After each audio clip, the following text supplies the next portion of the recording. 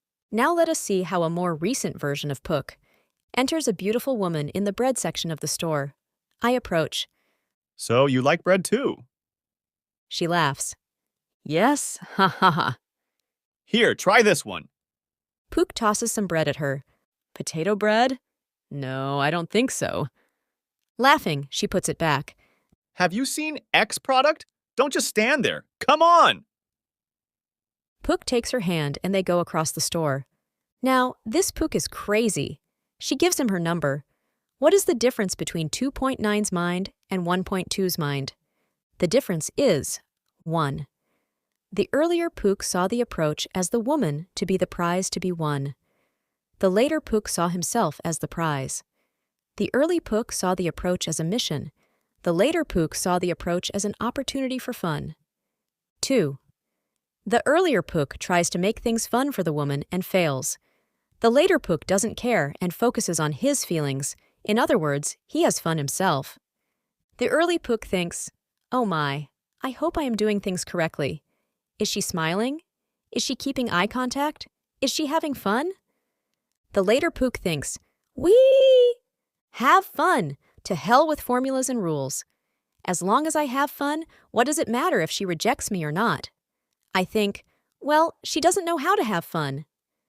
Focus on having fun then, on avoiding the pain of rejection or loneliness. The carrot is more attractive to her than the stick. Quit taking this so seriously. These are girls. Girls! What are they going to do to you? Beat you up? You like having fun, right?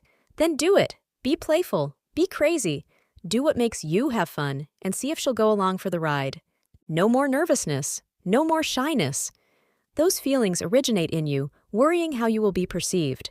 Rather, everything is in how you perceive yourself. This makes the difference.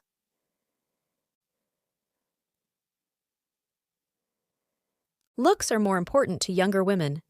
High school and college girls are more looks-oriented. Quote, "Girls do not care too much about your personality at this age."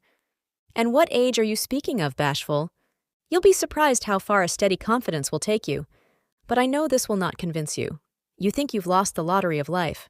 I have some questions. How can you be happy in a relationship if you're not happy being single? If you want to be judged for your personality and not looks, do you likewise judge girls for their personalities and not their looks? Whatever standards you have for women, they must be applied to yourself as well. Do you pursue a chick's personality or her looks? I've been seeing this attitude of, it's all looks, boo-hoo, woe is me. If I had that same attitude, I'd be sitting in front of my computer every night, getting drunk, as my heart shrivels in the acid of bitterness. Bashful, I have no sympathy for you. Women are judged on looks much more harshly. When a fat chick whines, guys are just after looks. You know what I say to them? What are you going to do about it? Usually, these chicks either work out, make themselves thinner and more attractive, or they turn into a militant feminist with a bitter excuse of a heart. By letting their responses guide your actions, you are being shaped by your environment. In other words, being feminine. This isn't attractive in any situation or age. You are your destiny. What you do today shapes tomorrow. Think, dream, and never lose the name of action. 3 months from now, I want to come on this forum, and I want to see a post by Bashful saying, "Guys, this chick I am with is awesome. Geez, I feel like the greatest guy in the world." You may think that's unrealistic, but on the Don Juan forum, it happens all the time. Now it's time for it to happen to you. But it will never come without action and proper mindset. We are behind you. I now disagree with what I wrote there about the girls initializing dates or romance. I have never in my life seen a girl initiate a date for romantic interests. Girls will flirt to tell you they are interested. Guys confirm your interest by asking for their number. Just from observation, guys seem to fall in love much, much faster than girls do. The best defense I see from falling into infatuation so soon, so fast, is to have interest in other women. This will prevent the "she's the only one for me" disease. Men want sex. Women want relationships. If they make it hard for us, then why should we not make it hard for them as well? As you think, you shall become. Exactly. It is not putting forth a spell on them or controlling them. It is a matter of controlling yourself. Your destiny depends on what you think. As you think, you shall become. And so long as you think, so long you remain free. I hate classifications, but this one is needed to carry forth the point. Nice guy. This guy is still acting like a chick, like a henid. He is feeling her. He is in the orbit of the hot chick and feels so mystified by her. The nice guy is boring, but he never realizes this because he feels so good by being around the hot chick. This is why the nice guy keeps doing his stupid dinner dates and stays consistently boring. Player. This guy knows how stupid the nice guy way is and strives to control the chick. He aims at rapport and creating attraction. He is trying to create feelings in the chick. This has a natural glass ceiling because you cannot be creating feelings forever, especially when it comes to a relationship, and can't hide behind mystery and distance any longer. This guy is still at ground zero. He is not in the negative world of the nice guy, but he still hasn't understood the role nature has. This path leads only to vanity, never love. Don Juan.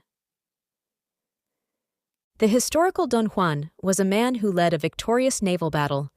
He would later run off and go after the Princess of Aragon. The nice guy is drunk with his feelings.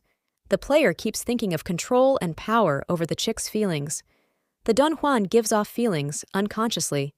He is a sexual light in the world the women flock to. The nice guy mythologizes the woman. He turns her into a goddess. The Don Juan mythologizes himself. He turns himself into a demigod. This is the difference. The players, seducers, etc., are caught in between. They still don't understand the power of imagination. In fact, they blame imagination for them being a nice guy. Now, they swear they are going to live only in reality. People always ridiculed me because I placed so much emphasis on what is going on in your mind, but that is where the battle is. Start thinking sexual, even if you aren't changing your behavior or doing any tactics, and women will respond differently. Why? No one, not Ross Jeffries, not ASF, not D'Angelo, a letter commented on this and he was mystified. No one understands it. It is a sixth sense. No philosophy understands this either. Not Vinegar, not the Greek philosophers, no one. The only people who seem to understand it are the poets. And with this seed of thought in your mind added with the soil of action, a cascade of reactions will occur. You will slowly change physically, mentally, emotionally, and dare I say it, spiritually. You are in a new world, a true brave new world, where imagination is used properly, not as some entertainment. And this is how you unite dream and day. Be a man. There is a prize to the person who correctly answers this question. What is a man? When asked what they want in a guy, women say simply, a man. But alas, real men are becoming more and more rare these days. Women are tired of the sensitive wimps who have no backbones. One woman even wrote a song about the subject. Where have all the cowboys gone? So, what is a man? How should he act? Decades and centuries ago, the question was nonsense. But today, in our feminized culture, this may be more in America than in other countries. Most of us have been raised to believe that there is something inherently wrong with being a man and acting the way how a man should act. No wonder males don't know how to act around women. No wonder websites like these exist. Indeed, I embarked on this mystery to find out the answer to this question.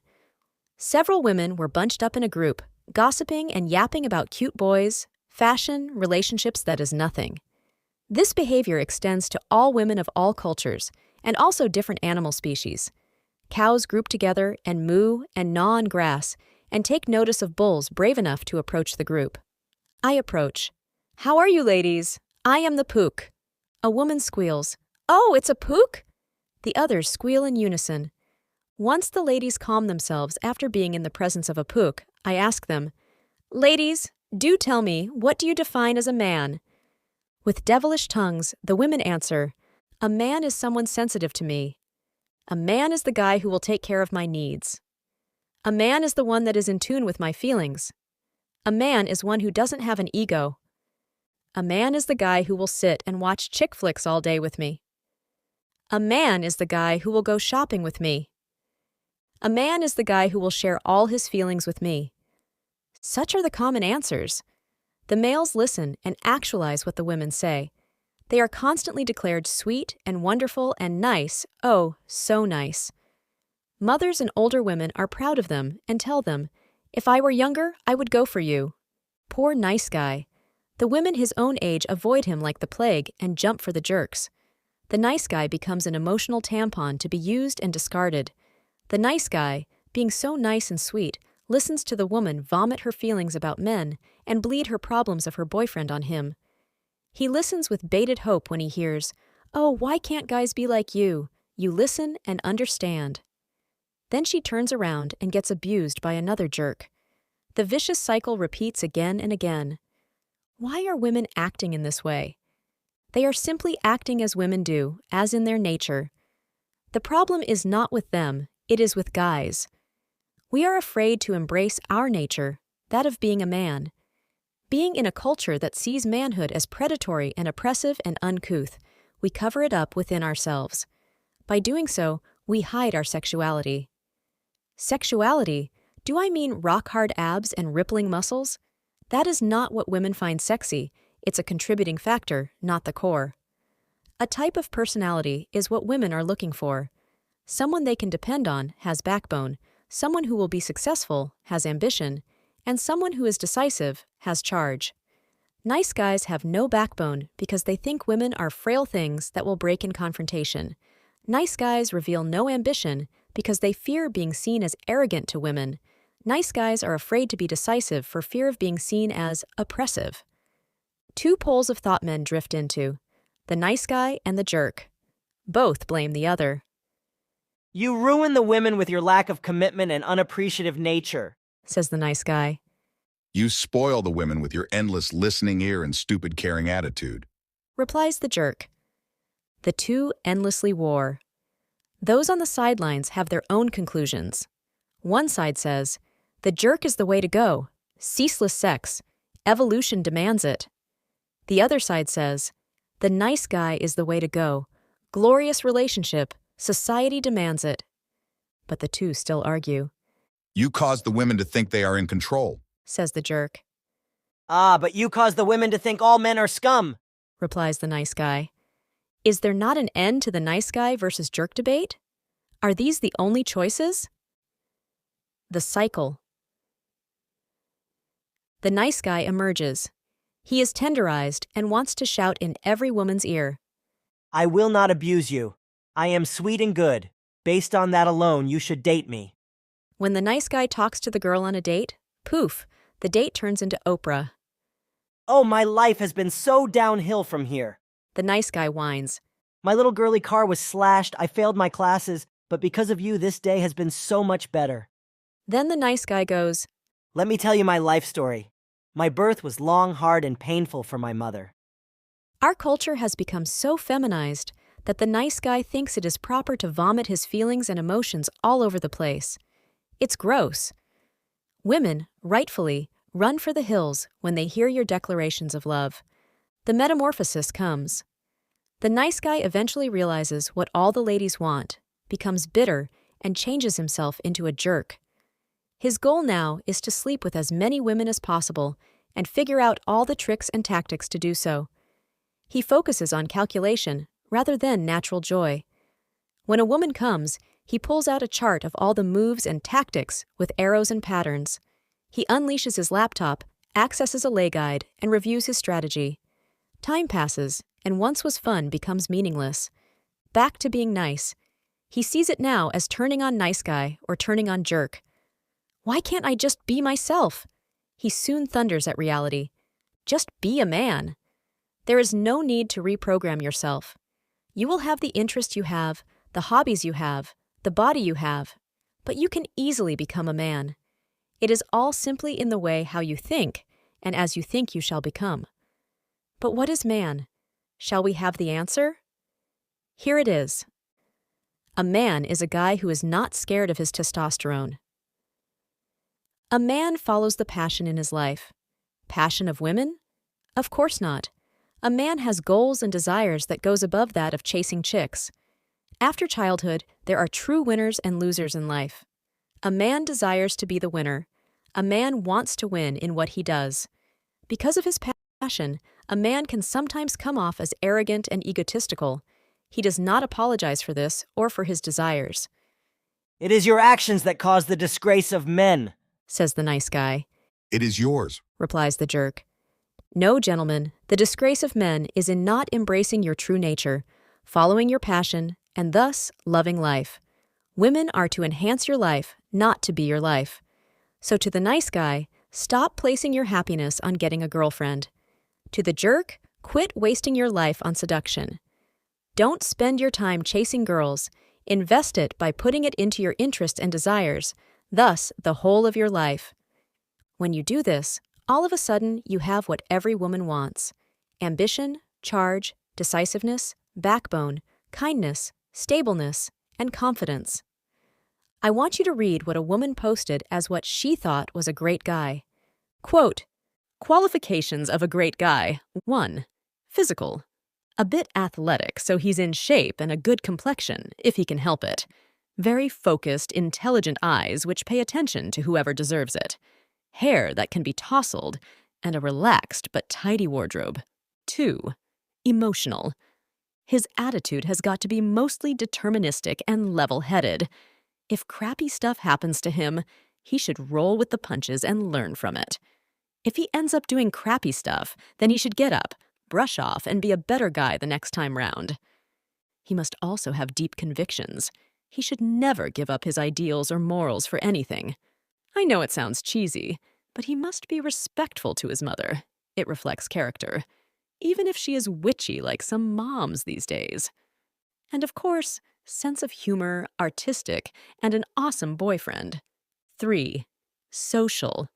A great guy is the one who offers the girls a chair, opens doors, etc., but isn't a total flirt. He just considers it his duty. A guy should clean up his language around girls. He should stand up for people who are being bashed in conversations. That's important to us girls because backstabbing is common among us, and we really notice when somebody isn't a gossip. And my personal thing is that he should be the guy who could be the center of attention, but he prefers to hang out with the few guys in the back who are his genuine friends. Phew. I hope this helped a bit. Physique, as long as it's within the usual bounds, is pretty much unimportant. If you want to get a really great girl, start working on your character and self-control, not because it's you, but because those two things are really uncommon these days. Because a great girl is one who's been working on that already and she'll recognize it in you. A man has character and deep convictions. He has passion in life about something. It is this passion that transforms his life, gives him confidence, and gives him joy. It is this passion that will give you that right mindset for you, have goals and dreams that go beyond chicks. Remember, if you cannot command respect, you cannot attract love. If you cannot be respected, women will ignore you and or abuse you. Once upon a time, there was a little boy who was scrawny, cried easily, and was a total wuss. At the age of 10, his father looked down at him disapprovingly. "You are such a wimp," he scolded at his son. The boy cried, but eventually discovered what was wrong with him. He worked out, studied, and utilized himself. He went around the world in the most ferocious quests. He became strong and powerful. He entered politics and became an unstoppable force. He would be shot when giving a speech, but he would pull himself back up to continue the speech. He was President Teddy Roosevelt, one of the more significant characters in America. If that little wimpy boy could become such a character, anyone can be a man. What do guys today do? We try to hide our strength and express our femininity. Take an example of guys. Early on in a relationship, they will show how great they are by cooking for the woman. As Auntie Dump said, quote, "Real men are not available. They are climbing mountains. They are swimming across rivers. What are you doing? Making spaghetti?" A man does not go through life walking on eggshells. Nice guys think, does she like me? How do I get her to like me? Good guys think, should I like her? Should I go for her? The good guy doesn't think about the girl's interest until they're dating. The good guy looks at all the girls and takes what he wants. Focuses on his dreams. No, this does not include the chick. You must have passion for something in life, something you even want to do for the rest of your life. Your romantic life is an echo of your regular life. Does not apologize for his testosterone and for his desires. Oh, I'm so sorry, ladies. I'm afflicted with this disease known as male. It is natural for me to glance at you, your oh-so-curvaceous body. I'm so sorry. Please, please forgive me. Would a woman apologize for her feminine acts? So why should you apologize for your masculinity? Tries to always win in what he does. After childhood, there are real winners and losers in life. Men build towers. Women build webs. If you aren't constructing your tower, or aren't even planning it, why should she cast her web at you? If you want worthy chicks, you, yourself, must strive to become worthy. Has deep convictions that allows him to be a possible leader. This is crucial because one day you will become the leader of your own household. Yes, we talk of 50-50 of everything being equal, but nature's laws surpass that of humans. Women naturally submit and nurture, men naturally lead and provide.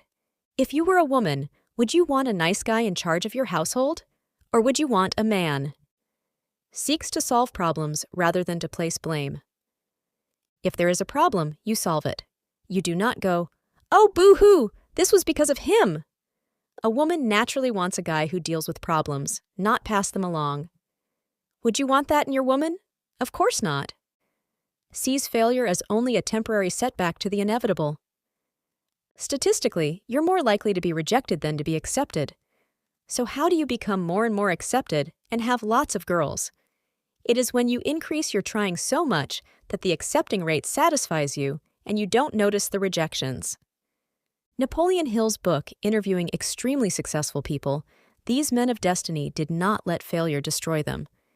Indeed, Napoleon concludes that destiny puts out these trials and failures to test the men if they are proper and fit for their role in shaping history. Knows where he is going in life. True seduction isn't calculation or painful discipline. It is the same as with everything that makes a success, a passion for life. Never loses his passion, for that would be the death of his soul. Nice guys hate bachelorhood. They hate it so much. Some even wish for the old days of arranged marriages so they wouldn't have to put up with all the games. Jerks love bachelorhood so much they can't see anything else in life. While women love guys that can get women, jerks offer nothing worthwhile long-term wise. Alas, the women always try to change the jerk, but never the nice guy. Why? Because a man is strength, and a jerk displays strength on some level. Nice guys never do. Never feels he has to prove himself to anyone. Flowers, candy, poetry, all can be good additions to a relationship, but so many nice guys use them to buy the relationship as if they must prove themselves. They flood with the poor woman with gifts to show they mean it. So, away with the flowers, those dead plants as tokens of affection. Away with the chocolates, the candy and sweets, those sugary pursuits to purchase love. Away with the poetry, those rotten verses of declarations of love. Away with the quest to prove yourself, and let her prove herself to you, for you are the Don Juan. Be a man, and with it, you will advance in your career, your social life, and even your dealings with women. Men are very rare these days, so if you become one, you will be in high demand. Your career will become better as people look at you as a leader. Life will redevelop before your eyes, for you will obtain the most single quality that men, not trophy husbands, not nice guys, not tactful players, but men have a monopoly on: respect.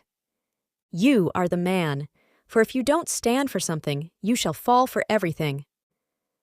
Casual dating. Why, look at this.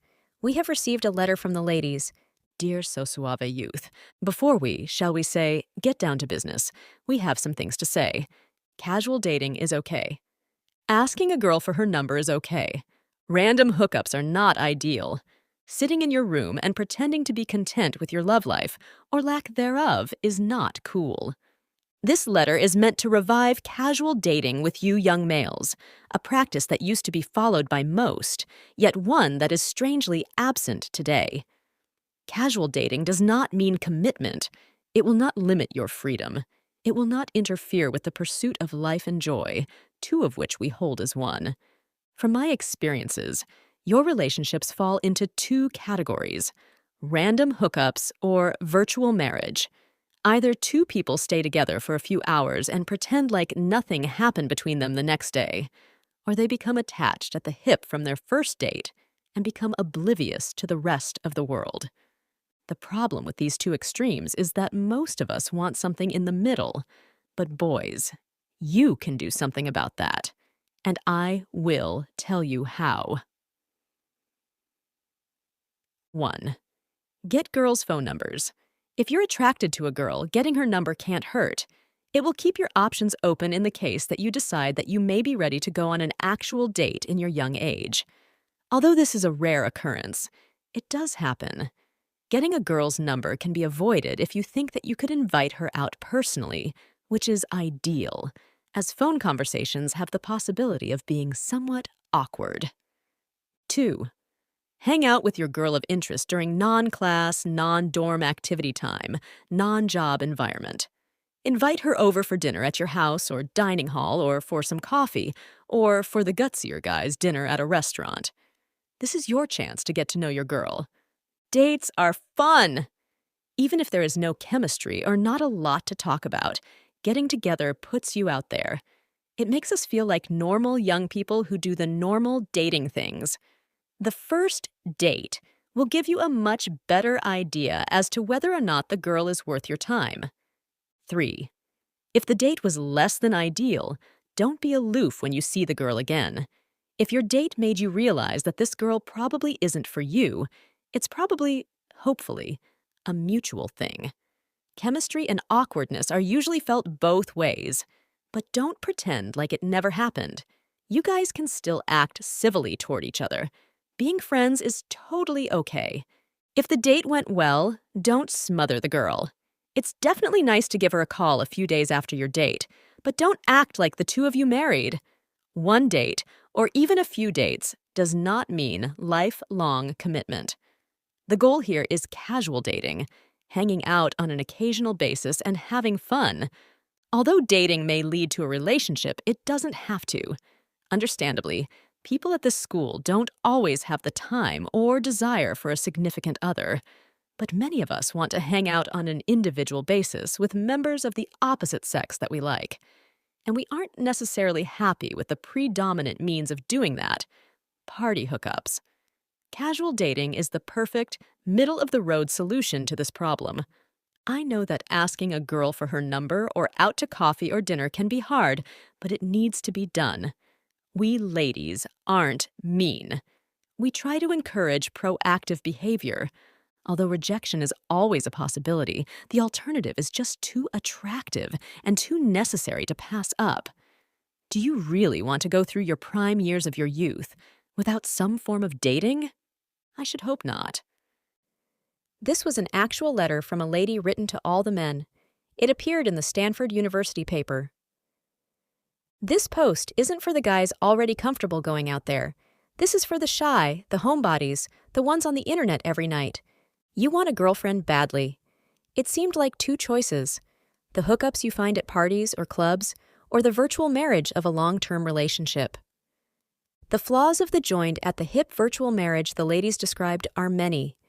It keeps you from meeting other people, and it is just a clinginess of each other, of two people tired of being single.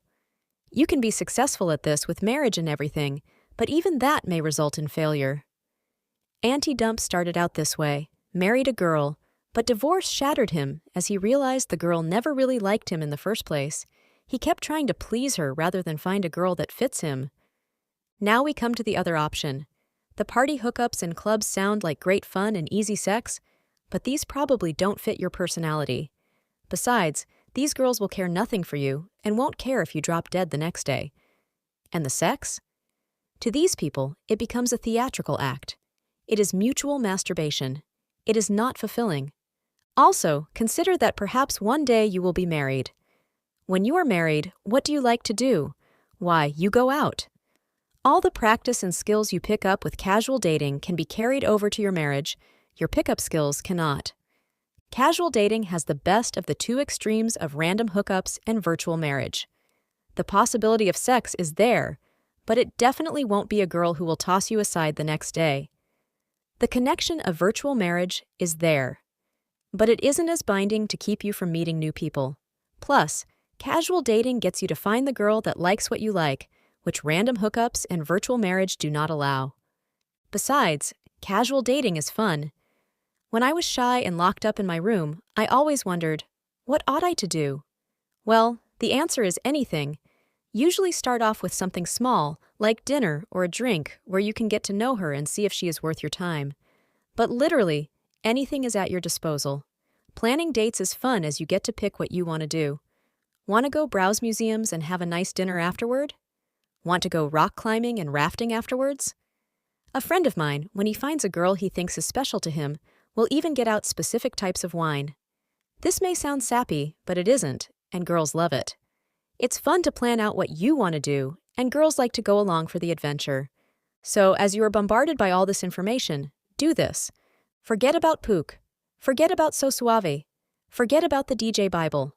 Forget about tips and discussions, women's psychology, and specific techniques. Go ask the number for that girl you have been eyeing. Do anything you'd like, from a simple dinner to event.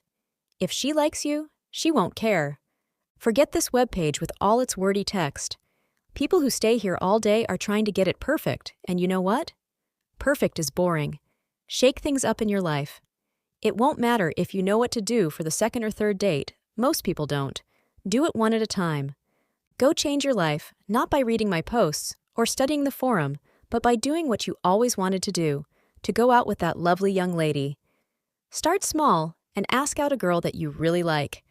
Once you get a date or two under your belt, you'll wonder why you wasted so much time on reading articles in the first place. You are welcome. Life awaits. Chapter 10. Structure of Worlds. For 5 years, even in my absence, I have been attacked for looking for yourself for structure in the world. When you were young, your parents and friends gave you structure of the world. You knew your role of going to school, of escorting a girl to the prom, doing your chores, doing your work, and so on. After school, you are cast out into the world. What structure should you have? Obviously, 98% of the males, and probably 99.5% of the females, look for an external voice for structure. Females follow their mother. If they have no maternal figure in their lives, they adopt what society, media, tell them. This site deals primarily with young males. Almost always, these males hear an external voice, women, and adopt a female structure. How do you measure yourself? This is the great question. Nice guys measure themselves based on their degree of chivalry. I am so nice to her, they take as pride. They wish only to be nicer to women than they actually are. Materialists measure their masculinity based on their paycheck. Look at me, says the salesman, working god-awful shifts. I am making so much money. If someone is making less money than they are an idiot. If someone is making more money than they are to be treated as a demigod. Citizen Dildos. Are the seducer/player types measure their masculinity based on how many girls they can sleep with. They demand proof and reports of conquests from everyone. Shining stars. Are the type of people who want to be socially superior to others. These type of people start off in life as tattletalers, but they nevertheless end up going into journalism, law, running for political office, not because they want to, but because they measure themselves based on how other people see them. These people have some fame, but nothing lasting. Many irrelevant rock stars, actors, and artists fit in this condition. They become, at best, a Ben Jonson, but never a Shakespeare. Their success is short-lived. They also become famous because they fall, as shining stars are meant to do. Gentlemen, what do all 4 of these have in common? They are structures built around women. In a woman's life, she will go through all 4 of these types, as all 4 types serve her purposes. The nice guy is easily exploited by her and rest of society. Materialists give her the gifts and things she thinks she needs. Shining stars give her the illusion of success. Why get a doctorate when you can just marry a professor? And citizen dildos are the mutual masturbation as she goes through these guys. All these guys profess they are happy, that they are the only ones living the true life, and all others are living a life of shame. They are happy but not joyful. Their happiness is that of an addiction. The addiction is to feminine praise. When it is not there, these males become depressed. The 4 structures are simply means of getting feminine praise, in some form or another. I have been through all 4 of these structures. Each one gave me pain and pleasure. The pleasure, of course, was pleasing women. I switched from one structure to another when I realized it would gain more feminine praise. People say the objective is sex. Then explain to me why the never-laid nice guy will not A, visit a prostitute B, sleep with easy girls C, etc. The objective is not sex, it is feminine praise. Those addicted to it will be so endorphinized to see their lives slouch towards mediocrity. I trace the beginnings of female-centered life structures with Rousseau, who laid the eventual eggs that hatched matrilineage and matriarchy. Today, it is blind to us because most of us have never been told anything different. My posts and ideas came not just from everyday observations, but from the long line of history, religion, and literature that binds us all. It comes from famous biographies, from chats with very successful people you don't know, and some you do, and from looking at the failures in others. What is failure? All 4 personalities differ on it, but I would define failure as betraying your soul, as living someone else's dream, and having no direction in life. What is success? It is love. Not love for chivalrous relationship, nice guy, not love for pussy, citizen dildo, not love for money, materialist, and not love for glory, shining star. It is the genuine love for life. Find what you love and direct your passions to it. You will know you have found the right mate, not because you two love the same hobbies, but because you both love the direction you and she are going in life. If you want to live your life working for money, or being nice to women, or working for pussy, or being praised by society, then don't be afraid to go ahead. All life is an experiment. I could be wrong, but I am not wrong about myself. I hope you do not choose a path that is wrong for you and your soul. When it is wrong, you will know. Imagine how Jesus would feel if he was cast to play the role of Napoleon. The result is the divided soul, which is a classical subject in many works, most chiefly Hamlet, a good-natured artistic youth cast in the role of savage revenge by the father. How many families want their offspring to play a role they are not suited for? What if we make our own structure, completely independent of feminine praise? What if we follow our dreams instead of women's dreams? What if the truly smart were not those who read lots of books, but those who could read their own heart and soul? 5 years I have been off and on this forum. 5 years, the same dull, dreary mugwump sayings have been cast at me. I could copy and paste what was talked about me 5 years ago, as it will match the same as today. What are my themes that cause the same old sayings, and when misplaced, its praises? You are the focus of your world, not the women. Instead of pissing away your youth trying to please women, why not invest that time in yourself? Such a radical concept. How dare I speak blasphemy to our female goddesses, the youth sacrifice their lives to? Sex does not make you unique. Another radical concept. Because sex is what women have recognized to give often as feminine praise. How many men think they are the glory of the world because of sex? Live the life you want. Materialist? If a man spends his life in a soul-destroying job, he is held up as a model for society. Nice guy. A man discovers great love and throws himself at the girl, putting her on the pedestal, he kneeling as she becomes his new goddess. Shining star. Wants to enchant the gossipers, be it newspapers, television or radio shows, and whatever else. They want loud titles to hide that they are not truly men, no matter their scripted appearances. Citizen dildo. A life full of notches on the bedpost. But then what? All four are addictive because they flood your body with stimulants. What is a nice guy's addiction of love but a stimulant? Why don't you just get a needle and jab it in your arm? At least it won't be absurd. Since I am not on the typical scale of nice guy or seducer, everyone wants me to act fully as one or the other. But I'm neither. Most websites can be categorized into the four. This site flaps like a flag caught in harsh winds, not deciding which way fully to go, but wants to keep leaning to the citizen dildo. The websites that speak of a different alternative are few, just as few as the men that do it. Since I already have hundreds of pages of posts here, I have found a site that might help elaborate on this viewpoint further.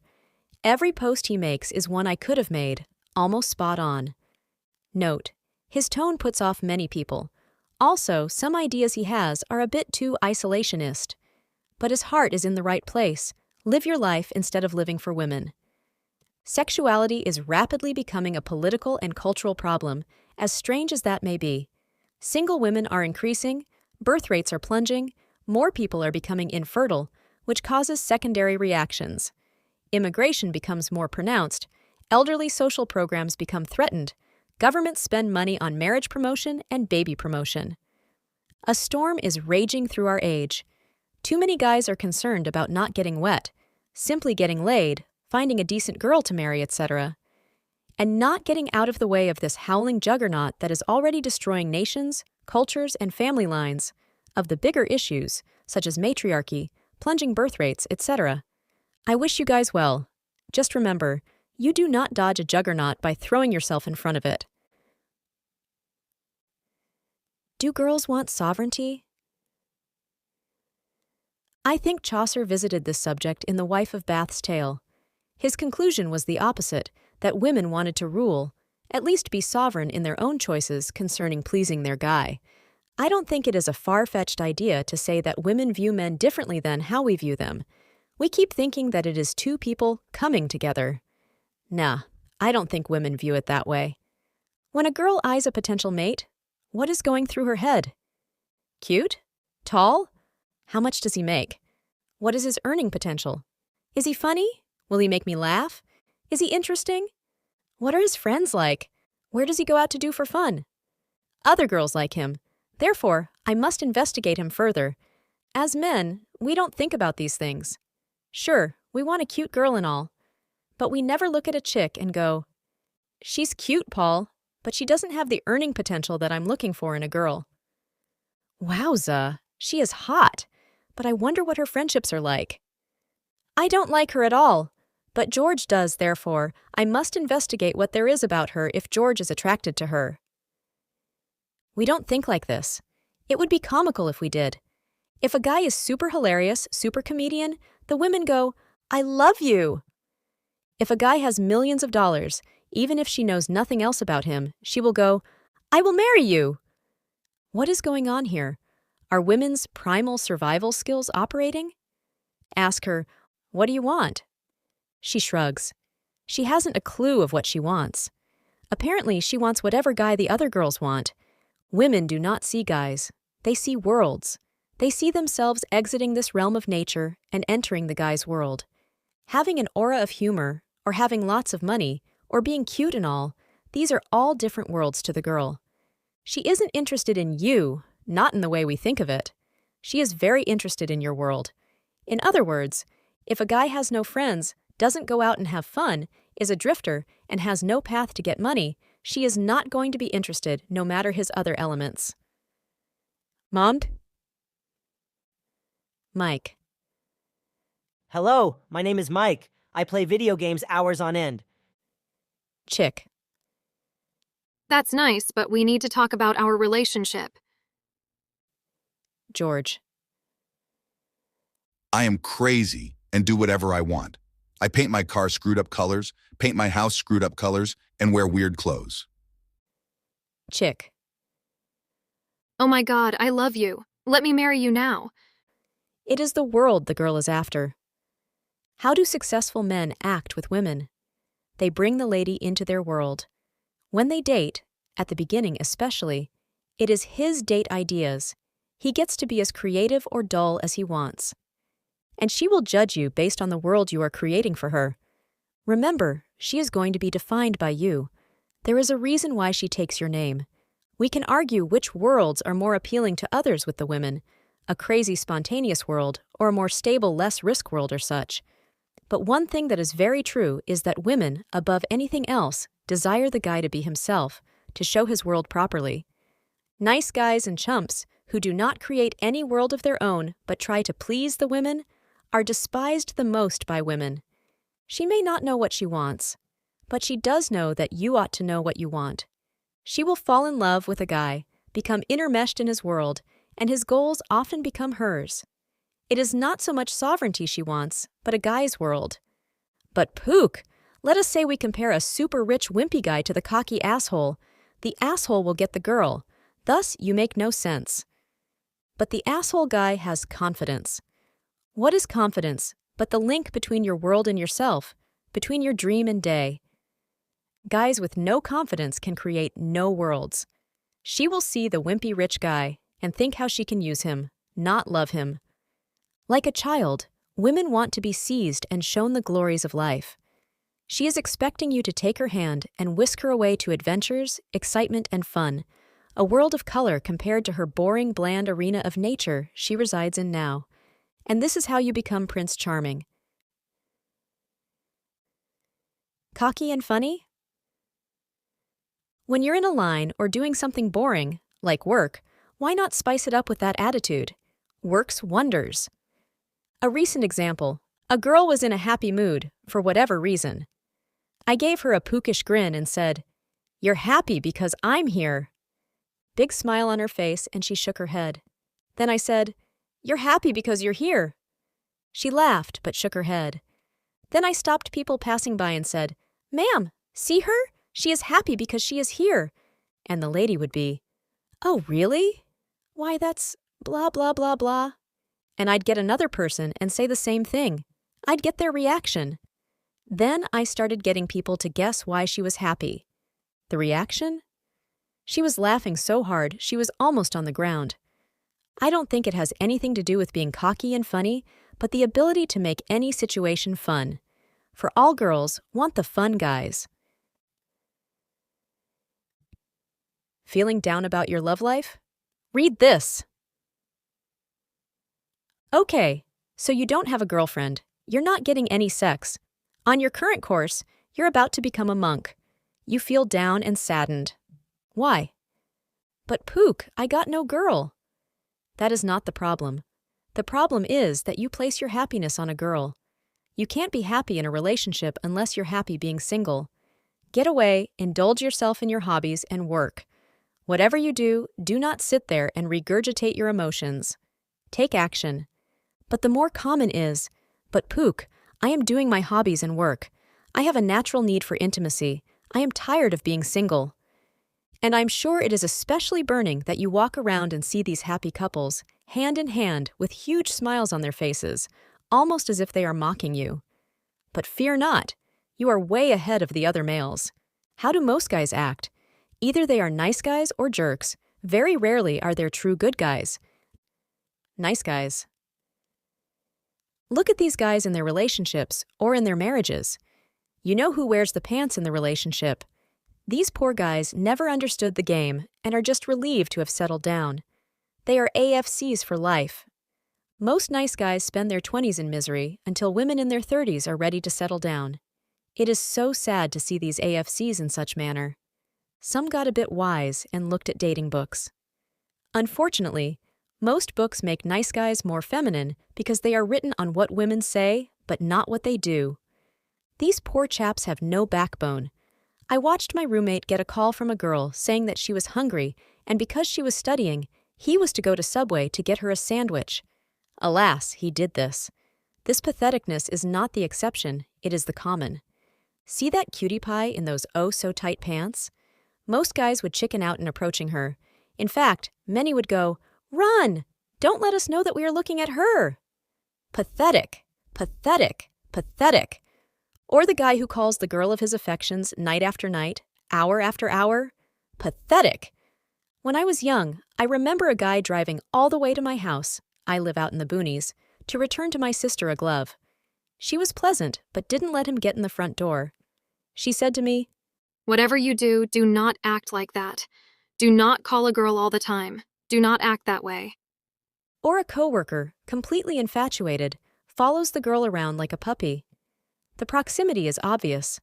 When he wasn't around, all the girls would get together and laugh and joke at him, all declaring how pathetic he was. Aren't you glad you're not that guy now? When my sister and her boyfriend were going out, my sister was breaking up and getting back together with him again and again and again. He wised up and eventually thundered, "Listen, woman, either stay with me or go. Make up your damn mind." She stayed with him and the two married. If he was a nice guy and scared of confrontation, do you think she would have stayed with him? No. What about the guys who just sit there and wait for girls to approach them? In their mind, they think, "Please ask me out." Guys should never count on women to ask them out. Or in the married life, nice guys who are afraid to lead because of their passiveness. They often marry the wrong woman because they are so tender to their own emotions and oblivious to reality. Indeed, there are cucks whose wives cheat on them constantly, and they put up with it. The jerk. These and the nice guy are but one of the same.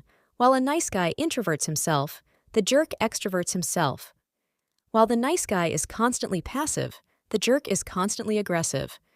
While the nice guy hides his sexuality and can't get chicks to be attracted to him, but are good long-term relationship material, as girls confirm by saying to nice guy, "You're not the type of guy I'd date, you're the type I'd marry." The jerk erupts his sexuality everywhere, gets chicks attracted to him, but can never keep them. The jerk has no confidence, which is why he is a jerk in the first place. True criticisms sting him and collapses his spirit. Notice how the jerk may get chicks long enough for sex. He fails completely in life. He ends up being a janitor or something similar. The girls he bedded with? All of them insecure little girls. It is pathetic and very, very sad. Some guys have gotten confident enough to take action, to talk to girls, etc. But very few have true backbone. Even fewer have the Don Juan skills expressed in the articles and on this forum. Most guys are pathetic. Most are chumps. Women simply get tired of looking and will settle for who they are with. It is so sad. But you, on the other hand, you are not a chump and are definitely not pathetic. You are a good catch. Fear not having a lack of intimacy right now, for with your mindset and skills will ensure you a luxurious intimacy for the course of your life. Can the passive, nice guy speak of true passion within his relationship? Can the jerk, coward, speak of true success and true maturity within relationships? Of course not. You are enlightened and know something 99% of the other guys do not: how to handle women. For if you don't, women will handle you. 1 out of 4 marriages is when the woman never loved the guy anyway, but just settled down. Out of the love marriages, most of the women fall out of love. More women than men commit adultery. 80% of relationships are broken up by women. Why is this? Mostly because of patheticness. When you get down to it, think of all the guys that suffer from this. Then realize that you are truly free, for you possess the knowledge that makes you a man. There's no shame in failure, only shame in not trying. Even when you don't try, the fierce guilt that tears you up is a sign that you are changing for the better and killing that nice guy within you. Chapter 11. Feminism, put on trial. All rise. SoSuave.com enters the courtroom with extravagant robes. Like an old man, he walks slowly to the judge's chair and sits. Everyone else sits after him. SoSuave.com puts on his glasses and says softly, "What is the matter?" The officer quickly walked over to SoSuave.com and handed him the papers. Squinting through his glasses, he examined the papers. Who represents the defense? A feminist stands. Note, she is fat and ugly with a poisonous personality, as most feminists are. You represent all women? I do. SoSuave.com reads from the sheet. You are accused of being Machiavellian rather than wise, calculating rather than smart, mimicking rather than confident, full of gestures rather than full of actions, a highwayman who changes personalities and clothes to steal man's egos, a mind shaper who possesses no identity, no virtues, no morals, no truths, and is ultimately a barbaric, petty, childlike species who transform all these vices into virtues under the hypnotic state called love. He looked up. How do you plead? Innocent. Now let us hear the argument. The representative of the men may begin. Pook jumped from his seat. Thank you, Your Honor. Many men are afflicted with the disease known as nice guy patheticus. Now, the symptoms of such disease are awful. The afflicted male will sacrifice dead plants as tokens of affection, write bad poetry, will speak in a language of banquets, and act like a fool in every and all ways. Objection! Yeah, you would object. The feminist snorted. The matter is about women, not about men. No. SoSuave.com answered. Women affect men's behavior. Let us hear the argument. Pook smiled. I call my first witness, the man with alligator skin when it comes to women, Auntie Dump. Auntie Dump walks in and stands in the front. The officer rushes by and holds up a rather thick book. Place your hand on the DJ Bible. He did so. Do you swear above all to be a man, to speak the truth of everything woman, to live with no apology, to know what you want and how to get it, and live to the fullest so through Don Juan? I do. Pook paced back and forth. Now, Auntie Dump, what would you suggest now to guys? That men should stop trying to figure out if women or any woman likes them. Men are not women. Take off the dress, guys. It is women that wonder if a guy likes them before anything happens. Men have somehow picked up this bad habit from women. Go on. The thought of whether she likes you should never cross your mind. It is not important before you ask for the number. The important thing is you wanting her. Always ask yourself, do I want this one? And the answer should be, wow, boy do I. That is all you need to know. Real men take what they want. Pook turned toward the jury, which had one of each 12 members plucked from the last 12 centuries to have a true verdict of history. As Auntie Dump is saying, men are beginning to think like women. Obviously, feminism has made a great change. Your witness. The feminist approached Auntie Dump with caution.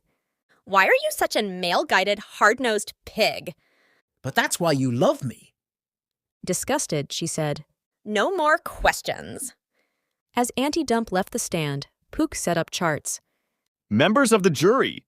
In every age, no man would be afraid of a girl. Certainly, he would not look at a woman as one looks at a trialing Odyssey. Pook turned toward the jury. No, I have not gone berserk. I only agree with the DC sniper with one thing he said. Oprah Winfrey will cause the downfall of mankind. Hence, it remains for us to acknowledge the weeds of Babylon emerging around this garden of men. Young people are caught up in imitations they do not know, do not wish to understand, but vainly beat their chest, proclaiming how free they now are without realizing that they are entering a prison that took prophets, the blood of martyrs, crusades on the battlefield, for us to emerge. A flight of vultures, of feminist harpies are circling overhead to pick at man as vultures picked at Prometheus. These feminists, both the female and male variety, believe that they are highly progressive and well advanced. Yet they are centuries behind the times. Feminism came without warning and conquered men. It has created a generation of neurotic males. A male of this time may be one of them. Do you believe it is wrong to judge a woman by how she looks? Do you believe it is wrong to advance on a woman, sexually, with no verbal consent? Do you believe women have been discriminated because of their gender, that males intentionally put women down? Do you believe that in sex, it is wrong to even consider to have your way with her and become and be the sensuous animal you've always dreamed? Do you believe women desire, as a priority, respect? If you believe in any of these things, even just a little, you have been affected by modern feminism. It is the virus that creates the effects known as nice guy patheticus. Women are judged on looks because you are judged on your looks, and women are much harsher about it. Feminists think a magazine picture tyrannizes young women. Forget my body, what about my mind, they say. But did you ever hear a woman say to the nice guy, your mind is great, but I love your body? And every male is witness to the fact that women run towards testosteronized males. That is jerks. Why do men fail with women? It is because they respect them. This great respect men find in women is nothing more than a lack of self-respect, a lack of confidence. Woman's reflective nature must have something to reflect. If there is no confidence, there is no man. If there is no man, there can be no real male, and thus any love. A recent Time magazine cover blared Pook pointed to it. that men and women are biologically different. Time treated this as a great discovery. But didn't we all know this when we turned age 3 or 4? Feminism cannot see any biological differences between the sexes from the neck up. The feminist interrupted. Is there a point to all this? Members of the jury notice her tidy suit. Men change their clothes to match their lifestyles and attitudes. Women change their lifestyles and attitudes to match their clothes. Put her in a hula dress, and she will start hula dancing. Before she could object, Pook added, Anyone who has thought about women will find little to value in them. The increase of thought about them, the increase of negativity is subscribed to them. The root of nice guy-ism is thinking too much about them. The more action you engage in, the more likely you are to get the hot chicks. So Suave.com hammered the gavel and let the feminist call her witness. It was an average normal woman. The feminist's witness placed her hand on the Feminist Mystique book, whose true name is actually The Feminist Mistake. When she was done, Pook asked her some questions. Many men ask, what is the purpose of feminism? After all, women have their votes, their careers, and their business suits. Normal movements shut down once achieving their goals. Thus, feminism is not a normal movement. Now, let us question the women. The woman, representing all women, was in the stand. Pook walks around her slowly, tapping on the bright light overhead. Why did you become a feminist? Because I was everything else. I was a daughter. Then I became a woman. After that, I became a girlfriend. Then I became a wife and mother. I had been everything. I was bored. Being a feminist was it. There is nothing higher. Pook makes his voice louder. So you admit the truth. I do. I confess. Now we see the picture. Woman sees herself in relation to society. Women are in a never-ending war between mind and body. The body says yes, while the mind, ever remembering the status of reputation, says no. Oh, if there only was a something that could free women of this state. Yes. Something that could make bitches respectable. Yes. And sluts sublime. Oh, yes. To turn the abandonment of motherhood into fulfilling a woman's potential. Yes, yes, yes. To make nagging infinite, to let fat girls feel free to get fatter, and to give ugly girls a societal role. Oh, yes. She falls unconscious. That is the purpose of feminism. To let women do whatever they want with an air of morality, to turn feminine immorality into virtue. Thus, the problem of feminism is not men but women. The truth. Feminism is not declaring war on masculinity, but on femininity. Feminism is a political Tower of Babylon to escape the truth of human nature. I'm in America, and I love foreign chicks. They are just so feminine. Here, the chicks act masculine and get fat. They find it shameful to place their time and talents into their family and children, whereas it should be their greatest joy. I think it is great honor, joy, privilege, and pleasure to be a man. Women can trump us as they can be a mother of men. There is much glory in masculinity and femininity, but feminists are against both. They attack masculinity and femininity as the former being the cause of oppressing, and the latter as the effect of the oppressed. Feminists desire a dull, gray, androgynous world without the sparkling lightning and glow that sexuality brings. The result is androgyny everywhere, with both genders putting their priority on sex.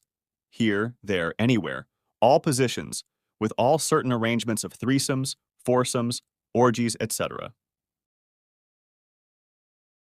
The reason why is because sex, something no law or political philosophy can touch, is the only thing that makes women feel like women and men feel like men. Everything else that revolved around it, the old-style dating, courtship of suitors, of gentlemen of class of charm, has been politicized out of existence. Pook called forth a band of men. O gentlemen, what is left for men to do that is male? Gadgets. Sex with women. Bodybuilding. Sex with women. Hunting. Sex with women. Video games. Sex with women. Beer. Sex with women. Maxim. What answers are these? Where there was once the concept of man as warrior, man as philosopher, man as many things, manhood has been savagely attacked and brought down by the earthly beast who glitters with political maxims and whose crown is academic scholarship that is supposed to prove its glitter. In other words, the concept that masculinity and barbarism are one of the same is their new ruling scepter. As long as people believe in this idea, they will sit on that throne. This ties into the belief that women have always been poor victims of masculinity, enslaved by the evil of manhood.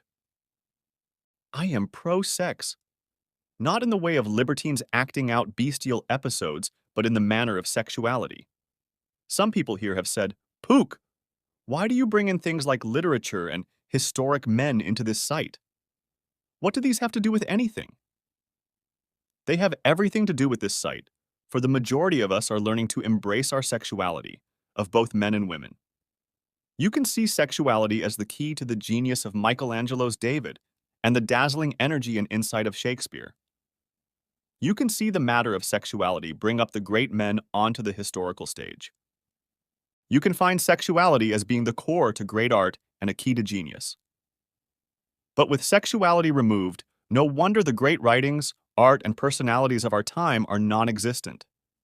Now, they are said to exist because of the politics behind them. But there is nothing great or time-defying in politics, so they will not last. I am not exaggerating. Look at college campuses. They are full of girls. Boys are failing more and more in school. Less and less men are marrying because they are on strike against the current climate. In sexuality, Atlas is shrugging. This website should not exist. We men should not have to inquire on mating practices, for what is more natural than that? So Suave hits the gavel. Get to the point, Pook.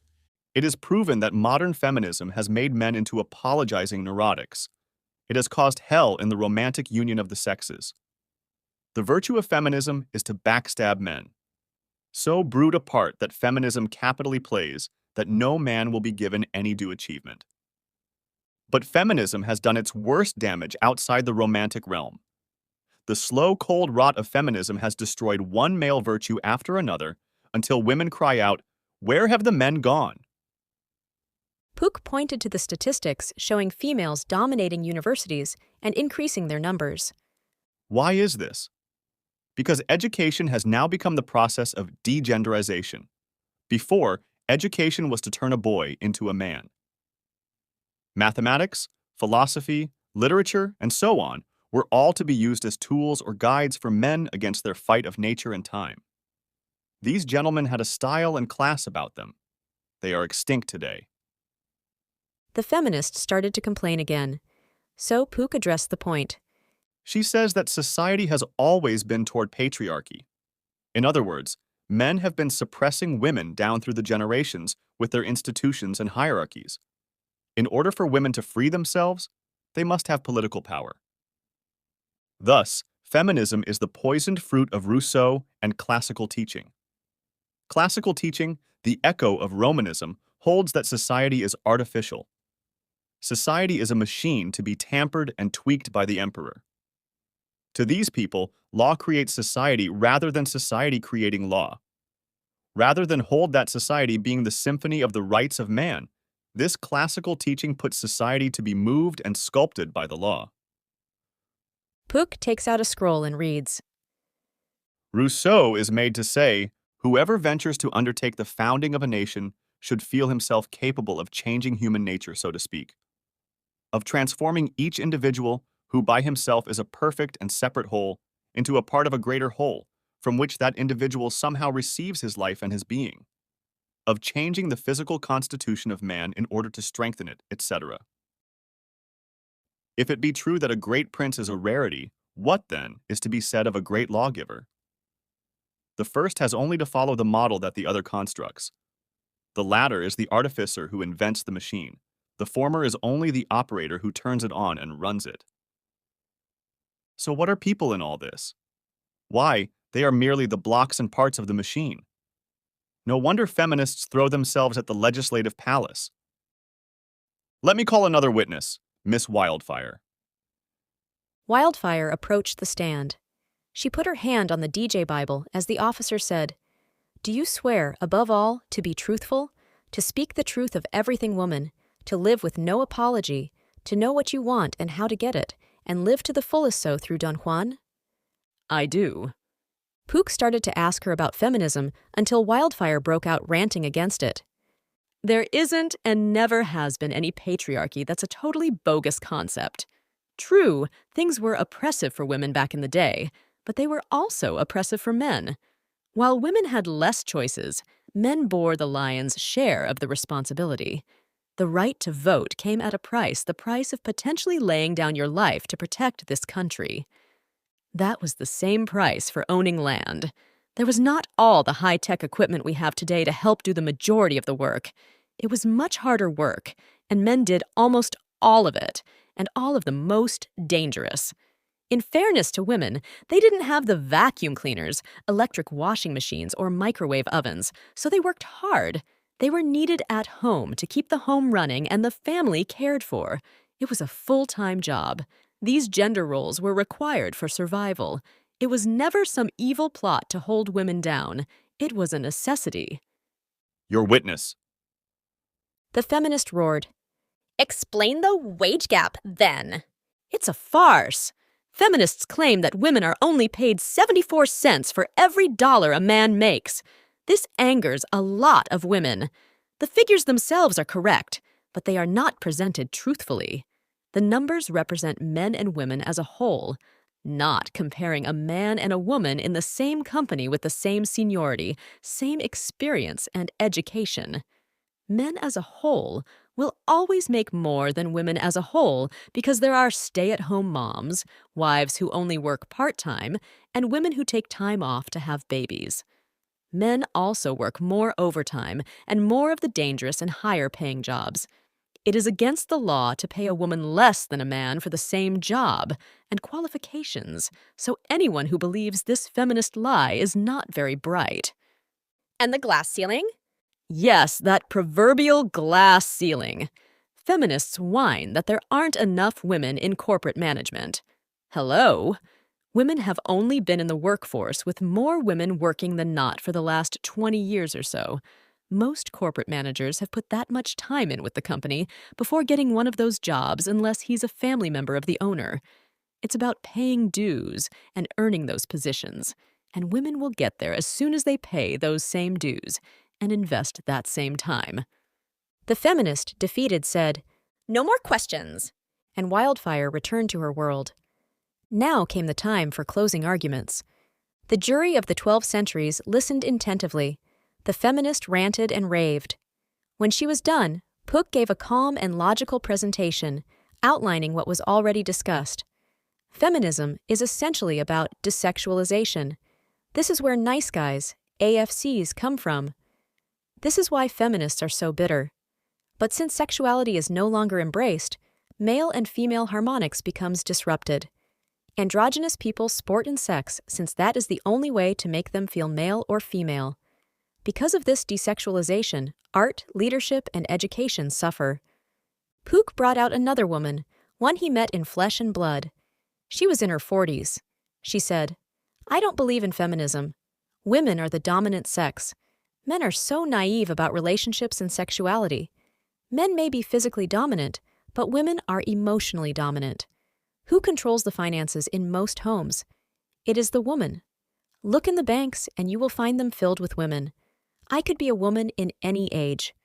But I would never wish to be a man in this age, where manhood has been condemned." Members of the jury, consider the choice you are making. Of man or woman, this the choice of humanity. Shall civilization be a mankind who seeks to go forever forward and gain independence of spirit from the gross natural calamities that compose the flesh? Or shall civilization sigh into a womankind that retreats back to infancy, to a warm, milk-flowing sleep? For the all, this raised empires and rots them within. For the one, this attracts respect or dishonor to make the life a series of avalanching regrets. For who would walk the path of a man and bear the thorns, traps, and trolls that nature's filled? Of science, of philosophy, of art, for these are the stones of civilization. But how pure and blissful is the sleep that femininity dreams in? The dance and music of love's eternity, the wine, the song, the crest of love itself. The choice not taken is always the choice yearned for. But are there not two sexes? Has not nature divided humanity into two distinct parts? Then let us choose both. Let women be women and let men be men. Let one hold up the scepter of reaction, and the rest embrace the man, that infinite name of action. The jury exited and made their decision. When they returned, Renaissance, Dark Ages, Middle Ages, Industrial Age, Pioneer Age, and so on took their seats. It was the 20th century that announced the verdict. Guilty. SoSuave.com announced the punishment. Those who take feminism seriously will be condemned to bitterness, ugliness, and joylessness. Any males who listen will be condemned to loneliness, stuffed with nice guy patheticus. There is a war against men, gentlemen, and feminism is leading the charge. Guilt-filled men sound like this. Quote, "One of the reasons I started to care about radical feminism as much as I did was because it seemed to resolve for me a certain dilemma about myself in relation to other men. I had always felt irremediably different, even when no one else noticed I knew. I knew I wasn't really one of them. When I first began to come in contact with the ideas of radical feminism, those ideas seemed to put to rest that certain trouble. Radical feminism helped me imagine a gender-just future, a notion of a possibility that men need not be brutish and loutish, that women need not be cutesy and coy. It was a vision that energized me. It helped me view the whole male supremacist structure of gender as a social construction, not as a final judgment on our natures and not as a final judgment on mine. Radical feminism helped me honor in myself the differences that I felt between myself and other men. Radical feminism helped me know my connections to the lives of women, with whom I had not imagined I would ever find a model for who I could be. And it's also true, and not easy to admit, that radical feminism helped provide me with a form in which to express my anger at other men, an anger that in men can run very deep, as many of us know. He is different from most guys because he refuses to be male. But he goes on, quote, I think that for many men who have become anti-sexists over the past several years, their anti-sexism has had meaning to them for similar reasons. In various ways, feminism has blown like a gust of fresh air through a lifetime spent agonizing and anguishing about the place of other men in our lives. For a few of us, feminism has helped us breathe a bit easier. Not so. By letting fat women get fatter, they choke on themselves. I see a couple of them riding those carts in grocery stores all the time. Quote, but it would be a mistake to suggest that a man's anti-sexism puts to rest his ambivalence toward other men. I think that an anti-sexist consciousness actually makes the conflict more acute. Such a man perceives even more clearly the behaviors and attitudes in other men that he rejects, and he understands more about what those behaviors and attitudes mean, and in a sense, they are the behaviors and attitudes in himself that he wants to be rid of. And somehow, other men can remind him of the parts of himself that have not changed very much at all. And whereas he briefly felt good about being different from other men, a part of him no longer feels quite different enough. So his anger at other men intensifies, as a means of keeping clear to himself that he's an exception. Meanwhile, he misses the company of other men, their ease, their companionship, the good feelings he remembers having had in their presence. For many men, the issue of other men is a classic conflict of approach and avoidance. For a man whose life increasingly has to do with anti-sexism, the conflict cuts to the bone. He struggles with what it means to be a man, and whether he feels ashamed or proud. And this guy feels ashamed. He actually wrote a book called Refusal to be a Man, which is what I'm quoting. So which is it, good reader? You must now make the choice. It all comes down to So Suave's Be a Man, or alternatively, Oprah's Be a Man? Good girls do cheat. Oh, so much to comment on in this thread. Deep dish congrats on pointing out the Dracula metaphor. There was a Native American myth of women who had teethed vaginas, in such the male does not exit the same as he entered. The Dracula metaphor is found in almost all mythologies in the world. Here is a passage from the Book of Proverbs. This book is intended to be advice for young men. What does it speak of? Why the same questions that are on this thread? It emphasizes heavily that wisdom is more important than any silver. It advises that one avoids these women and gives a beautiful description of the wife a young man should aim for. Quote, For I looked out of the window of my house through the lattice, and I see little ones. I behold a foolish young man, who passeth through the street by the corner, and goeth nigh the way of her house. In the dark when it grows late, in the darkness and obscurity of the night. And behold, a woman meeteth him in harlot's attire, prepared to deceive souls, talkative and wandering, not bearing to be quiet, not able to abide still at home, now abroad, now in the streets, now lying in wait near the corners. Already we see the ancient description of women being bored and very deceiving.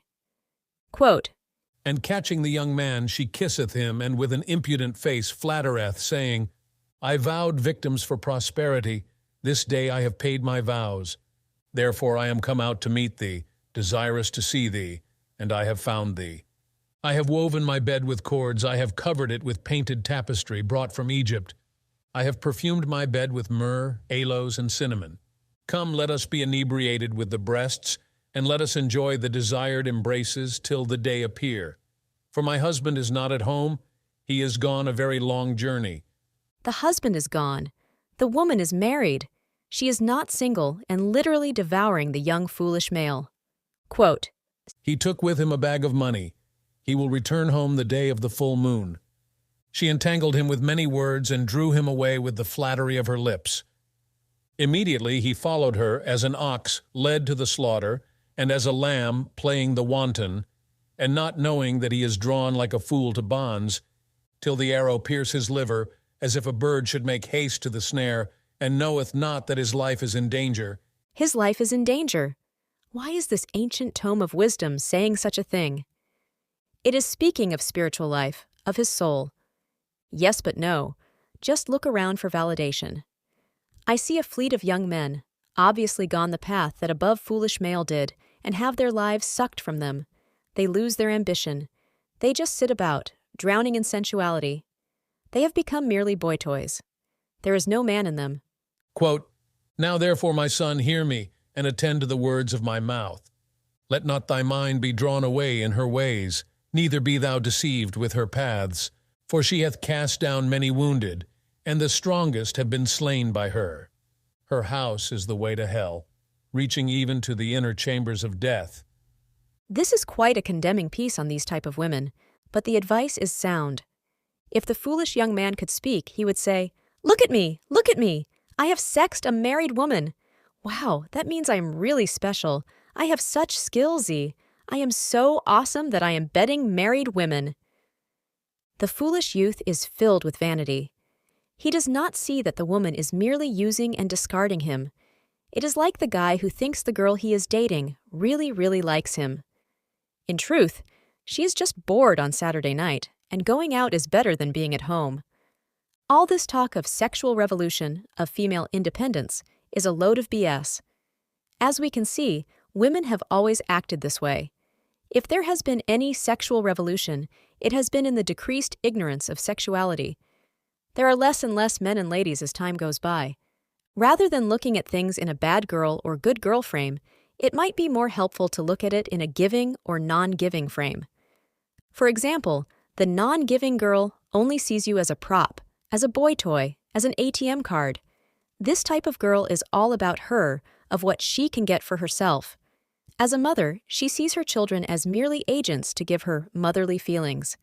She doesn't truly give her life for them or for the husband. The giving girl tends to be the sweet one. She sees children not as a bangle to give her more status to this world or motherly feelings, but as someone to sacrifice and invest her life within. She even has that attitude towards you. She is the ideal wife and mother. Rather than good or bad girl, I think the giving and non-giving frame is more illuminating. BP 1947. I really liked your post. Quote, A man can't commit to a set of female genitals, only to a whole woman who knows how to act like a woman and how to make her man feel like a man. exactly. Sexuality has been so perverted to think anything with the genitals. It involves the entire body, mind, and soul. Quote, Women want their man to make them feel like a woman. Well, it works both ways. Most women nowadays offer little more than regular sex, and when sex is so easily offered, why should any of us guys bother to commit? I keep reading news stories, a trend, of young men shrugging off marriage, like Atlas shrugging off the world. The distinction is excellent. Rather than seeing women as just female genitals with their breasts, butt, etc. Being merely genital ornamentation, men do want to marry only real women. But with every woman I come across, they all say, I understand men. You won't find a male who will say such a thing about women with any real confidence. They think they know how to control men, how to make men happy. But they are so vain and so wrong it is laughable. All we learn on sexuality nowadays are stale evolution theories, bogus psychologies, and bumper sticker political statements. There is no real knowledge on sexuality these days. There is no emphasis on girls to become ladies or boys to become men. It's time for the world to have a true sexual revolution. Attention whores. BG Man wrote, People who read and actually believe what Crows wrote will be strung around and used by attention whores unless you wake up. Yes, it does appear there are attention whores who do all they can to get male attention. But I prefer to think of them as loving the sport rather than the fruits of the sport. They enjoy fishing, but not the caught fish. Women do become more attached to guys who take their virginity and often return to them. But what Crow says is quite correct. Guys, please read the following until it gets ingrained in your head. Pook hops up to the platform and shouts, Women do not know the difference between sex and respect. Women treat sex like money because women see it as a medium of exchange. You could even cynically say that we men treat respect and money like sex since we expect it to get pregnant and reproduce. But nevertheless, but what is the point? It is this. If we are going to talk about a woman's integrity, then we are going to be here forever. As much as I can see, the only reason why the lady has what we think of as integrity is for her to keep her man, to honor her parents, the father especially, or because of the male virtues ingrained through religion. Remember, women do not have the appreciation for the higher codes of honor and transcendence as we men do. They only appreciate it in males, never in themselves. BG Man, you decry the attention whores, but femininity is exactly that. What is it that women most fear? It is to be the old maid. It is to never know the fleeting emotion known as love. It is to never have known a lover. Pook holds up a tablet. On this tablet, we see the male virtues. We see things like philosophy, honor, and so forth. We see things like chastity in women, girls staying true to a single guy, and so on. Pook now holds up another tablet. These are the female virtues. In Womaniverse, women perform a natural aristocracy based solely on who gets the most attention from men. Pook points to the top. The highest point is marriage. The married chick is always on a higher plane than any non-marriage chick in this aristocracy. She has a man bounded by her. Thus, she is womanly, she is feminine. While men dream of a day when having respect from all people in the world, women dream of their marriage day. Why? Because it is their transcendence. Pook points lower on the tablet. We move down further, and we see a pattern. The woman engaged comes next. Then, a woman who has a boyfriend. After that, a woman who is pretty and has potential for getting a male. Pook points to the bottom of the tablet. The woman that can get no male, why, she is looked down upon as other woman and seen as a subhuman being. In a woman's eye, it is better to be a whore than an old maid. Pook holds up the female tablet. What are we to learn of womanly virtues? Nothing. They are decadent. Men can rank themselves on who can best conquer the world, while women will rank themselves on who does and can best conquer men. Male attention, these are the points to their feminine score. They are all attention whores on some level. You may think that there are only some women who seek male attention, the attention whores, while the rest are good. This is a nice guy illusion, just as some women want sex while others are good, where in fact they all want it, especially the nice girls. All women crave male attention. Period. Of course, a woman like that may possibly leave you for another guy. The point is that these attention whores are following the female tablet's virtues. They will realize that if they want a decent man, they must start following the male tablet. Pook throws the female tablet down in an explosion of fire. Rather than trying to figure out woman, how can you figure out nothing? As King Lear would say, nothing comes from nothing. Let us take up this. Pook holds up the male tablet, and let us be men once again. Chapter 12. Habit is all. The reason for my success is habit. A Don Juan is a sum of correct habits. This pales to other ideas. Some think message boards contain magic, which will instantly turn one into a Don Juan. Others think special spirits will jump out of the DJ Bible and blossom you to a Don Juan. But this is poppycock. Poppycock? Pook says. Yes, poppycock. Even if you had every mental formula and idea ingrained in your head, you still won't be successful with women or anything. Look at you, a plop of flesh sitting in a chair. How do you get from there to with the chicks? I will take a deep breath, go out with all confidence, and get the chick. This is blitzkrieg. It might work, but you're still a loose cannon. Confidence is comfortableness. Don't try to force yourself to something that seems entirely alien to you. You'll never be comfortable with it. Alter your habits, and so you alter your life. Make it a habit to talk to girls. Make it a habit to be social. Make it a habit to look for dates. Make it a habit to date. Make it a habit to Don Juan. But Pook, these will require an initial icebreaker. Yes, but that should not be where you place the challenge at. Focus on being consistent.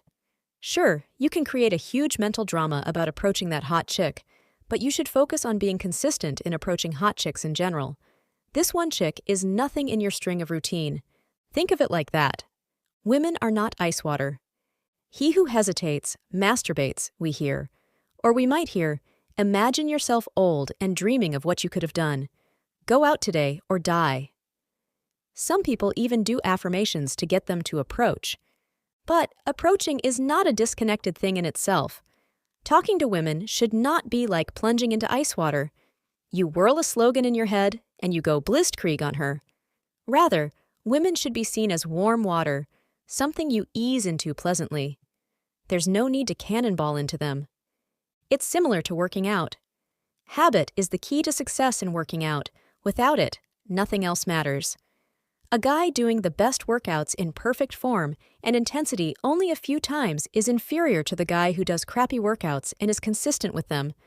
You are not the smoothest guy with the ladies. You know what? Neither am I. However, you have an advantage over the smooth guys. You are more consistent. Hey, they might go for a girl only once a month. You, however, will be going for them far more often. In the end, you will become smooth, while even the smoothest guy gets rusty. What are you doing now?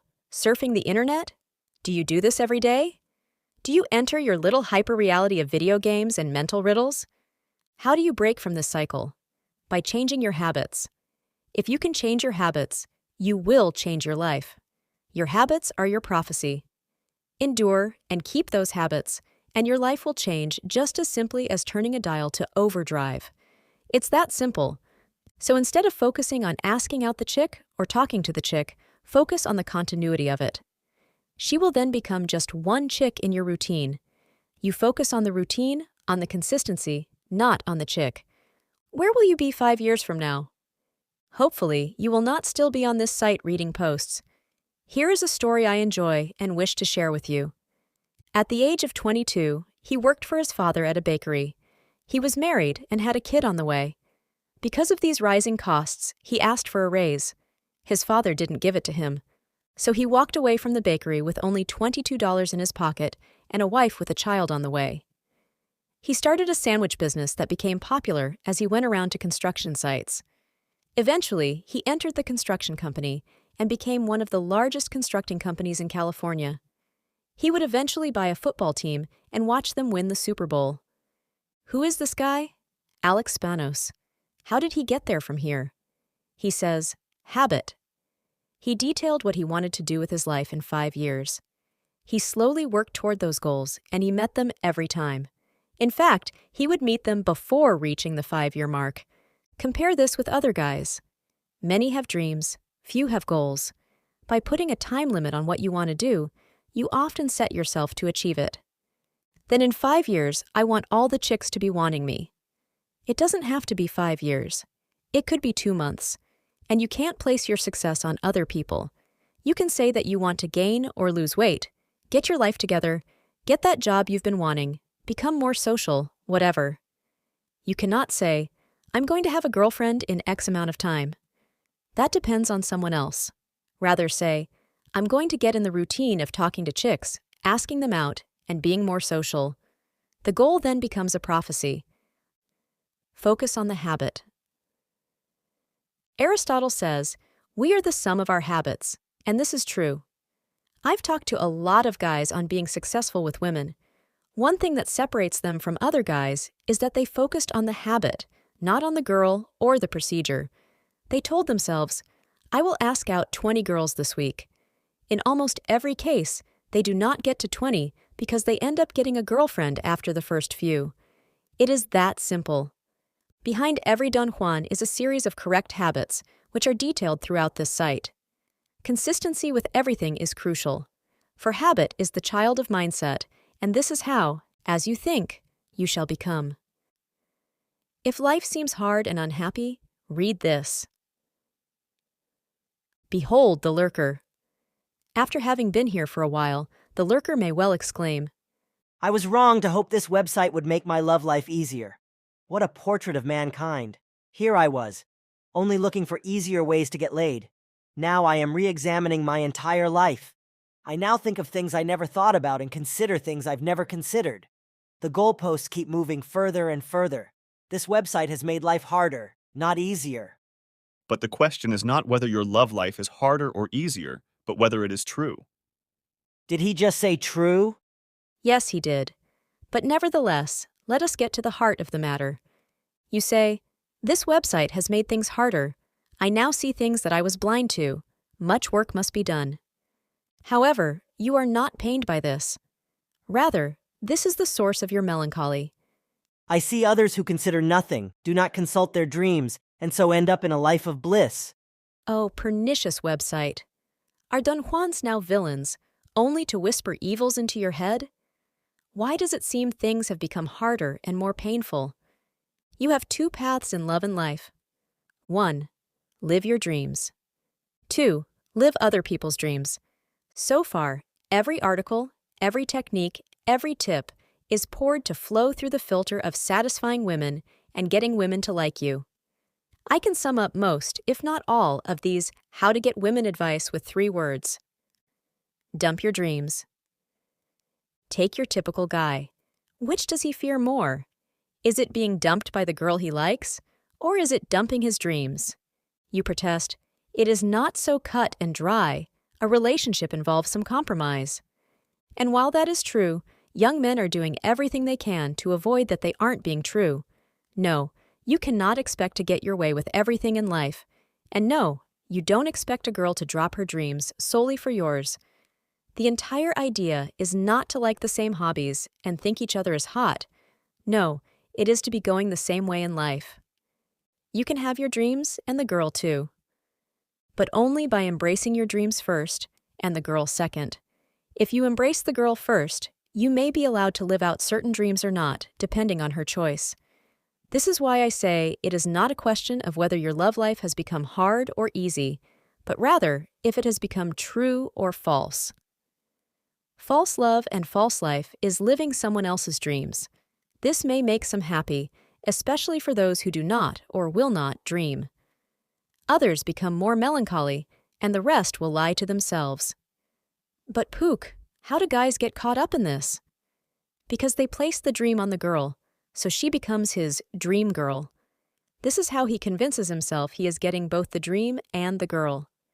2 paths in love and life.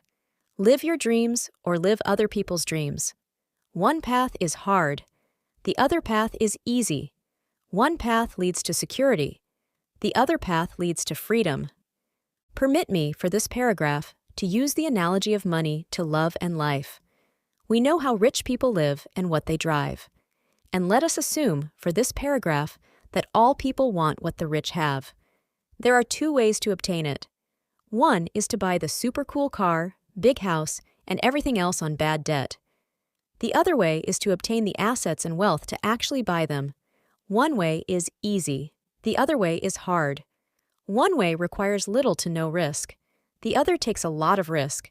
Obtaining wealth and assets takes courage to go out and create. Bad debt does not. By going into bad debt, you end up literally working for those who lent you the money. And you know what? The world encourages you to get into bad debt. You can easily get a loan on a house you cannot pay off within 30 years. And look in your mailbox. Is that another pre-approved credit card? It's the third one this week. There are lots of people who look rich, but they are in major debt. I ask you, are they free? They will be working for the bank and car companies to repay the debt with most of the days from their life. In the same way, young men do the same for women. They look rich because they have the women and can enjoy them. But what was the price they had to pay for it? Whose dreams are they following? And because of that choice, who is he working for? Both the seducer and nice guy work for the women's dreams, as they seem to have none of their own. It is the price for security. And just like bad debt, the world seems to want you to take this easy path.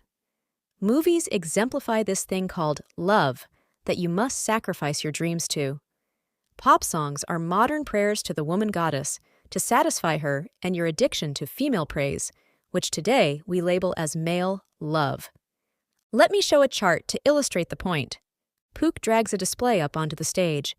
Turn on the light, please. Thank you. This, gentlemen, is what I call the security path, the easy path that is default in 90% of young males. Time difference in the security path. Current. Girl. Has girlfriend, multiple girlfriends. Friends. Hang out with old buddies. Job. Okay job. Steady paycheck. Pays the bills. Family. Loves you. Later. Girl. No girl or same old girl. Friends. Same friends. Job. Same or similar job. Promoted perhaps. Family. Loves you. Pook hits the chart with his pointy stick. In both current and later states, his family and friends are pleased with him. After all, he has a girl. He has his buds. He has a steady job that more than provides. And his family loves him. After all, he repeated exactly what his dad did. So, what more could he want? Now scroll your eyes over to the later side. He will one day wake up and realize he is now average in life. He has not grown at all during the time difference. He is what he was with just an aged, rotting body. Where is the dream? All right, guys, bring out the next chart. Quote, time difference in the freedom path. Current, girl, no girl. Friends, left many behind. Job, transitional, sometimes jobless.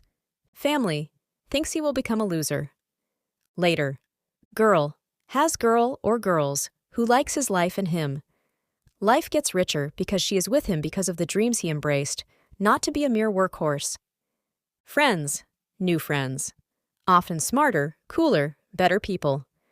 Job, got the job or made the business investments he always wanted. Family, often despises him for his success. Pook tapped with his pointy stick.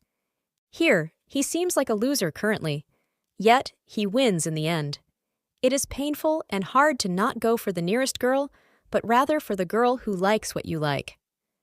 Note, why is so much attention on obtaining the girl, but neglecting ourselves? The answer should be obvious. Look at his friends. He had to leave them behind. It is painful for sure. But he made new friends, which helped develop himself into a better character. Oh, and there is the job. He was transitional. He was trying out different jobs. He was starting businesses. He was making mistakes. The security path is scared of making mistakes. In fact, the security path praises itself because it is mistake-free. But in the end, the freedom path gets to work in his job of choice.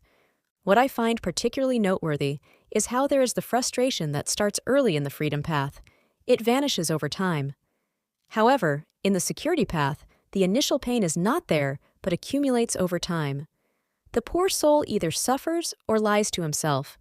That is, I have done the honorable path.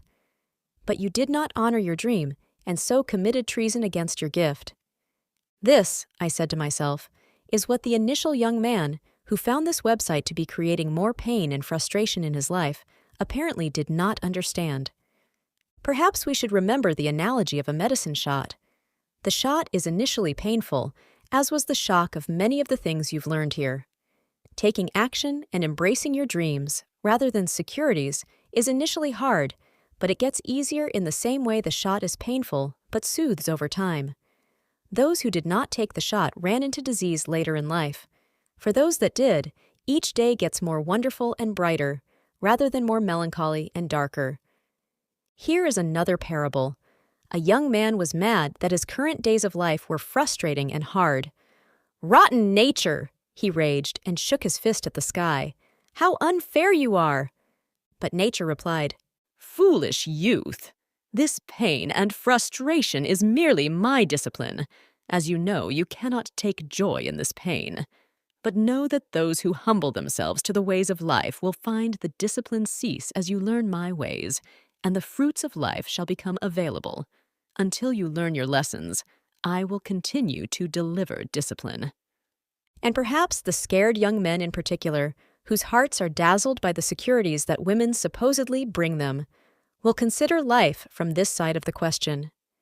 Perhaps they will say to themselves, "The origin of my dream girl was to place my dream onto her. Thank heavens I was saved from such shackles. Now I know to embrace my dream, and to those girls who love that choice, they cease to be the girl of my dreams, but the girl in my dreams." So what hope is there for the average guy? Don't be average. And how do you do this? By doing what average guys don't do, which is embracing the dreams first, then the girls second. One strange phenomenon I've noticed among those of the security path is that, yes, they construct a dream girl and marry her. Talk to the gentleman and ask about his wife. He will paint the most wondrous praise and glory of his wife, with such animation and passion, even, especially in this case, if she is a fat hag.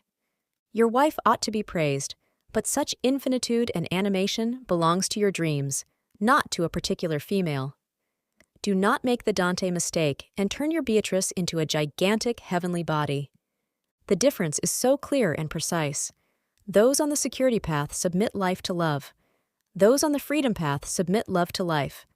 The security path reaches only for love, but those on the freedom path reach for life first and end up with both life and love.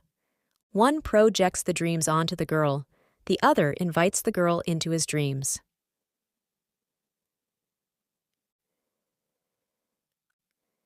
Why let's just be friends. Let us interview the subjects. The AFC, Alla Mr. Nice Guy, comes walking in, crying and bubbling. Pook shines the light in his eyes and walks around him in a circle.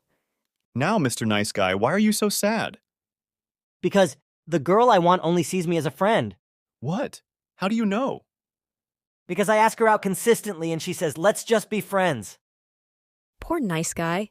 His heart is shattered and scattered across the floor. He wants to feel sorry for himself, wants others to feel sorry for him, and hates how life has become. But let us interrupt the Nice Guy's picking up his pieces of heart. Do say, Nice Guy, what were you trying to do? Well, I thought I could get close to this girl by being friends. I wanted to get close to her. Then perhaps something would happen. This is very common. A hot woman has tons of guys trying to be friends with her. But is it friendship? Bring in the next subject. Thus enters the hot woman herself. She sits down, Pook shines the light in her eyes, and walks around her with hands clasped behind his back. Now, woman. Why did you not go out with this guy? I just don't see him in that way. We're just friends. But is it friends? Oh, woman, do tell. What does he remind you of, really? She thinks. I think of him like a brother. Like a brother? In other words, the concept of sexuality referring to the Nice Guy. She shudders in horror. She thought of him like a brother because he acted like a brother. Going out of your way to do things for her, in a non-sexual relationship context, is what her brother would do. A woman must see you in a sexual way in order for any hope for romance to blossom. Wildfire uses being worthy to date. Since women will never admit that they are wholly sexual beings, they just express it in that way. The nice guy is going after the girl in some bizarre friendship way. But let us complete the task. Bring in the Don Juan. Don Juan enters and sits down confidently. Don Juan, how can you be friends with girls and be successful? Where is the nice guy cannot? Pook, it's all about fun. I have friends that are girls just because I talk to them, hang out with them, have fun with them. The bitter truth is that the nice guy is not the fun guy. A woman won't date you unless she sees you in that way. In other words, she feels good around you, translating to fun. Indeed. Especially at the beginning, the best dates are action dates. Doing stuff rather than just talking or going to a movie or eating is more fun. The more fun she has, the more attractive you become. When you have friends that are girls, in other words, not romantically going after them, you are purely with them because of the fun. You enjoy spending time with them. Alas, the more fun women have, the more attracted they become. So eventually, they turn their romantic target in your direction. When the nice guy is friends, is he fun? Hardly. He tries to connect to her in every possible way. He tries to get to know her, yet she is bored to hell. Thus, she uses him as emotional tampon. A girl will not consider dating a guy who bores her. If there were any rule with women, I would say never bore them. Make them laugh, make them have fun, heck, make them cry, make them embarrassed, but never, never bore them. Also, there is the element of comfort. You'd be more likely to hang out with someone you know, right? The same is with women. A girl that feels comfortable with you will always be much more likely to be interested. There is another reason why female friends may become interested: sheer numbers. Let's have fun with this. Here's another way to look at success with women, whereas the success is defined as success with women. The formula being A plus P plus C plus M equals W. A equals initial appearance. P equals personality. C equals challenge. M equals mystery. W equals women. What are you high in? What needs working on? Extroverted nice guys have more success than introverted. Don Juans. When W equals 0, then no matter how awesome or attractive you are, your success rate equals 0. Improving quantity improves likelihood of results. When you have female friends, the W goes up and up. When you become friends with a chick, it doesn't mean nothing can happen. Rather, when you see the chick, because she's hot or whatever, as fun itself, and being around her is fun to you, that is when you go into a let's just be friends relationship. Nice guy has fun just being around a hot chick. The Don Juan has fun doing things with a hot chick. This is the difference. Pook places the nice guy in front of him. Admit it. You don't really care to go to the movies. You only did it so you'd be around her. Admit it. It's true. It's true. Oh, Pook, I am so ashamed. Pook then points to the Don Juan. And you succeed because you pursue fun. She is along for the ride. Very true, Mr. Pook. And remember, the fun guy not only gets the girl's true friendship, but eventually her romantic interest as well. Quote, originally posted by Ultra Magnus. Just a dumb question, guys. I have liked a few girls who I never thought was attractive initially, but after becoming good friends, then I found them attractive and then asked them out each time. I got the answer of, let us just be friends. Once a girl sees you as a friend, you will always be a friend. The only way out of it is to use sexual tension. Stare at her eyes a bit longer. Start looking at her in that way. Take your thought and send it to her through your eyes, face, and behavior. Don't worry, she'll receive it. Based on her reaction, you'll know what to do. You are thinking in a girls for dating versus girls for friends. Rather, try thinking in a no sexual tension versus sexual tension. If you try to ask out a chick who you knew in a non-sexuality way, you will be LJBF. You need to bring in the sexuality. She will notice something is different. She will think something is growing between the two of you, and she'll like it. If not, she won't send any sexuality back. On mystery. The girls and everyone I know keep saying I'm a mystery. I don't try to be. I don't intend to be. I even try to explain myself to them. Yet, the mystery, to them, remains. So mystery must be more than what you reveal. Apparently, people try to define everyone else they meet. We try to place people in nicely cut slots to mark where they go. Girls do this all the time. They want to figure you out to decide what role you will have in their fantasy, if you should be relationship material for them or their friends, and so on. That is lover, friend, or loser. If you keep defying the mold they have for you, you will be christened a mystery. Most people are static. A year from now, they will probably look the same, act the same, and be the same. But if you're in a state of flux, easily done through self-improvement, or self-discovery if you will, every slot they try to stick you in will fail. People see Pook. Look, he is athletic. He enjoys talking about sports. Therefore, he is a jock. Pook then talks philosophy. Look at that. He must read books. Therefore, he is a nerd jock. Pook then listens to the women. Oh, he is so sweet. He is such a nice guy. Pook then cycles through the women. How is this? Pook is a nice guy player. Pook then pisses off a woman. What? Pook is jerk-like. Pook then makes a speech. Look at him go. Pook is an orator. He must get his own radio show. Pook then writes an essay for a paper. Wow, Pook must be a writer. Look at him go. And this goes on forever. In the end, they conclude, Pook is a nice guy /player /jerk who's writer-orator and a nerd jock.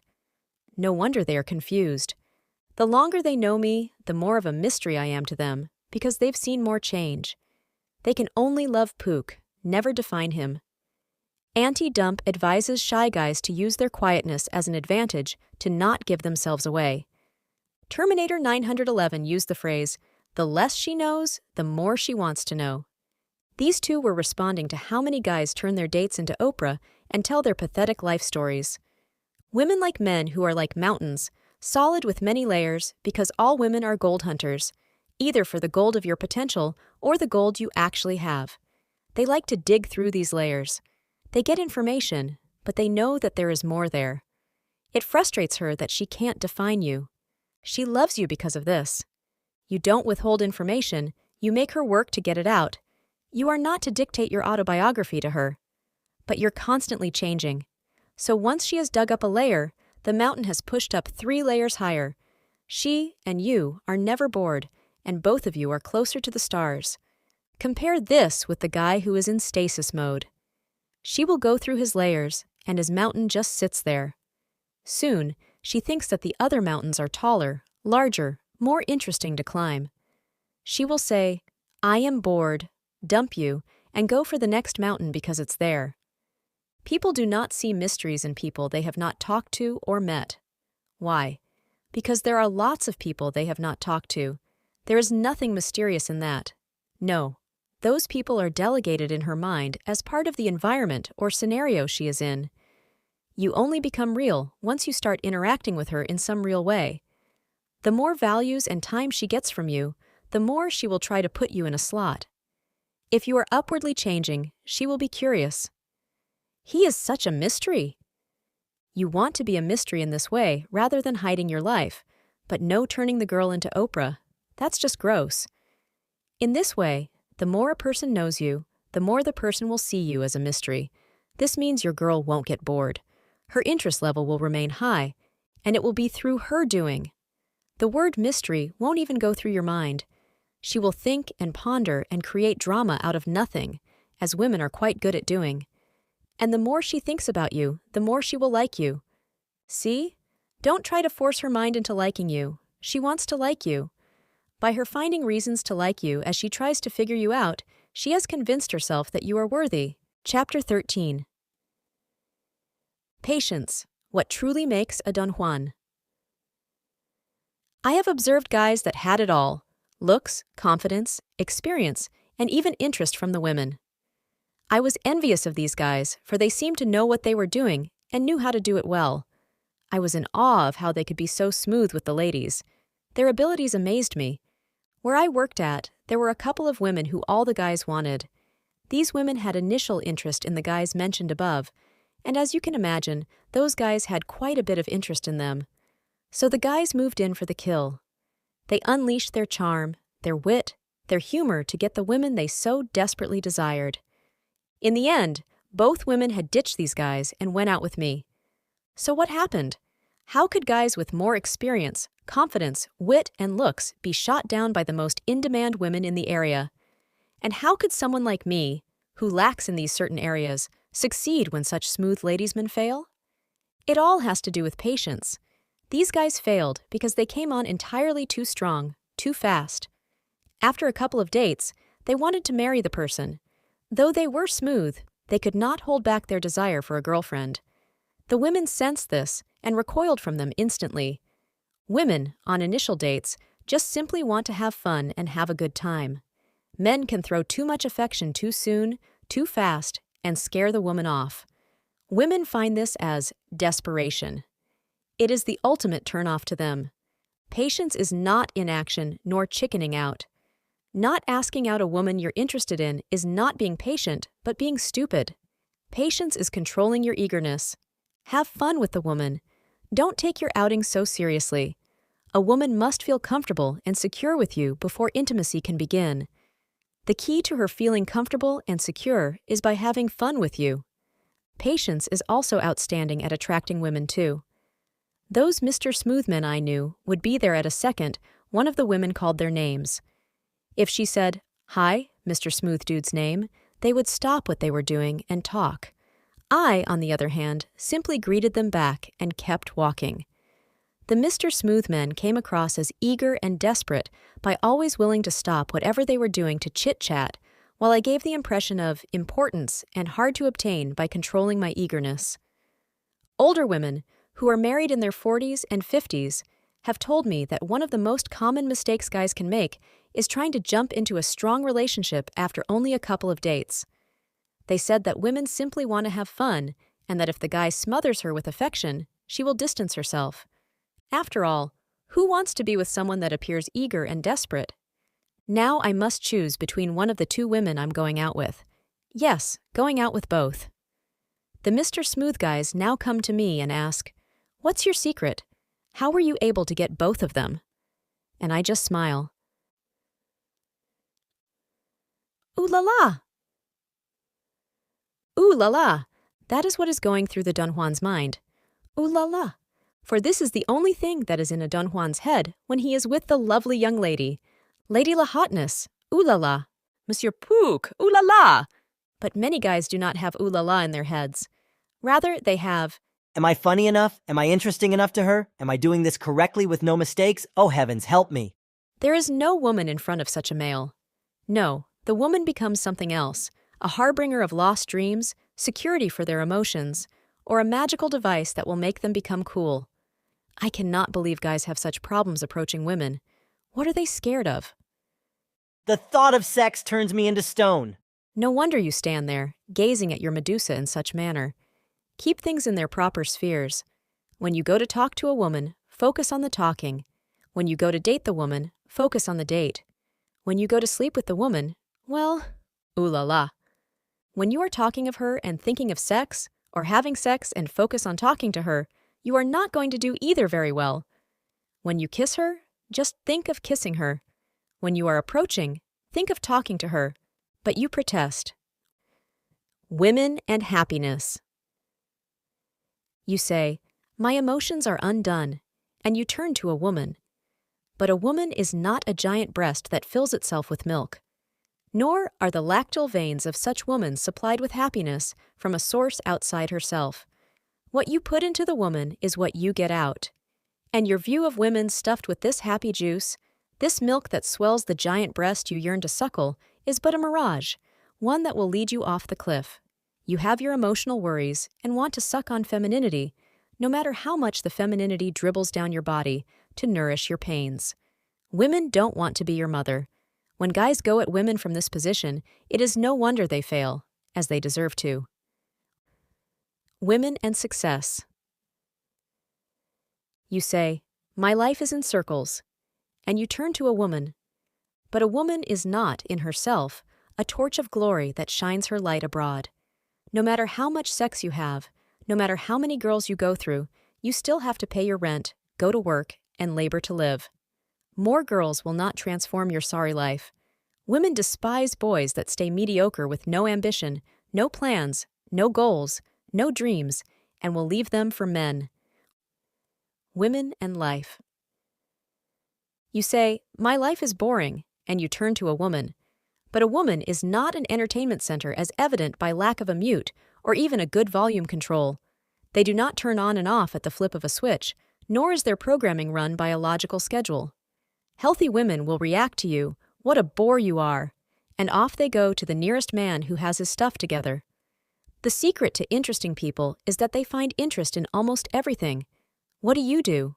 Sit and surf the internet? No. Remember the order of life, laugh and love. 99% of problems come from people mixing up the order, going for laugh before life, or love before laugh. Instead of focusing on girls to get a life, and love will attend to itself. Ooh la la to get the women. First, you must talk to them. Madame, how do you do? Very well. How are you? Women would prefer talking to anyone than be alone, so she will be receptive to you talking to her. But how do you display your interest in her? With a sonnet? With a pickup line? No, keep talking to her, but channel your interest through your eyes. First channel, eye contact. My, that is mighty weather we are having. Yes, it is mighty weather indeed. Most women will notice your eye contact. Remember, women love the eyes for a reason. The reason we know why is because that is where they first detect male desire. They will think, "This is different. This guy is keeping eye contact." Most males are too scared, so she will keep the eye contact and keep talking to you as you have already touched something within her. Eye contact is very important. You do not stop it. You do not look gazingly into her eyes and then stop later on. You keep it up, displaying your desire for her, and you keep staring into her eyes even during intercourse. Girls love it when guys stare at their eyes during sex for a reason. Why? Because female satisfaction is influenced by male desire. Sleep with her without looking at her eyes, she will feel used. If you've watched lesbians make love, you will find them constantly staring into each other's eyes. Now, she will really notice if you start asking about her. Second channel, asking about her. Blah, blah, blah, blah, blah, blah. Forget that, my dear, and tell me about you. I used to think that by asking about her, you are attracting her by showing you are unselfish in the conversation. This is totally untrue. You are being entirely selfish because you want to get to know her. You are evaluating her. Why do you do this? Because you want her. By not asking about her, you will lose because you will not be thinking, "I want her," but rather, "I want her to want me." To be male is to want. To be female is to be wanted. Yes, girls go herd like after a guy, but that is female competition, not true male attraction. When you really want a girl, you will want to know everything about them. What their hobbies are, what are their plans for the future, what is their shoe sizes, whether they can digest asparagus properly, these things you want to know. Often, the girl will toss the question back. You reply simply and casually as possible. "Well, where are you working at now?" "I worked my way out of working." And then you go to the next question. Don't worry, she will ask it again if she wants to know. I like to give yes answers to their questions. One girl went, "Are you going to college?" "Yes." Next year, when she saw me, she knew to ask, "Where are you going to college?" When women like a guy, they remember everything about him. You are not there to prove yourself to her. She is there to prove herself to you. If she likes you, she will start rambling out this information about her. What she likes, what she plans to do, her ambitions, so on and so on. Third channel, touch. If you feel it in your gut, do it. If you do not have ooh la la in your head, you will do something completely off. So touch her when you think you should, kiss here when you think you should, and so on. Pook noticed the girl looked very cute, and so took her in his arms. "Ooh la la," she squeals. Pook noticed she sat there, babbling endlessly, so to shut her up he kissed her. Ooh la la. She laughs, pulling away. Ooh la la. That is my philosophy. Let it be written in the sky, written in the stars, so your mind will wash away those old toxic analyzations. Ooh la la. And this is our mission and destiny. Some people have so confused the easy life and the hard life as to think that the path of security of walking on eggshells throughout life will make their life easier. But it is when you throw yourself into the fire that you learn everything. Analyzations, goodbye. And self-doubt, farewell. No glory lives on the back of such. And Don Juan, dream on. Life awaits. Ooh la la, come sirs, drink this tonic I'm handing you. No more doubts, no more what-ifs, no more stupid suspicion of whether she is manipulating us or not. Drink, drink, and put it down the hatch. Ooh la la. Join me, ladies. Let us sing it together. The ladies gather and squeak, ooh la la. Say it again, ladies. Come on, one more time. Ooh la la. Oh, and there is a nice guy that has wandered into this post. Look, we can see the sweat of frustration popping from his forehead. Say it with me. Nice guy, say it. Ooh la la. Again. Ooh la la. And alas, several more beings of melancholy have stumbled into the post. Here comes forth a philosopher, so sad and teary-eyed, not knowing what life is about. And, following him, is a seductionist, stuffed with analyzations and flowing electronic text, bitter that the reality of women seems so horrible.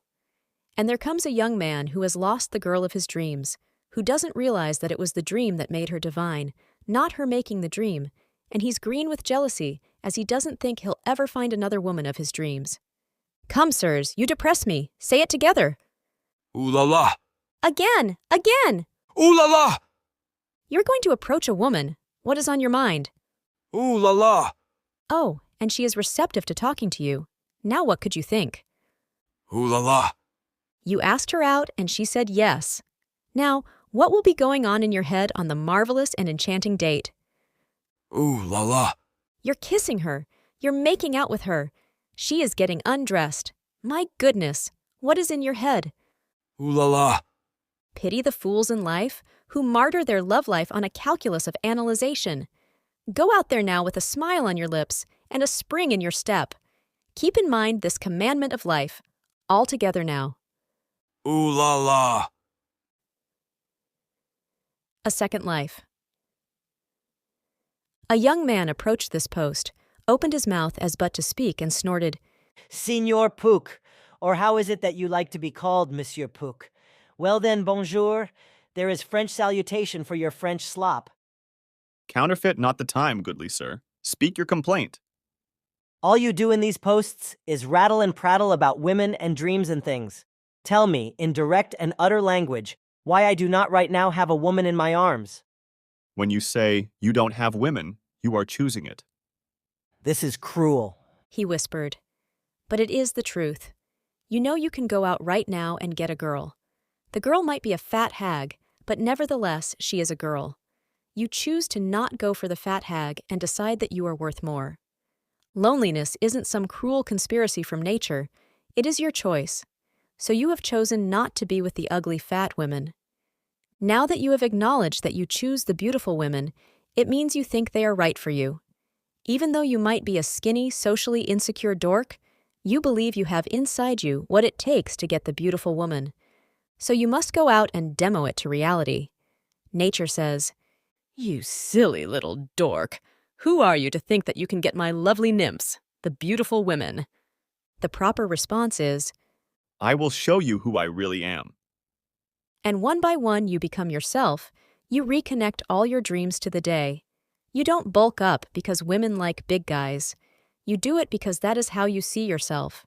You don't become the life of the party because women like those guys. You do it because that is who you are. You do not become Don Juan because that is what women crave. You do it because it is who you are. What is life to you? It is the pattern of our age that value is placed on living a long life. Because of this pattern of value being placed on having a long life, it is easy to lose sight that the reason we hope to live long is so we have more time to live worthy. What does it mean to live worthy? This is something that only you can define. People have lots of opinions on what you should do with your life, but when the day comes that you are on your deathbed, knowing the imminent is possible, you're the one that has to reflect upon the choices you made. So, what is life to you? I am not asking you to do this or that with your life, but I'm only asking you to pause for a moment and think. What is life to you? Stop and look. Many people do not stop to consider. They relive their parents' life, only to produce children who will live like them. They want money, so they spend their time to get it, only to use that money to buy back time. They always place their minds in the future and never in the present. Thus, they don't live in the present or in the future. They lose the moments. And in the end, that is all we have. This trading of time for money, or money for time, or present for future, or future for present, is not a pure exchange. Life gets destroyed in the transaction. Change is hard. Being a nice guy is the easiest thing to do, but in the end, the nice guy is a trap, the trap being the womb of security the nice guy keeps running into. Routine is easy. Change or anything new, this is hard. To take your lifelong habits and alter them, this takes some pain. It will be the pain of shrugging off the old life, the life your parents gave you, the life your school gave you, the life your friends shared with you, the life that everyone expects you to live, except yourself. You only have one life and only have a certain amount of time. You may have been raised to believe that life is not meant to be enjoyed, but something to bear, to be painfully suffered through. It is the belief that if you're having too much fun, then you're not doing enough stuff. Who says life is not meant to be enjoyed? And who is meant to define that but you? Those who have this way of thought will think, Approaching women? Oh no, too painful. Having a girlfriend is like having another job. Women just require too much work to be enjoyed.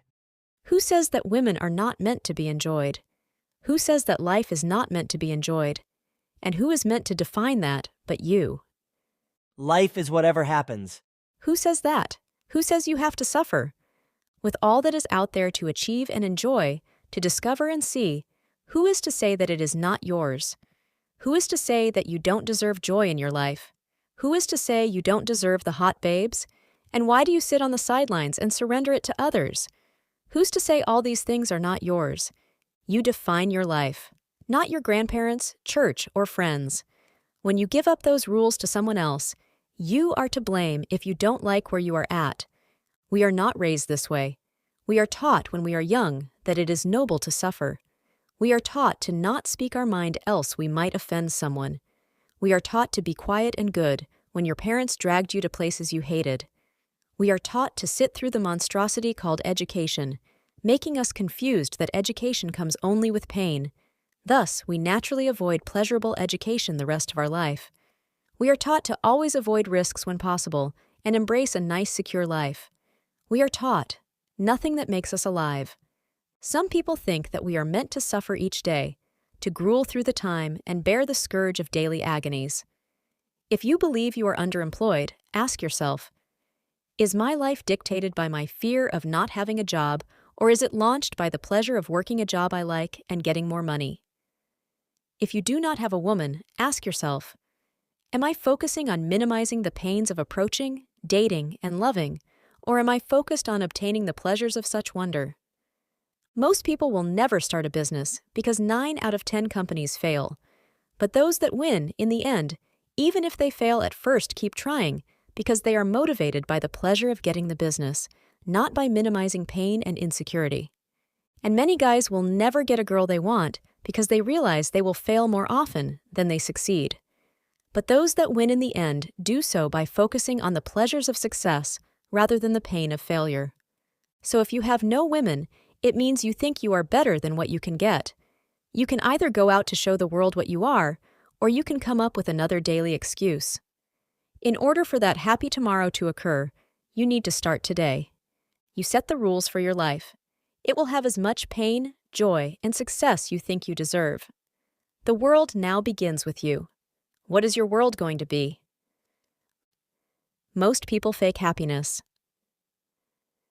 There's a great myth that everyone, amazingly, believes that everyone else is happy, having fun, living life, and you, all alone, are miserable.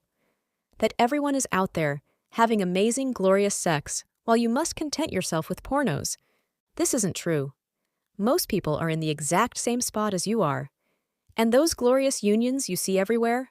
Most of them are simply scared of being alone, so they go off and grab the nearest available person. The others are lying together with vanity. The big secret is that happy people aren't as happy as they appear. Many happy people are actually covering up their real problems. But what do? You see one of these happy people, and then you get unhappy at them. You make yourselves miserable as you arrow nasty thoughts from your mind at them, and they don't even know you. You think, it must be nice to be happy. They were born to the right parents, to the right environment. I wish I was like them. I wish I grew up where they did. You think, I have all these great qualities about myself. Why can't someone see it? well, no one sees it because they are too worried about themselves. Women are not ignoring you. They too are worried about themselves. When you go out with a foxy lady, she will be worried about how she acts, about how you think of her. Life is meant to be lived. Life is meant to be grabbed onto. Life is meant to be defined by you. No one may define your life, not your parents, not people on the internet. No one. A second life. Now your life belongs to yourself. What are you going to do with it? This gift of life is yours and yours alone. It truly is the only thing no one can take away. Only you can give it away, to chunk it, to toss it into the abyss of time. But no longer will you do that. Before, you crawled and inched your way through life. Now, cocooned and reabsorbed with your new thoughts, you molt off your old life and begin a new one. The other caterpillars, feeding on their grubs and inching in circles, look up at the sky to see you blaze by. How can he fly so high? How is he so colorful? How can he be so free? Nothing can stop you now except yourself. You now have the power to do what you've always dreamed. What are you going to do? The inner light of who you really are has broken out and will dazzle the world. You are so lucky, for you have saved your life. Now you know how precious life is, because you were so close to aging without discovering it. And so people will notice the new you. Before I came here, I was mad for a girl. Now, that same girl looks at me and stares. Something is different, She says. Something in your eyes, in your face. Shrugging, she smiled. It must be the light. I kissed her and pulled her to me. Yes. I said. It must be the light. Selfishness, life-changing decisions, etc. Quote, what am I getting at? Thanks to this site, I have developed a great sense of self and a much higher level of confidence. Not perfect by any means, but a hell of a lot improved. I've committed myself for the last couple years to doing whatever it takes to get what I want. Money, girls, power, etc. All of a sudden, this does not seem appealing to me. I feel willing to give up all the hard work to follow a completely different path. All of a sudden, the thought of screwing people over or succeeding at all costs makes me really uneasy. Power games with girls' co-workers are something I used to be able to play very well, but now I want nothing to do with them. I feel like everything I wanted in life is being turned on its head. Maybe I'm just ranting here, but the world has really been showing its dark side lately, and I just don't want a part of all the bullshit. Is there anyone out there who honestly gives a shit? Where to go from here? All the DJ techniques I've read over and over seem so insignificant. God, I had everything planned out. I feel like I'm back at square one and then some. I've got no idea what I want out of life again. Anyone have any input? Or have I gone completely wacko-jacko? These are the times that try men's souls. Our ancestors and forefathers always had clear and solid definitions of masculinity and manhood. While the definitions varied in detail, the context was the same. Today, there is no system, no genuine respect for manhood. If a woman committed suicide, it would be a tragedy. But if a young man commits suicide, it is just another statistic. You're not crazy, you've grown up. Most people never do. Children are remarkably selfish. This is fine, as they are children. Growth is seen as the child growing and expanding on his/her abilities or schoolwork. However, around the age of 16, especially for girls, they become enchanted with a self-image of themselves. This self-image varies from individual to individual, but the results are the same: to create envy from others, excess pride, material goods, and sexual goods. Nature, herself, has written a code onto our hearts and natures. We each have our talents and gifts, and who can decide what they dream? This grand self-image, in order to exist, must use techniques and people as fodder, as stepping stones to success. What is obscene is that the basis of fulfillment of this self-image is the denial of the self. Narcissism is the denial of the self. It is to reject the gift of life. A musician trying to play the role of the soldier, for women, for money, would have his soul destroyed. Likewise, a soldier trying to play the role of musician, for women, for money, also would find his soul destroyed. We have been taught, at the earliest ages of youth, that in order to get things done and to make people happy, we must, on all levels, deny ourselves. In fact, I suspect that is why many men come to this forum in the first place. We have denied ourselves women for so long, but enough is enough. What is a technique with woman but the fundamental denial of self? We are taught to act this way, do that, then this, and that over there, and perhaps we get the girl. But what was the cost? There is always a cost. By using some techniques on the internet, you never know if you can get women. Yes, techniques sell well because they are painless. If anyone tells you something in life will be painless, they are somehow a salesman. Nevertheless, techniques are not an addition to your character, but often a denial of it. No, being a nice guy does mean crash and burn. Rather than facing up to the hard questions of life and our own masculinity, it is much simpler and easier to adopt a series of techniques. Narcissism's denial of the self permeates through today's society, as you have noticed. How often have you gone on a date with a woman and had her say everything you think she wants you to hear? Or how often do you find guys that act the way they think the women want to hear? The technique-wielding seducer and nice guy differ on how they act, but the context of their actions are entirely narcissistic. Even the good girls and bad girls suffer from this extreme self-image. Reality to them is unseen. This is why they never seem to change once their bodies reach that of an adult. Many people remain narcissistic for their entire lives. I say, go do what you want, go follow your dreams, go embrace your passions, go for the girl you think is out of your league and super hot, go for the fruits of life. Do not deprive yourself. When you do so, you slowly become embittered and turn that embitterness into a virtue. Look how nice I am to women. Look how I sacrifice for my education, job, family, etc. The list goes on and on. Our age today is mercenary labor and mercantile women. Everyone wants to leverage you for their own ends, but only you know what your dreams and passions are. Your dreams are now ripe for enjoyment. If you wait too long to enjoy it, it will be as bitter to the taste as defeat. Too many people deny themselves for tomorrow, always tomorrow. We say, look at that dream up there. One day it will come down. Rather, we ought to say, our hour has struck. Francisco mentioned Atlas Shrugged. I would say Fountainhead is the superior book. For those who still think narcissism is about being selfish, just look at the character of Keating. Keating and Rourke play opposite roles. Keating does whatever to please others. He even denies his heart to marry a beautiful woman. Rourke does only what pleases himself and pursues his own passions. In the end, Keating becomes broken while Rourke wins the world. The point is that both characters face severe pain, for pain will occur to you in life. If anyone tells you differently, they are a salesman. Rourke, taking the mindset of freedom, dealt with the pain at front. Keating, adopting the mindset of security, avoids pain at every turn, and it ends up consuming him.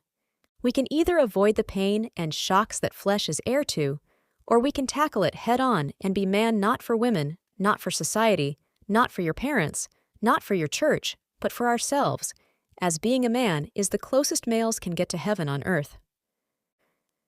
Securities versus mistakes. There I am, minding my own business on my computer, when a message pops up to scream, "Woot! I get to Pook! Tell me, Pook, what can I do to get to women?" And then appears one of the following lines. How do I approach? What do I say? How do you call her? How do I get laid easier? Where do I meet the girls? How do I increase my testosterone? Tell me how to be a man. What cologne should I put on? Which are the clothes that women like? Should I walk with swagger or not? Facial hair or not? Should I use more action verbs in my speech? What sexual position should I use? What date should I do? Should I be ambitious, artistic, or just domineering? Gentlemen, if I attempt to answer your every request, I shall be here until doomsday. You come onto the forum and think, if I obtain this information, my future with women shall be changed. This is a bald-faced lie. Your future is the same. It is only your past that keeps changing. Nice guy, seducer, cocky guy, what does it matter? You're looking for guarantees. Then you change your past. I lost to the women because I was sheepish and not cocky enough. Maybe you have different results, but then it goes back to the way it was, and you search for more information, and then you change your past again. Oh, I lost to the women because I lacked testosterone within me. Maybe you have different results, but then it goes back to the way it was, and you search for something else. On and on it goes. So excuse me for not giving you a traditional answer. Let me answer you in another way. It is to know the difference between a security and a mistake. Securities. What is a security? It is a calculus of action. It is a planned way of thought, of movement, of talk, and of love. For example, anchoring conversation with "notice something about her" is a security. It implies that if you talk about a necklace or something she is wearing, your odds for winning are better. Here is another security. A cool, fast car. Since it is observed that women like the cool, fast cars, guys will get them because they believe it boosts their chances of getting the girl. All seduction techniques are securities. All series of steps on how to attract women developed by a pickup artist are a security. The entire idea is to boost your chances of getting the girl. Self-improvement is readily a good thing, but a very big problem, or should I say cancer, occurs when self-improvement becomes a security. The idea that improving yourself in this or that way will boost your chances. But the problem is that it never stops. Go into a gym and you will find many single guys working out. They will remain there because they always think they have to be perfect to get the ladies. Watch television and you will see ads implying that if you wear this shampoo, you will have this social life, eat this brand of rice, and your romantic life will look like this, on and on and on. Use this product and you will be perfect, it implies. Well, perfect is boring. Take a young man asking some guy on the internet, where should he go for the date? What should he eat? What should he wear? Which restaurant should he go to? What should he talk about? And yes, he even asks, what sexual position should I use? Should I kiss her here or there? He thinks, I am obtaining all this information. Woot, look at me. But I'm shaking my head thinking, my goodness, this guy is letting a stranger from the internet define his love life. He doesn't know where he wants to go, what he wants to eat, what to talk about, or what to wear. Women will look at such a guy with the same attitude. A security is an act or thought that makes you eliminate mistakes. It is one thing to foresee mistakes. After all, you can't just marry any girl. But it is disaster to life to deny them. You want misery in your life? Keep sucking up securities to mold and sculpt your life. Mistakes. I cannot speak for others, but I will tell you the big reason why I became successful with women. I was willing to lose girls when I had no girls, and I was willing to spend the time when I had no time. What does this mean, willing to lose girls when I had no girls? Let me use a money analogy. Let us say you were born poor. Most people remain poor because they cling so tightly to the pennies they have that they won't risk losing it in any investment. So they not only lose out with the big money, they remain with pennies their entire life. Now look at many men. Many guys remain single or in an LTR with a mediocre girl because they cling so tightly to the one girl in their worlds that they won't risk or go back to singledom. Most girls stay with a mediocre male precisely because of this reason. It is like an ant saying to another, "Don't eat that leaf else we starve," forgetting that they are in a bountiful forest. When one love dies, another is reborn. Nature will not tolerate a vacuum. Single guys will have women thrown at them, provided they aren't living life insecurities. If you tiptoe with women, you cannot stand. You flop and fall over if you get out of balance. And that is what it is like living a life of securities. I know, I did it far too long. It is like walking a tight beam and balancing against every gust and breeze. It is exhausting. This is why many following this path want to give up on women because it seems like so much work. If you don't have money, how can you be scared of losing money? And if you don't have women, how can you be scared of losing them? It is like you're fighting for the scraps, literally scraps, of joy while your dreams sit on the table, rotting and growing cold with time. And what does it mean to spend time when I had no time? Most people don't live in the present. They live in the future. They say, tomorrow, all my dreams will occur tomorrow. Never does the person say, today. So time passes and passes. I will bet that most guys here, who are sincerely interested in getting better with women, were late bloomers in life. Let's face it. If you have not dated or have done anything with girls, you are certainly going to be a bit uncertain about it. My problem is that I need more experience. I don't think so. I think the big problem, of which I too am very much guilty of, is not embracing my dreams for today and waiting for tomorrow. I would see a pretty girl and go, no, can't ask her out, got too much stuff to do this week. This occurred throughout years. But as time passed, melancholy increased and increased until you hated being single. It was as if an internal pressure came. You go after women because the pain of being single is now greater than seating your desires for tomorrow. Is that what it has come to? The choice between lesser of two pains? Is this life? You didn't live like that when you were a child. You used to explore, play, and try out new things. Why has life become harder and more unbearable? Again, it comes to your context on securities versus mistakes. I ask, what mistakes does a child make? I'm sure you can think of something like forgetting to turn off the light, leaving the oven on, or something of the sort. This is from the adult's point of view. From the child's point of view, he wasn't making any mistakes. Cut his finger? Hurt his leg? Tired out? No mistakes here. Why? He was exploring. Every child loves to explore. There is so much in life to see. A child instinctively knows this. But we somehow overpower this when we grow older. When you say something wrong with a woman and she leaves, you think you made a mistake and feel bad. Well, why do you have to feel bad? Everyone's made mistakes before. So what? Get that child's perspective once again of feeling that the world was new when you were young. You are exploring with love and life, not making mistakes. And even the worst mistake is preferable to a lifetime embracing the greatest of securities. The zest of life is in the roll of the dice. So look at your love life. Is it a life of securities, or is it a life of mistakes? Is it a calculus of action or spontaneous? Look at your financial life, social life, and even intellectual life.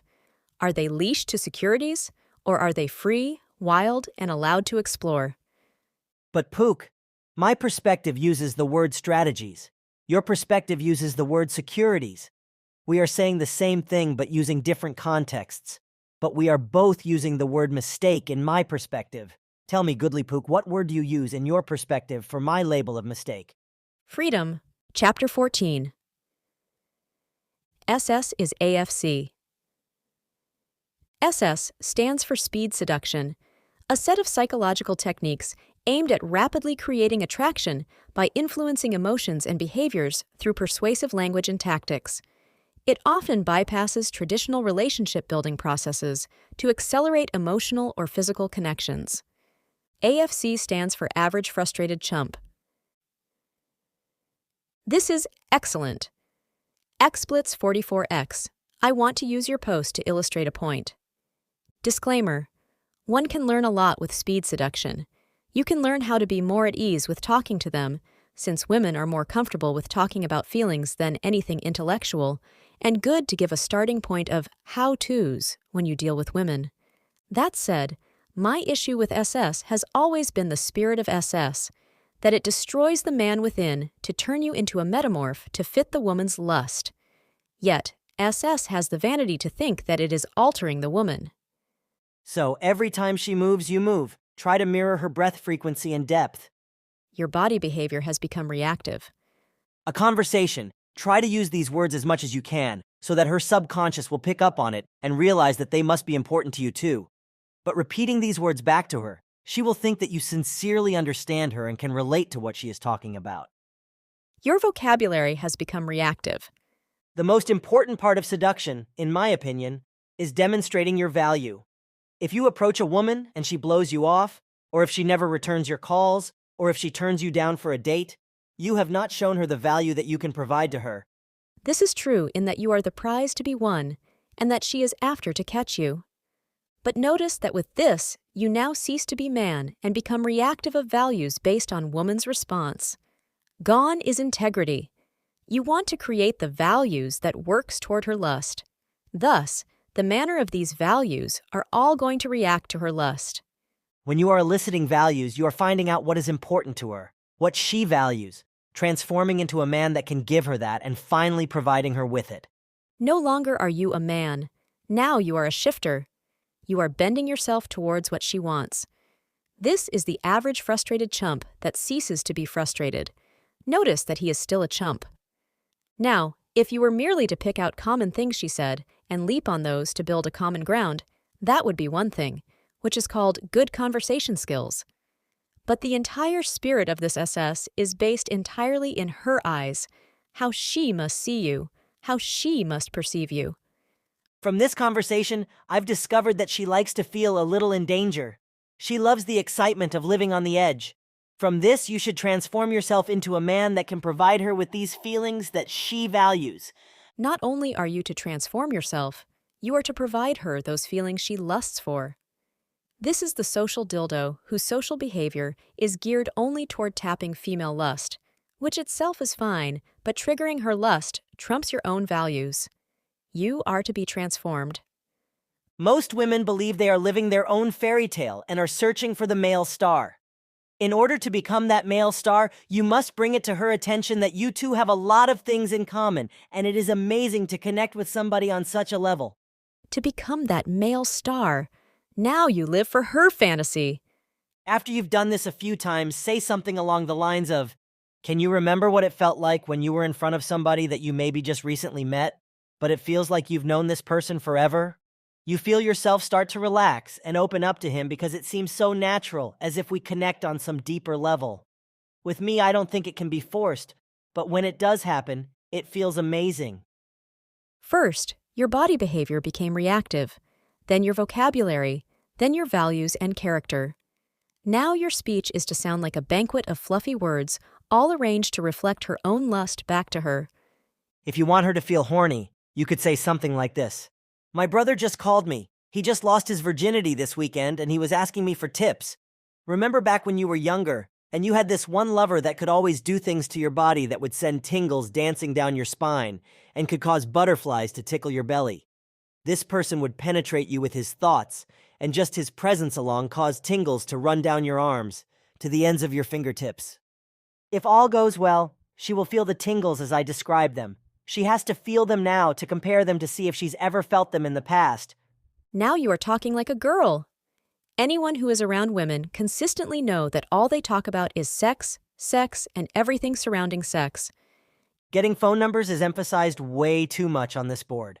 As great as it feels to get phone numbers, rarely does it ever pan out into a fuck. Because this board is not a satellite of speed seduction, there are countless boards and discussion areas for that. Women love to fuck. This is 100% true. Women love to fuck just as much as men do. I would say that women love to fuck more than men. In fact, women's entire consciousness revolves around the axis of sexuality. However, to prevent themselves from feeling like a slut, you must create a real or superficial relationship with her inside of her mind before she'll fuck you. Have I not said that women are entirely sexual by default, and their concern is not that they are sexual, but on how everyone else perceives it? Did I not say that speed seduction absolutely does nothing to truly seduce her, but only bring down the social reputation dam that keeps women's sexuality from flooding everything and anyone? Here is the confirmation. Women will have sex left and right, but that fear of slut behavior stops them and frustrates them. In other words, women hate virtue and will despise purity. Thus, there are no true, innocent girls. She'll fuck you if you show her it's okay to do so. Well, well. She will do you, or anyone with a value, as long as you show her it's okay. What is romance to a woman but license to act all the things she wants? So here lies a mystery. SS pats its own shoulder by saying, with this knowledge, you will influence and alter women's behavior. Yet, it is admitted that women will have sex very freely as long as that frame of mind, slut fear, is in place, and so you must tear that down, which only we can because men create the boundaries of society. So why does SS believe that it is altering women when it is merely showing them that it is all okay? My answer: vanity. Men want to believe they are sex gods that flip women to them like cards. But as we see, it is women who are ultimately in control with SS. The SSer takes the reactive position. Now, what has the man become after all this? He is reacting to her body behavior, to her speech, to her vocabulary, to her values, to her dreams, and so on. Has he not merely become a boy toy? I mean, what more can he be? Now, if I made any mistakes in the above, do tell me.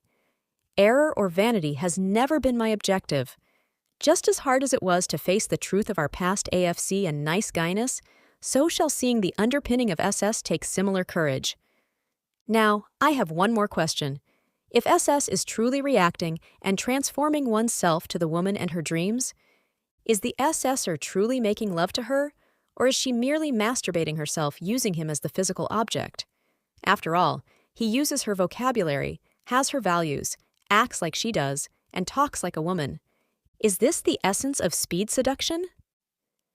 Talking to girls. Don't compliment unless it's something you are genuinely impressed by. Authenticity is the key. Everyone likes to feel unique and special in their own way. Show interest in her and her life. Believe me, she will make your ears bleed. This will come off naturally since you are already interested in her, therefore interested in what she does, etc. While you are finding out everything about her, you have remained a mystery since you're not trying to sell yourself. The chick will love someone asking about herself, thus validating in her eyes that she's special. And her interest in you will grow because she wants to know more about you. Not bad for letting your ears bleed, eh? Also, the more information you get, the better and more precise you can take the next step with a higher probability of success. Don't be sweet. Listen to her and add in your thoughts. Don't try to fix her problems, understand them. When a trait or feeling comes up that you agree with, don't hesitate to tell her. She will feel a connection with you and her interest level will rise. If she ever makes you mad, tell her exactly why you're mad. Amazingly, girls love it when guys will be confrontational at them because girls want honesty and directness. Many girls will put up a test of standing you up just to see if you will swallow it like a nice guy, or if you will have the strength to put them in their place. Women are not attracted to guys they can control. Humor is always good. Always be light-spirited, warm, and humorous. But when she is talking to you seriously, always listen and understand how she feels. The difference between dating and friendship. Long, long ago, before I found this website and all, I did have female friends. Currently, I have no female friends as female friends seem to be an impossibility for me now. Every girl I try to be friends with wants to date me, screw me, etc. But what about girls who already have a guy, including wives and girlfriends? Same story. Do not brag, Mr. Pook. You have the opposite of the AFC problem. No, it is something else entirely. Men and women view love and relationships very differently. Husbands, steady boyfriends, and chivalrous males hate me because I am free. I don't have to go to the girlfriend's house and to keep her company because she feels alone. I don't have to go see her stupid family, engage whatever rituals she comes up with. I can leave my place when I desire, return when I desire, meet anyone I wish, do anything I please. Many of these males, I suspect, married very young and never fulfilled their adventure of life. Since I have so much more available time, since I'm not spending it all on a fiancé or wife's incessant desires, I am investing it in myself. I'm not better than these guys, but I end up wittier, fitter, more worldly because of this additional time. Since I'm more of a developed male, so to say, perhaps they have more interest? One thing is for sure, women do not see dating as friendship with sex. Behind that pleasant baby-like face march the thoughts she has had for her entire life. Your role, as a man, is to work for her your entire life. Ask older men, married and divorced, for verification if you're skeptical. This is why women will see your material goods and ambitions, never your intellect, your interest in discovery, the universe, etc. I would say the biggest difference between friendship and dating is addiction. Did he say addiction? Yes, he did. Friendship carries on due to similar interests, having fun, and so on. Dating marriage occurs and ensues due to addiction. Some guys suspect that it is sex that the guys are addicted to. This misses the mark. We have been so conditioned to find females in our presence normal that when they are not there, it becomes abnormal. As has been observed, older married couples don't have sex. So how does the couple keep working? Addiction. This addiction is the addiction of female praise.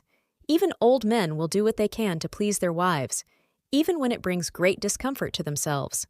Some men have become so conditioned that even if the wife does not praise, he takes that as displeasure and immediately starts doing things to obtain back the praise.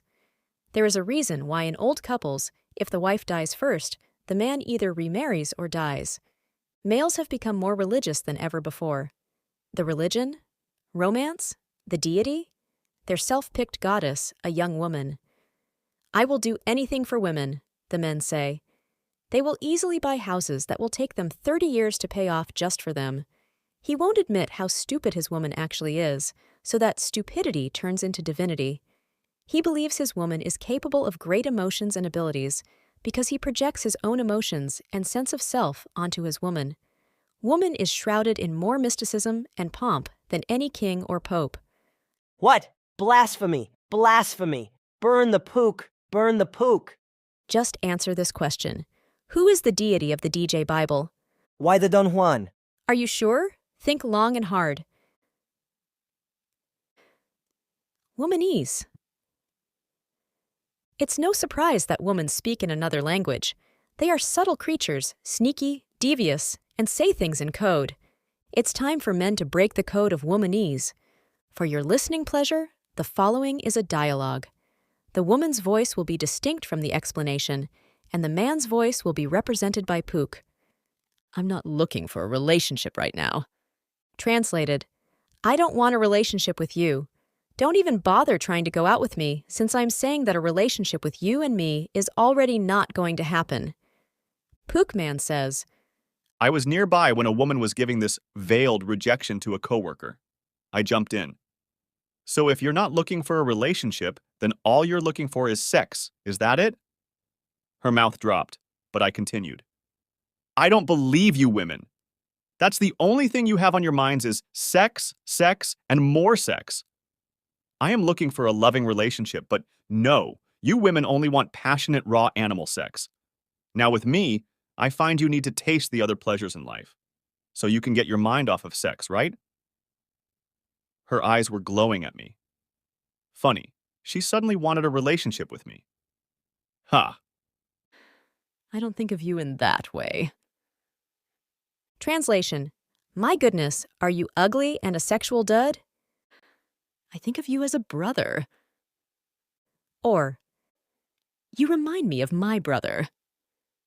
Translation. I would consider sex with you to be incest. The kids were bad today. Translation. Obviously, your genes are defective. We were both wrong. Translation. But you were more wrong. This recipe didn't turn out how I expected. Translation. I burned dinner. Try and complain. I dare you. You don't listen to me. Translation. You don't listen to me. Honey, I hate to interrupt. Translation. As if you were doing anything more important.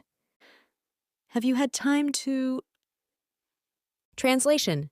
Stop what you're doing, get up, and do it right now. When you get a chance. Translation. Do this immediately. I hate to nag, but Translation: I want you to get off the couch now. Of course I don't mind paying for myself. Translation: cheap date. Let's not rush things. Translation: I have other prospects. I'm not ready to settle down. Translation: I sure as heck don't want to settle down with you. I enjoy the single life. Translation: I enjoy not being with you. I need more space. Translation: You're becoming undesirable and unattractive. This is when you walk away. I'm focusing on my career. Translation: My training and studying for my career is extremely boring and tedious, yet more exciting than you'll ever be. Let's just give it some time. Translation: You're not high on my rating list. You're good insurance policy if a better prospect doesn't show up. I like you, but... Translation: I don't like you at all. You're not the type of guy I'd date. You're the type of guy I'd marry. Translation: You're sexually a dud. You're not fun to be with, but you are nice. A friend of mine responded to this line with, "And you're not the type of girl I'd marry, but you would be the type for a one-night stand." Let's just be friends.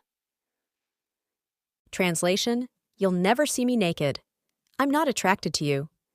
Pook Man then says, "No, I have enough friends. Bye." I don't want to ruin our friendship. Translation: Please continue to remain my girly friend. You make an excellent emotional tampon. Honesty is very important to me. Translation: Only tell me what I want to hear. I only like you as a friend.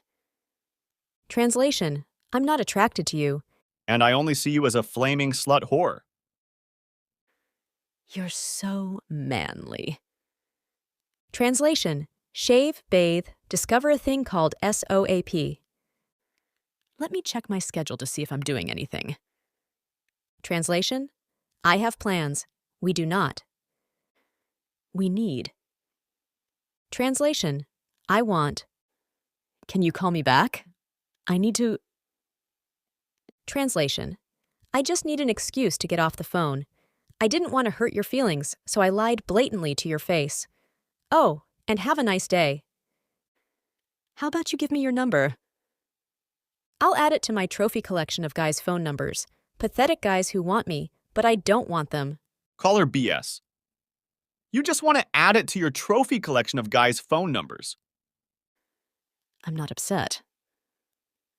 Translation: I'm upset. She's upset. Be romantic and turn off the lights. Translation: I'm not proud of my body. Do you love me?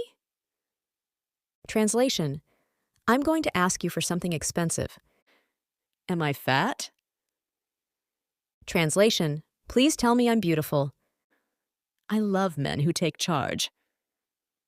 Translation: Pay the bill, you chump.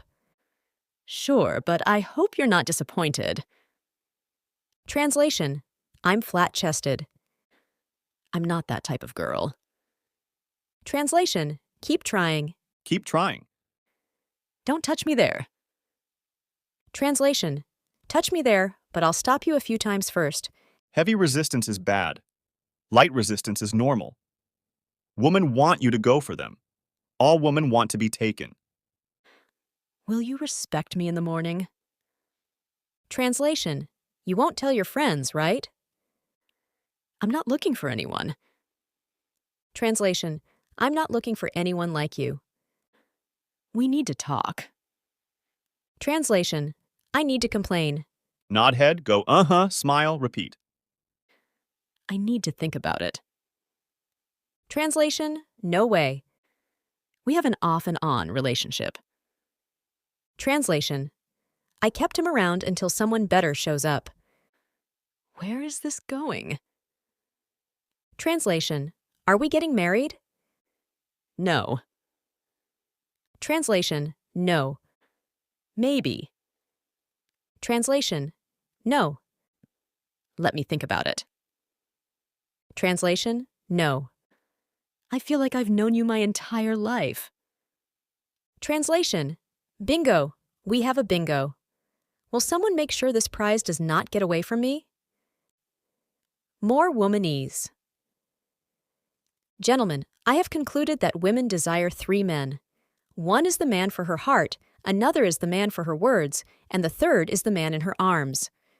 Likewise, the cryptic code of womanese, whose very utterance causes men to pace nervously and shakes the foundations of language, divides into 3 splinters. The first splinter are words she says she has, the second are words she thinks she has, and the third are words for why she actually does it.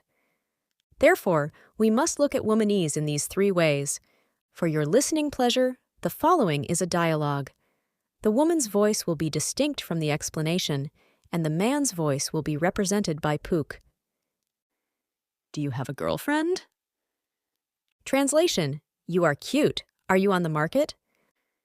You are certainly attentive tonight.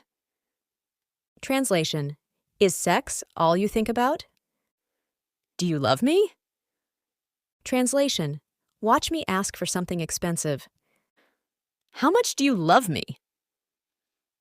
Translation: I did something you are not going to like.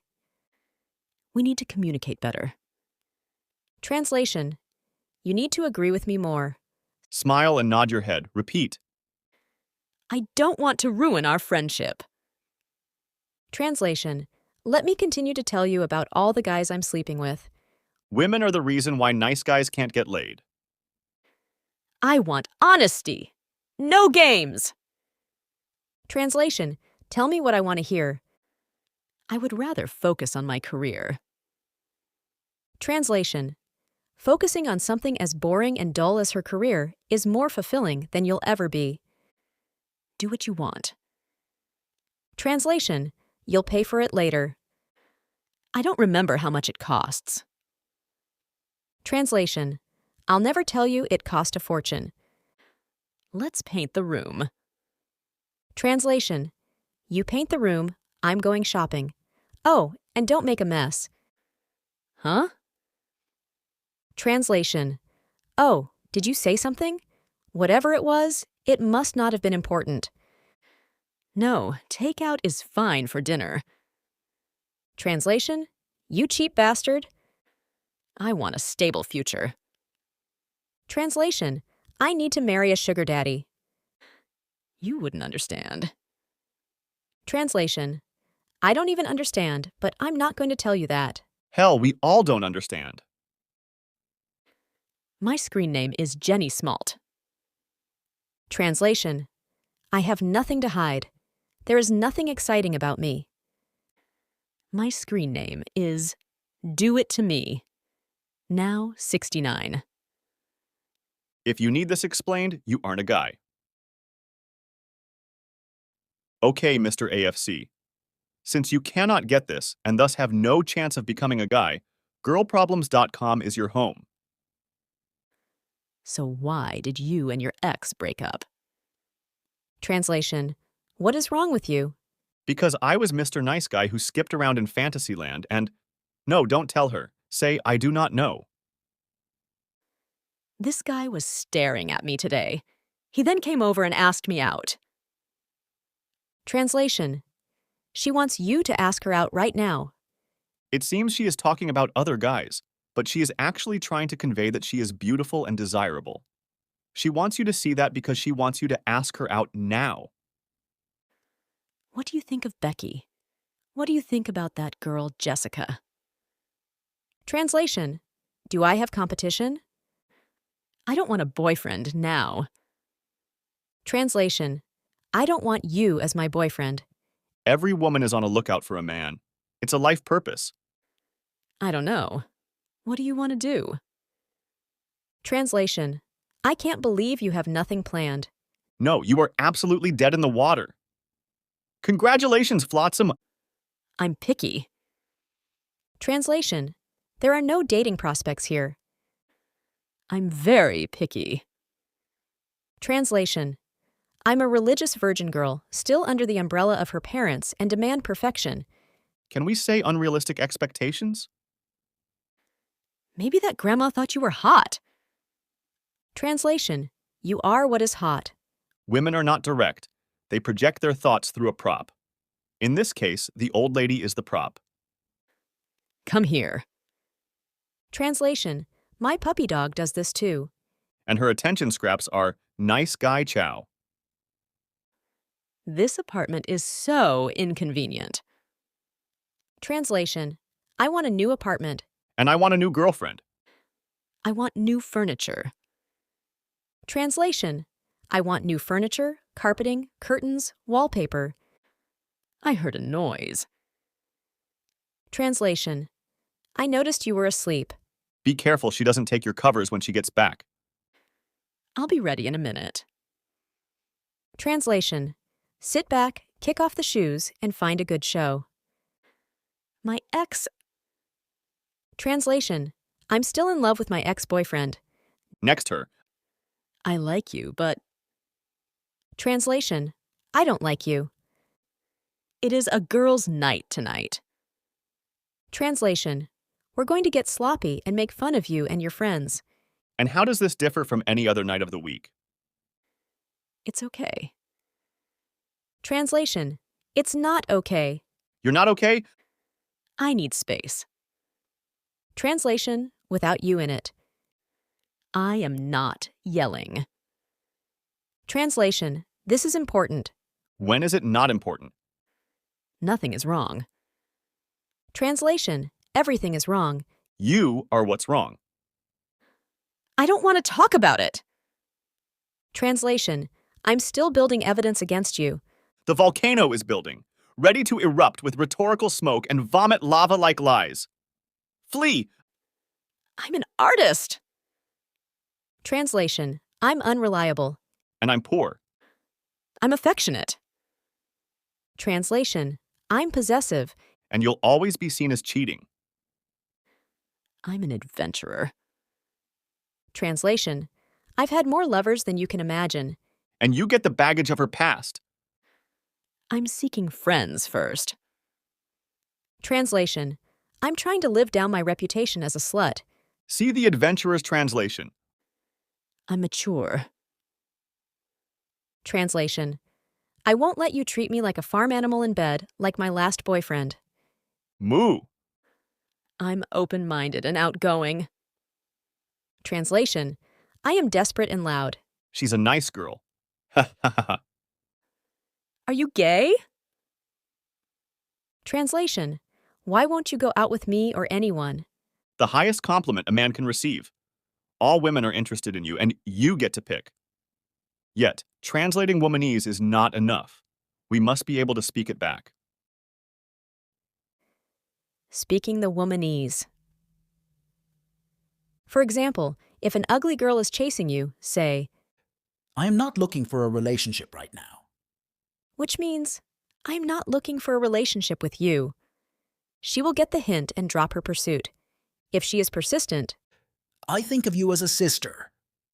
Meaning, I find sex with you as revolting as incest. Just change the phrasing, and you can deliver the womanese straight back at them.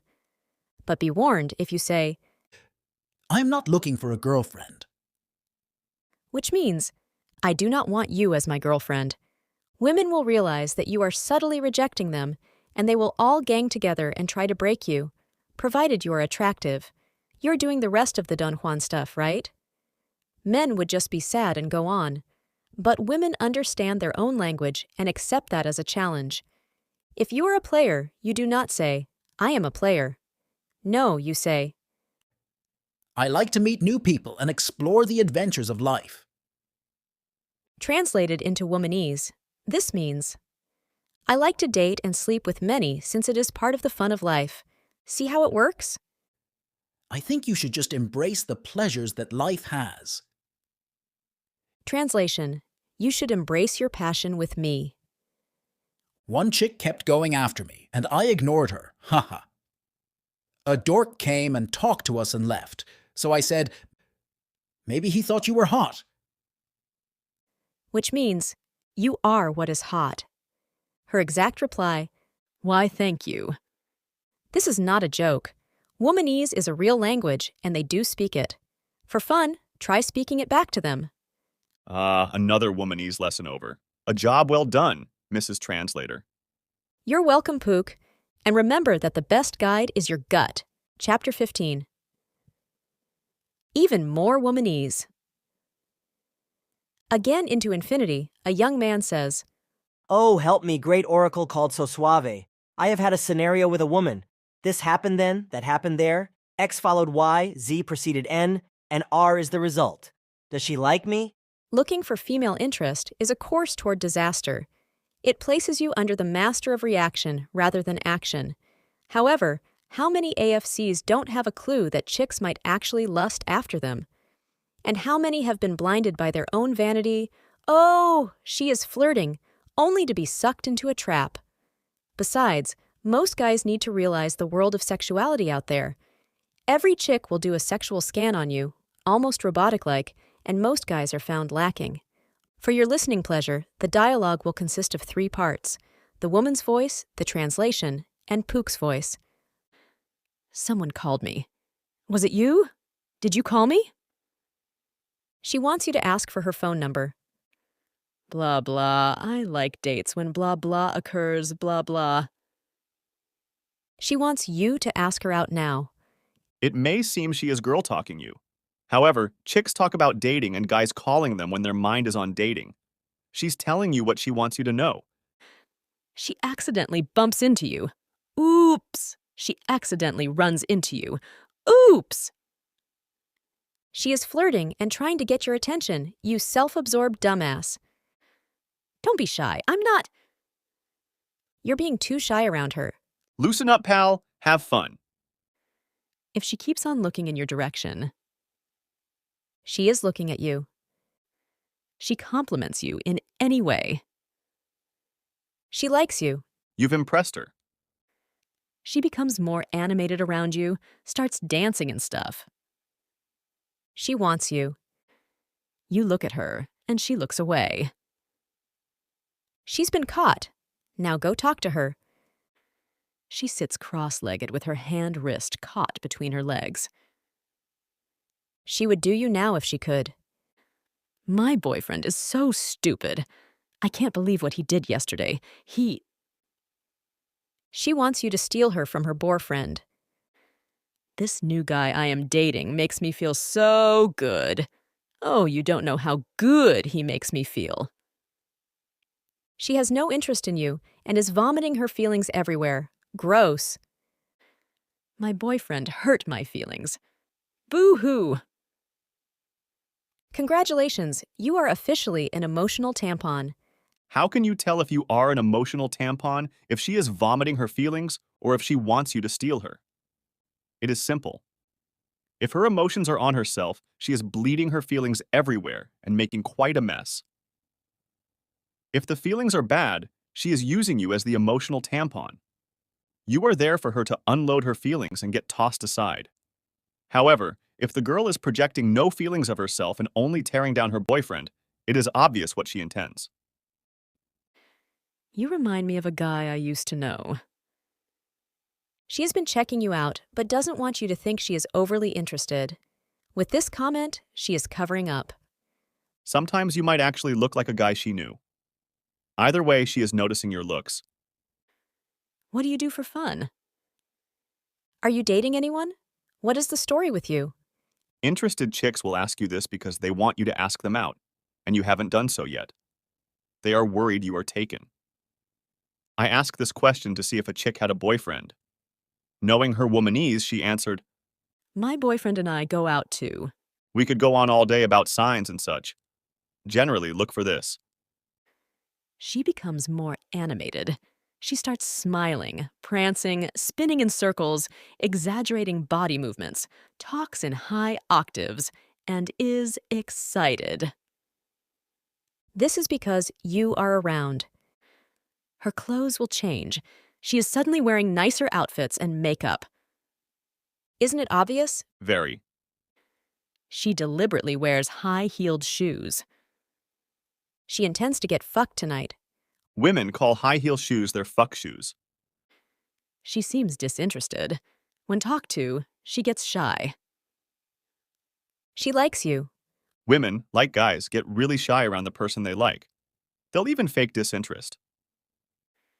Her chair is facing a direction from you, but she has her legs up on her seat and has turned towards you.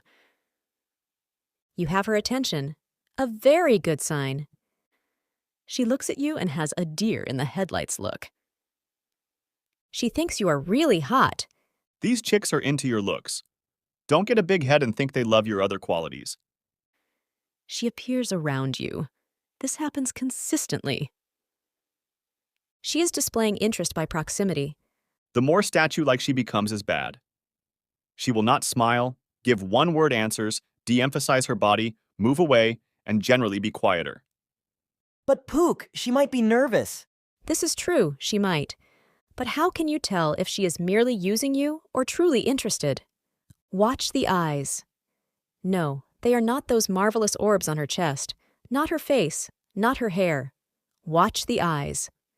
A truly interested woman looks at you. A woman who wants to use you will have her eyes elsewhere, be it on the music, on other people, or anywhere except where they belong, on you. Some other points. When they like you, some girls try to be very calm and collected around you. How does this differ than normally? The difference is that they will hang on every word you say. They will pay 110% attention to you. When you leave the room, she will squeal in delight. She wears clothes that exaggerate her figure.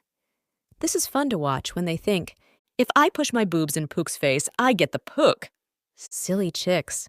She tries to talk to you, or she seems very, very receptive to talking to you. Beautiful women will simply look at your face. They will more likely stare. They will not display obvious signs of interest. If a woman looks like she has worked to be attractive, makeup, tight clothes, etc., it's possible she is single. Once within a relationship, the girls tend to relax their wardrobe. When the seasons change to autumn and the weather begins to get colder, a taken chick automatically puts on a sweater or coat. You know how girls are when they get so cold. You can spot the single chicks because they will still be wearing flesh, revealing clothes when her sisters are starting to warm up. How young girls love. This isn't exactly womanese, yet it is a fundamental spectrum of the elements of womaniverse. Our universe is composed of elements like hydrogen, carbon, silicon, etc. Womaniverse is composed of elements such as irony, contradiction, and shopping. Our universe has the molecules enter a type of bonding, such as polar bonding, but womaniverse has its elements linked by feelings. In our universe, energy is the ultimate resource that gives us all things. In womaniverse, it is love, or rather, marriage. Marriage is the supreme mission of her life, where she expects to receive all things, and so most women aim as high as they can. First, they fall in love with an abstraction. It could be something as simple as a poster image. When they seek union with the abstraction, it turns into thin air. Then she falls in love with actors or a boy band. She will hang these all throughout her room and turn it into a shrine. She cannot have union with these actors or boy band, as much as she tries, because they are too remote. So then she tries a relative of an actor or people related with the bands. Again, she fails. Then she latches onto the guy all the girls talk about. It could be that guy in town, the son of a business owner, the CEO, the guy that struck big with money and fame. She will go for this guy, but the guy has his pick of the litter, and it will not be her. So she wanders to the next guy lower on the totem pole found in Womaniverse, where women mark the available men. Lower and lower she will go until she comes to the clerk, the shopkeeper, or whatever left is male. Then she marries. Men love differently from women. A twist of the body, and the man falls in love. He is forgetting that an entire woman is there. Men love the illusion. It is a more pure love. Women don't have time for such nonsense. They prefer the substance rather than illusion. She will love your dreams and passions only because it means you may better your present condition, not because you see yourself as the dream. She could care less about your intellectual philosophies. It is just masculine chatter to her. She wants to know about your education and job prospects. She would rather have you work in a job you hate to bring in more money than to work in a job you love and remain poor. This type of girl sees you only as a piece of livestock, like a mule, to be an umbrella of stability to place her nest on. Why am I telling you this? Because guys do not want to know if girls like them or not, so they could ask them out. They want to know to inflate their own ego. This is chick thinking, and, in the end, the women won't see you as you see yourself. Listen to your gut. It will feel when a chick likes you because sexuality is the sixth sense. Part 2. Storytelling. For this lesson, we dwell into the strange realm of storytelling. This is a major difference with men and women. Men. I am a hero. He then might use a story as only a way to support the statement. Women. Okay, let me tell you about the time when I heard a scream. I ran over to find out that it was a man that had fallen unconscious. I rushed and called for an ambulance. I gave him CPR and revived him to health. The woman makes no mention of her being a hero. Rather than saying, I am a hero, she wastes our time and patience with a long-strung story. Kinda like your long posts, eh, Mr. Pook? Hush you, non-interacting sight being. I am illustrating women's translations by translating women. So when she goes, When my parents left my sister, brother, and myself at home, they told me I was in charge. They leave me in charge with of everyone else because they trust me. Translation. I am mature. yes, she is wagging her tongue just to get the point out that she is mature. So instead of nodding and nodding until you fall asleep, pay attention to whatever point she is trying to get across. Now, if you want to get a point across to a chick, perhaps a chick misjudged a trait of you, you play the womanese back to them. If the chick is snobby or thinks you go for any chick, start telling a story that has obviously no point, no purpose, except that it involves women interested in you with you rejecting them. Pook, this is madness. No, it is womanese. Do not blurt things, it destroys mystery. Listen to guys who want to try to impress women. Now listen to guys who are Don Juans. The Don Juan will use stories rather than statements, even parables instead of declarations.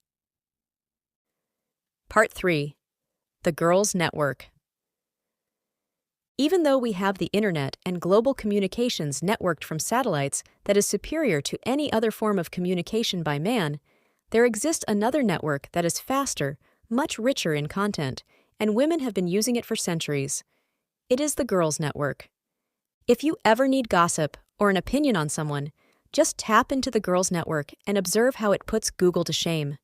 If you ever need to know whether someone is single or attached, hot or not, worthy personality or a dud, just tap into the Girls' Network. Here are some situations of the Girls' Network in action. Girls' Network working against you. Ah, there is a happy little guy skipping about in life. Then, across the room, he spots a woman. He asks her out, completely lies about himself and everything, and all goes smoothly for a couple of months. Then she finds out, they always find out, she immediately gets on the Girls' Network. She instantly blackballs the guy, sending the message to her friends, and then her friends pass the message along. Soon, it is all over the Girls' Network. Our liar asks out another girl. Alas for him! She was tuned to the Girls' Network and knows about him. So he goes for another girl. Again, the same story. Or say a guy is engaged to a chick. All is good. Except for the thorny fact, the chick has girlfriends and thus is tapped into the Girls' Network. The guy is AFC-ish and dorky.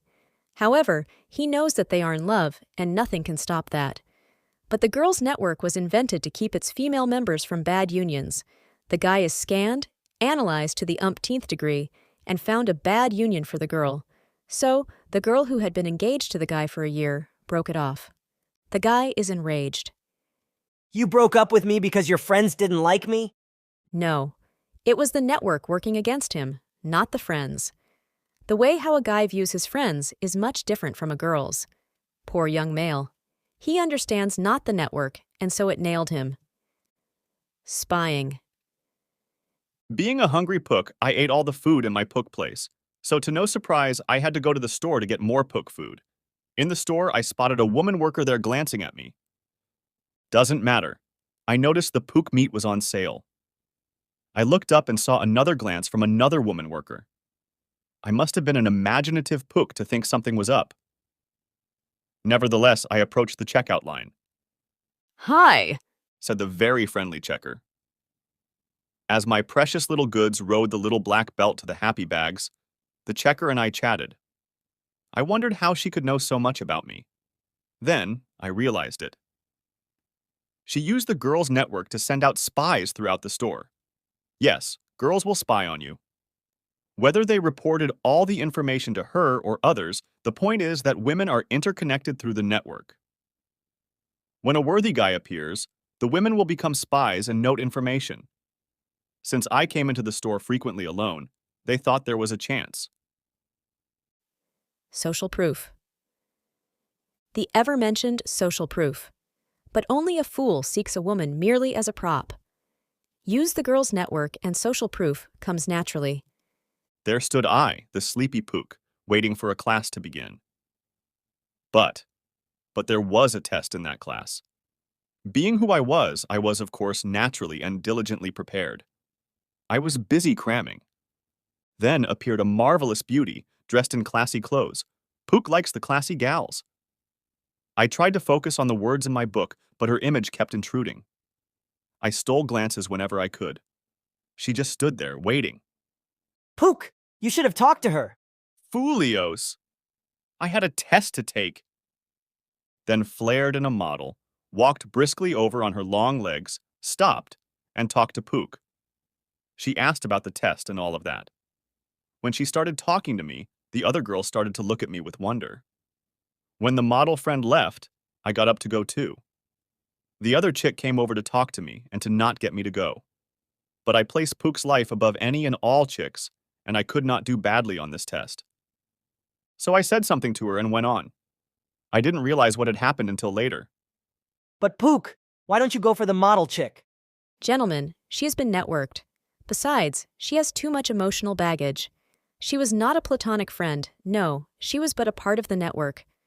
Realizing the existence of the girls' network, I wanted to tap into its power. When you're in the girls' network, chicks talking to you, and such are no big deal. Other chicks will look on and wonder, because access to the girls' network is only reserved for certain guys. That is worthy guys. Girlfriend finders. This is my favorite use of the girls' network. Women are emissaries of nature and desire and seek out proper unions. If you are a good guy, a worthy guy, a man, then the network will serve you well. As I write this, a flock of chicks have in the back of their pretty little heads. Pook needs a chick. I did not ask them to do this. They just go, What? You are single? Oh, this we must stop. and they go off scouting for me. All women are matchmakers. Why not use that ability to our advantage? They try to create a proper union. That is, the couple must match.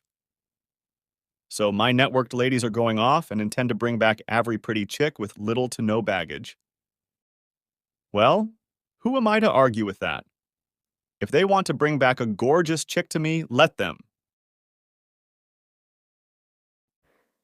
Part 4. Damage control. No, I am not mistaken.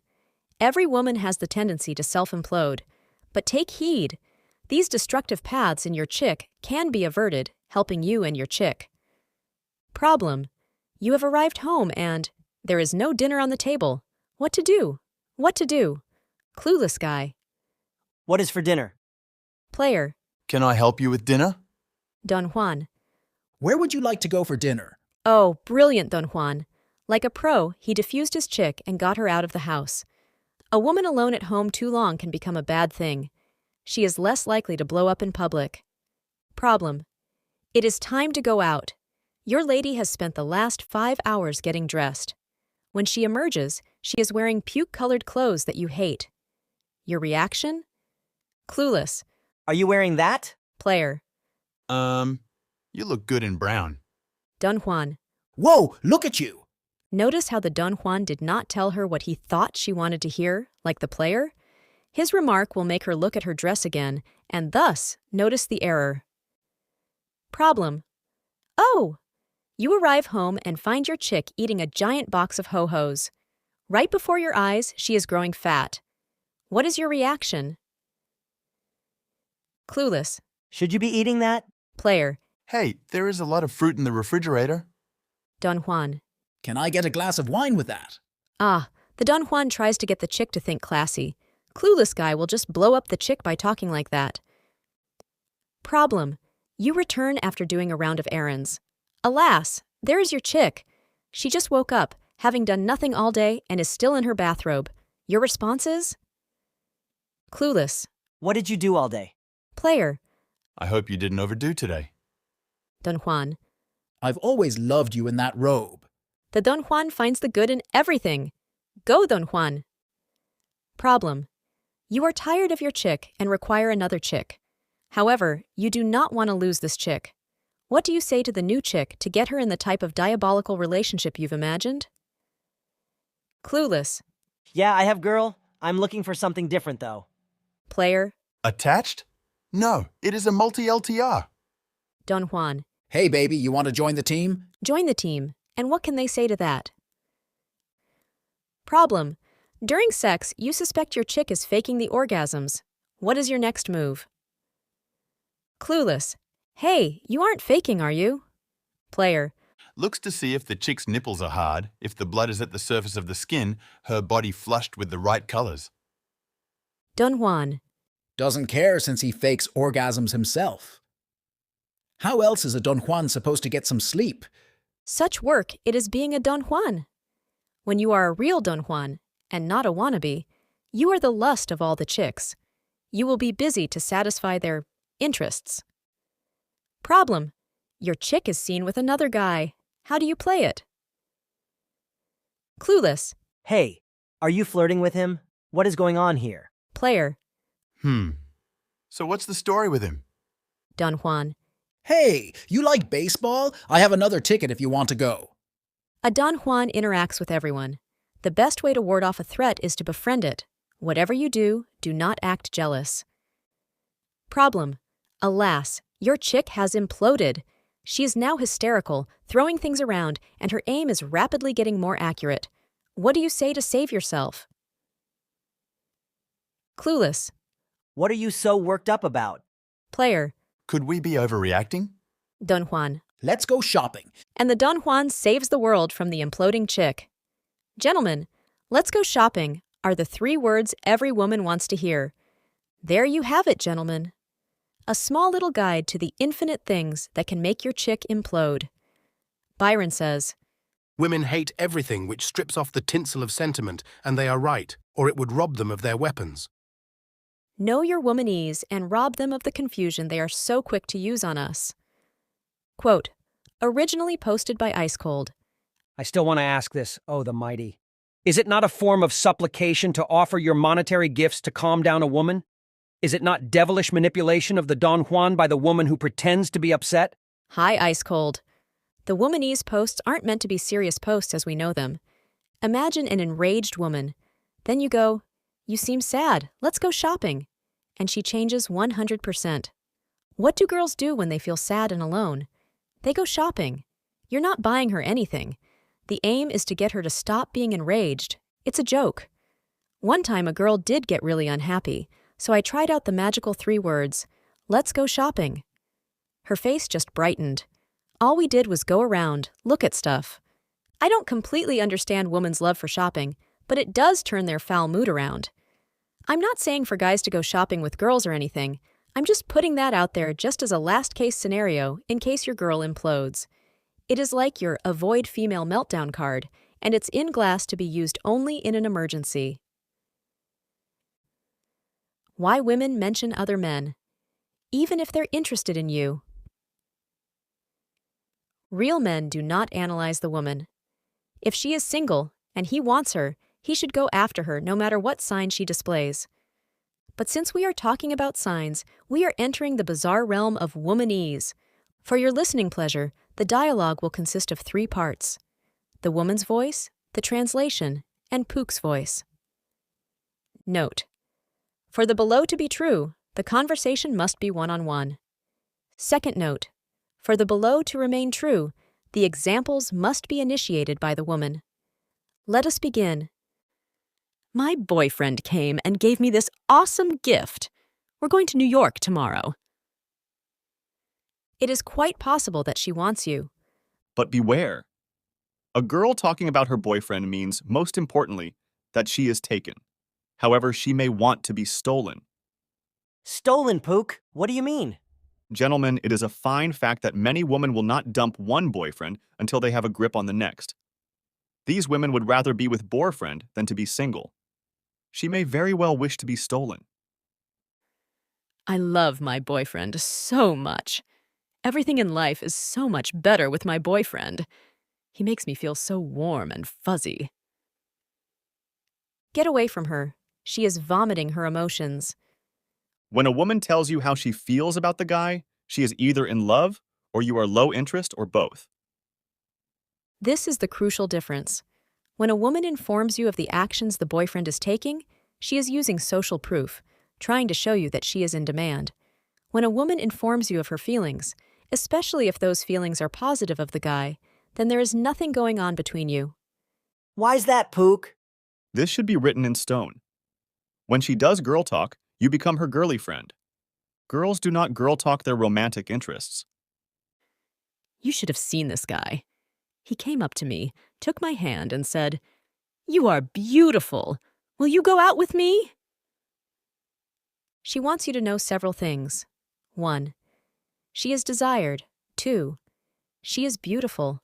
She wants you to know these things because she wants you to ask her out. Well said, womanese translator. I was placing the tapioca pudding back onto the shelf when I felt someone looking at me. I turned and saw this man checking me out. It felt so good. You hear me? It felt so good. Man, it felt good. Oh, you have no idea how good it felt. It felt good. Really good. Oh, you don't know how good. Although the above is exaggerated, the point is that the woman is flopping her emotions out. She is not interested. You are in friend zone. Hellish friend zone. But the translator is right. The last example had the focus on the guy and his actions. This example has the focus on the woman and her feelings. You are being used as an emotional tampon here, beware. My breasts are too big. It hurts my back. It gives me back problems. It is quite possible she is thinking of you in a sexual way. Unless you are a doctor, this is good news. Women with large breasts are much more comfortable with discussing them, for the large breasts often become the center of attention with most guys. She is most likely aroused. If not, then with her course of current talk, she soon will be. I'm trying on new underwear and seeing how my butt looks. She squeals in front of the mirror. She wants you. She wants you. She is mentioning her butt. She wants you to notice it. And she is mentioning her underwear. She is comfortable talking about it to you. When a woman likes you, she will try to show off her body. And when a woman does not like you, she will try to hide her body. This example is the woman showing off her body through words. Are you gay? Well, are you? If you really are fruity, you will be asked this. Other guys should have asked this to you if you really are fruity, and with threats to back it up. But let us try this again. Are you gay?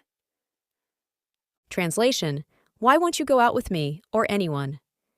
If you happen to be handsome or really cute, girls will try to go out with you. If you say no, she will think to herself, All these girls want to go out with him, and he won't go out with any of them. What is wrong with him? Is he gay? Girls wondering if you're gay can be the ultimate compliment. Think. They are already thinking of you in a sexual context. They want you to go out with them. When you don't, they ask the gay question. Remember, guys, when Adonis, the style master, got asked the "Are you gay?" question? Although gay guys can and do dress stylishly, the woman wants to know if you are gay or not because she wants you.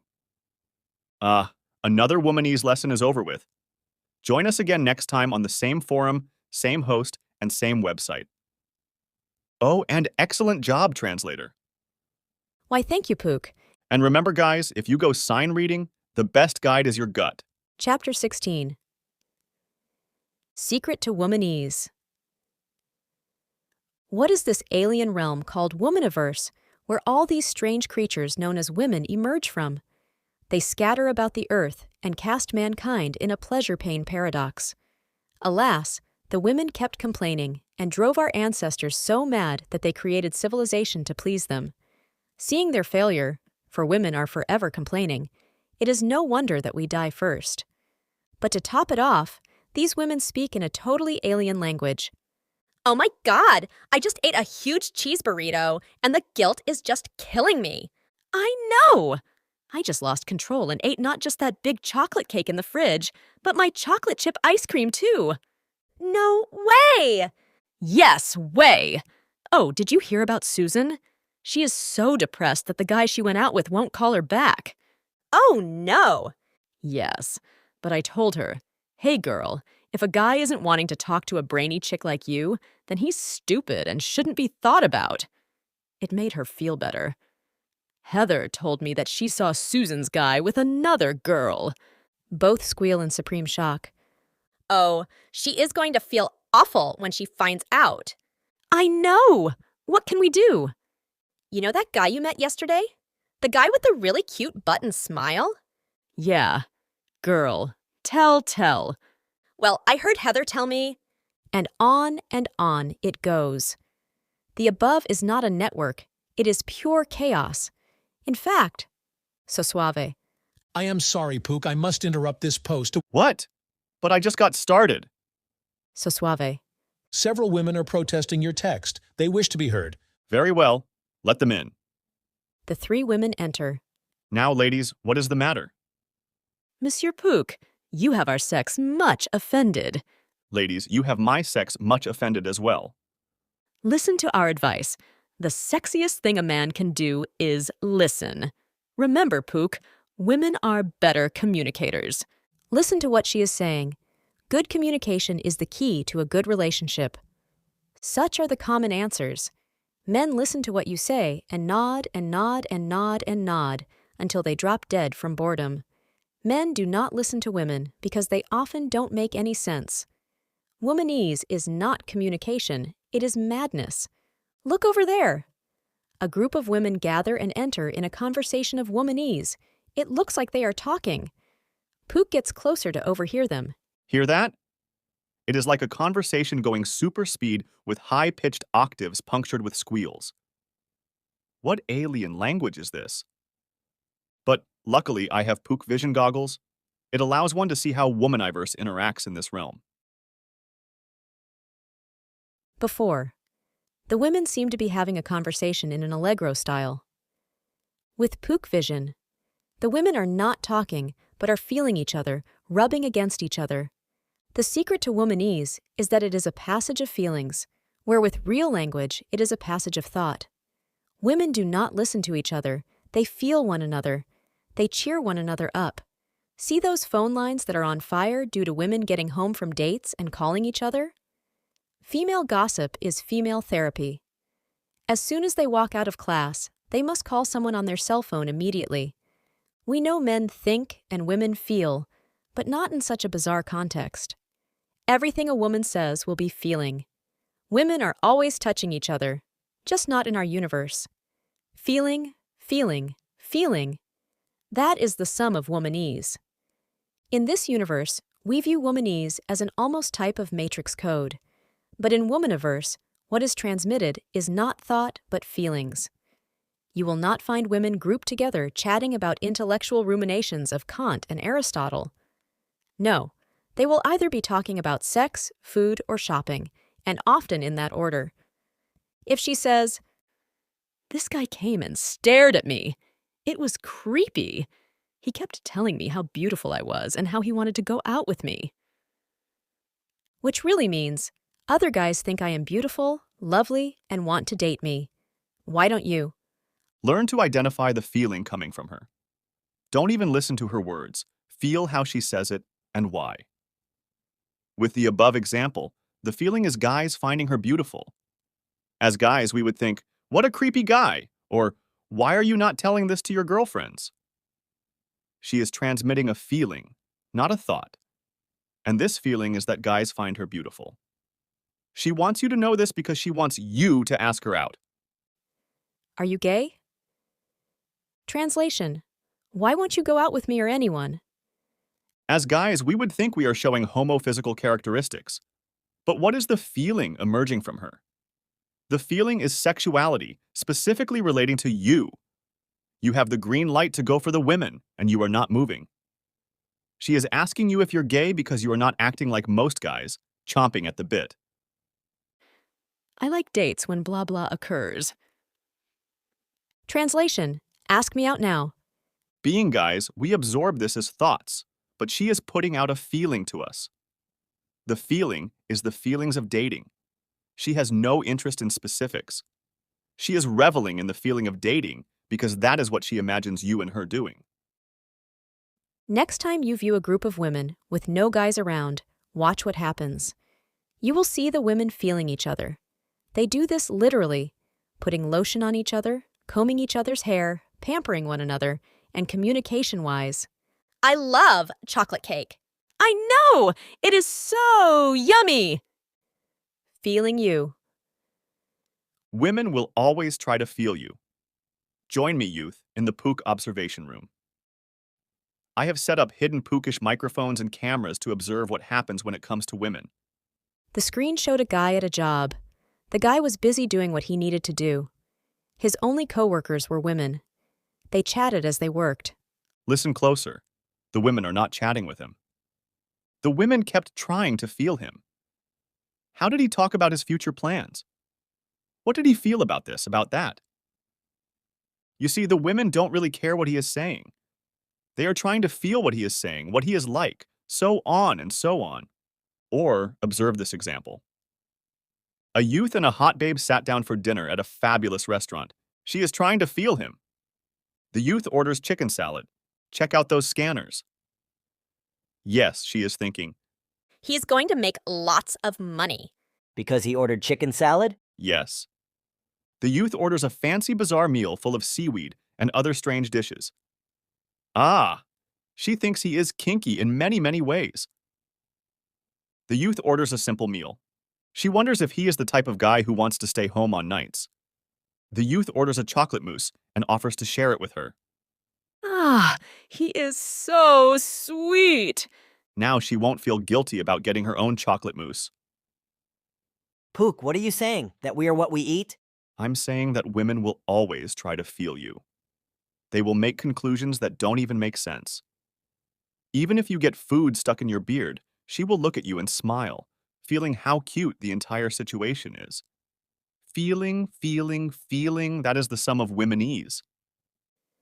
Psychoanalysis. When two guys talk, they don't really talk to each other.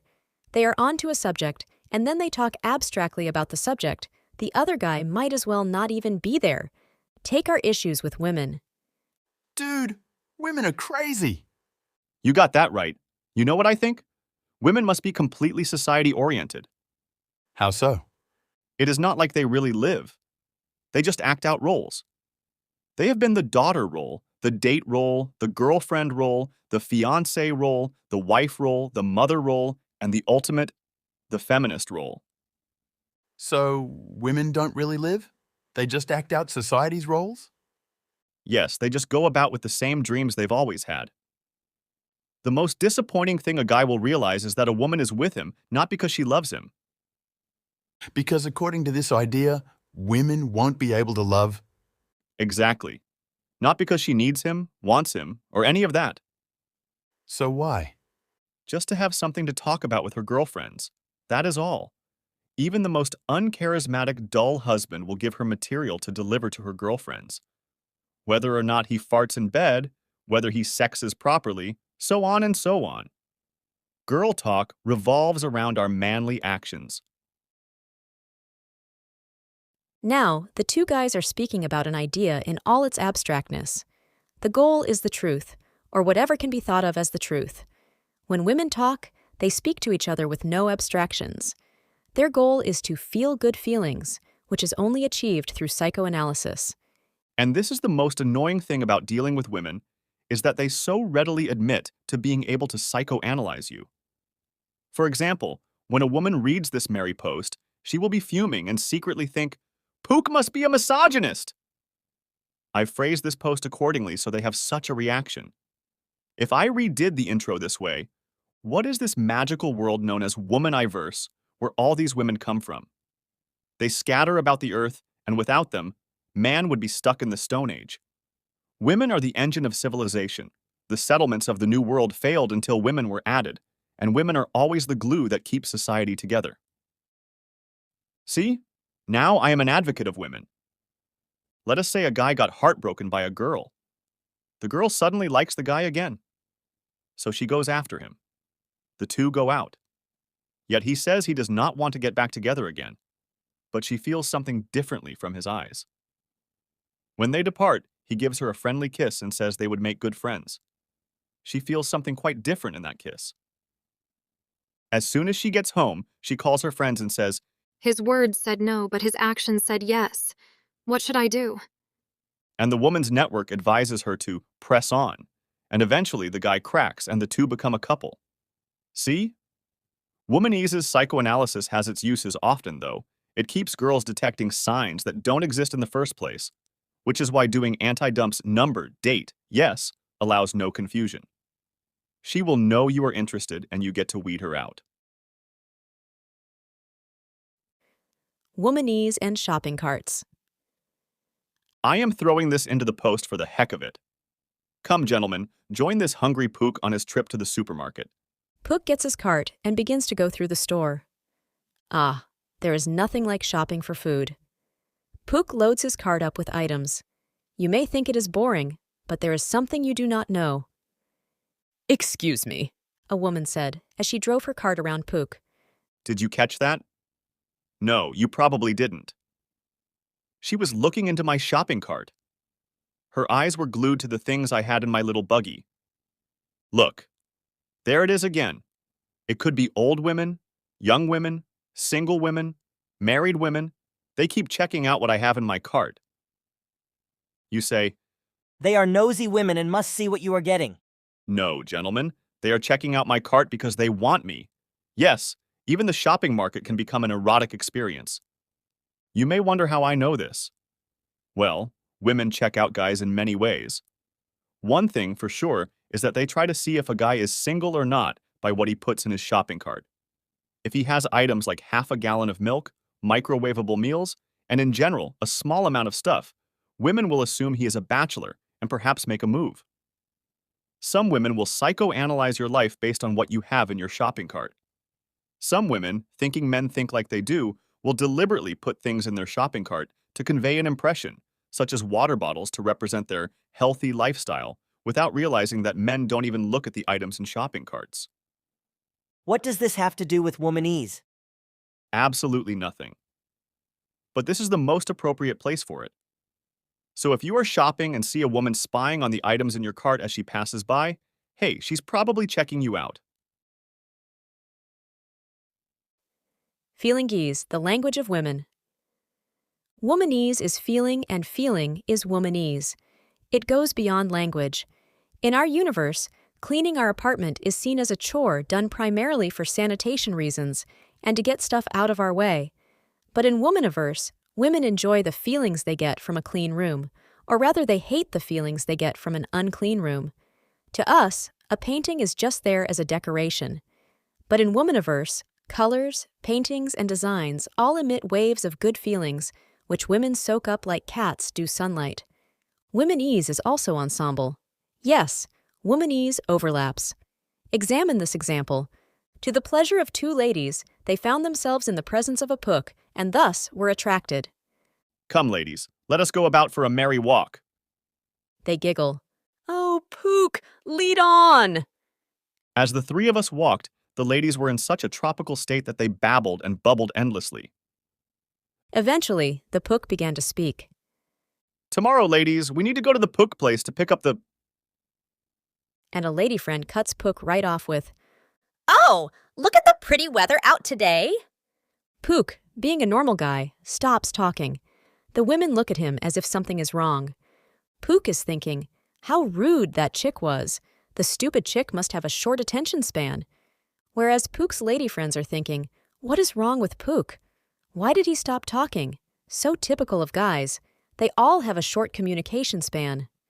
Since womanese is transmitting feelings rather than thoughts, they can be absorbed faster and easier than regular language. This means that womanese overlaps. You could be saying something, and a woman will express a fast feeling. She expects you to keep talking. In mixed genders, however, the conversation tends toward more male. Sometimes, like the above example shows, the women forget and go total womanese.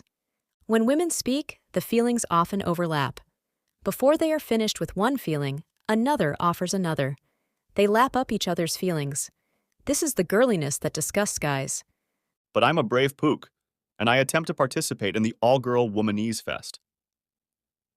I had to know my womanese both language-wise and ensemble-wise. I kept trying to feel everything she was emitting. It is another universe. A guy overheard me, pointed to me, and went, "Gay. Pook is gay. I knew it."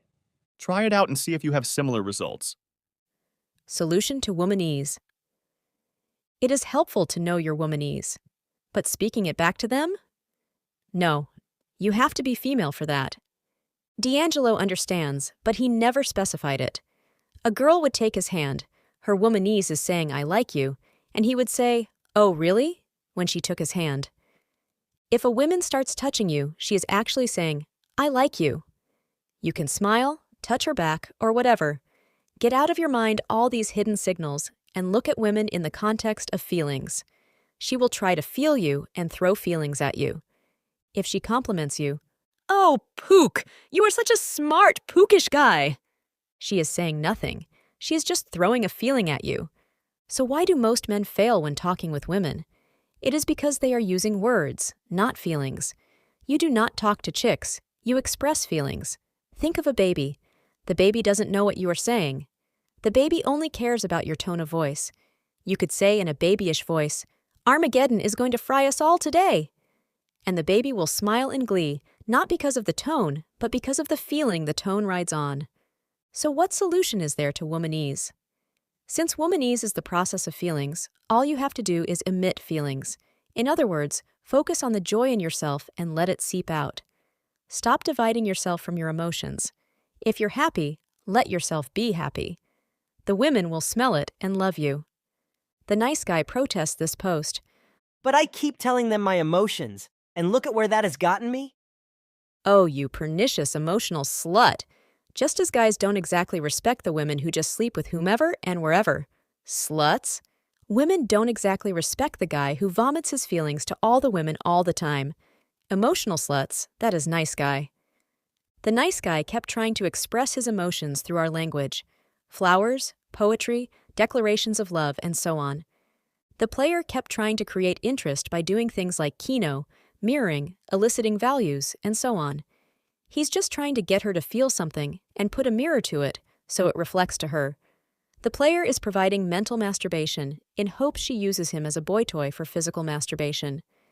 But the Don Juan is already full of joy, and the emotions carry over to the women via womanese. Remember, what you feel, she feels. She will always be trying to feel you. If you feel frustrated, she feels frustrated. If you feel despair, she feels despair. If you feel happy, she feels happy. If you feel playful, she feels playful. If you feel horny, well, it has been shown that male lust turns women on. This is why the focus must be on you. As you think, you shall become. But as you feel, so shall she feel. Women cannot love a wall, so they want to knock it down. So connect. Get that feeling of joy in your world and let it out. Let it live in your walk. Let it live in your speech. Let it live in your eyes. The sexiest thing a man can do is smile. But smile not with just your lips. Smile with your eyes. Smile in your walk. Smile with your talk. Live in fragments no longer. Throw your mental prison off. Connect your emotions and the world, your dreams today, and the beast and the monk, robbed of the isolation that is life to either, will die. More on You Must Be Gay. Deep Dish said, "Women having gay friends is like whites having black friends, something of which we can use to say we have a balanced set of friends. Also, gays tend to be very intelligent, well-spoken, well-dressed, very sensitive and open with their emotions, and pay attention to details, for example, listening. Giovanni Casanova once made a thread about gay guys having women strip in front of them all the time and even begging for sex. Giovanni was onto something. You don't have to be gay or have a lisp, but if you seem gay, as in having the listed traits associated with gays, and when confronted with, "Are you gay?" give an ambiguous answer, "Well, am I?" that can open up the world of women to you. Women who ask you, "Are you gay?" are attracted to you and wonder why their femininity, which normally makes men cave, isn't enough for you. I'm in that world that gays get to be in with women. Yes, they have stripped for me and all. I just laugh at them. Stupid girls. A big problem I have is wherever I go, like a class or work where I am there repeatedly, girls will begin thinking, "Pook is gay." Yes, it can mean that you are dressing too nicely. Sometimes I have my sexuality shined too far and must lower it. Sometimes I swing back to AFC style just to shake it off. I like dressing nicely. I feel better and everyone takes me more seriously, and girls stare. But when the gay thing comes up, and it does almost all the time now, I ask the girls playfully, knowing the answer already, the one they won't admit to my face. Why do they keep thinking I'm gay? Well, you do dress nice. What has that got to do with it? People dress nice all the time. Fine. Next time I'll come in with my worst clothes ever. No, then you'll be called a homeless gay. And she laughs and rubs Pook. If girls ask if you are gay, remember the important thing. They are thinking of you in a sexual context. One of girls' favorite jokes is to tease a guy they like with another guy they like, pointing the two within a gay relationship. They just enjoy thinking about you in a sexual context. It is a victory. One problem I have now are guys thinking I am gay. Have I crossed the line? Am I now a flaming Pook? No. When I talk to them personally, they respond. You will get this from guys in high school who seem obsessed with gayness and so insecure of their own masculinity, since they are still just kids. It's something I haven't seen talked much on this board. Envy. The guys are envious. They hear the girls chatter, "He must be gay," and think it seriously because they want it to be true. They wish they were on these women's minds. They see how Pook has some special touch with the women, can talk to them with perfect ease, can play with them, etc. One guy's mouth fell open when a girl and I had a conversation completely in womanese. I've learned to speak it back to them. Truly gay guys start off in a denial about themselves and then date a whole bunch of women, sleep with them, to remove doubts about themselves. Alas, they realize they are not satisfied with women and admit they go for men. Perhaps there is a way to turn the tables on these women. Next time I see a hot woman who is not interested in me, I will declare, "What? She doesn't want to have sex with me? She must be gay." And what can they say to that? The keys to the Don Juan. Gentlemen, welcome to Don Juan philosophy. There are 3 keys that unlock a series of locks that is, woman. Key 1. Her sexuality and yours shall be embraced. You have acted thus far as non-sexual, going so far to suppress your sexuality. Why does she choose the jerk over the nice guy? It is not because she dislikes niceness. A woman would rather be with a male, no matter how tyrannical, over an androgynous, no matter how nice.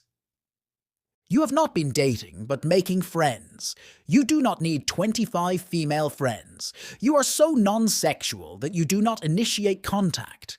You do not try to talk to a woman that leads them aroused. Heaven forbid that a woman might think that you want to bang her. Your passive and cautious talking with them, your posture, the way how you don't look at her since she might see the truth in your eyes. These are a few of the many ways you have been dodging not her sexuality, but your own. Damn it, you are male. She is female. Sexuality is God's precious gift. It is nature's course. Why are you afraid? Why? Key 2. Fun shall be the focus. Why are you so serious? You are not to propose to her on the first date, fourth date, or eighth date. You are not to talk about your life story. From sex to the very first meeting, the focus must be on fun.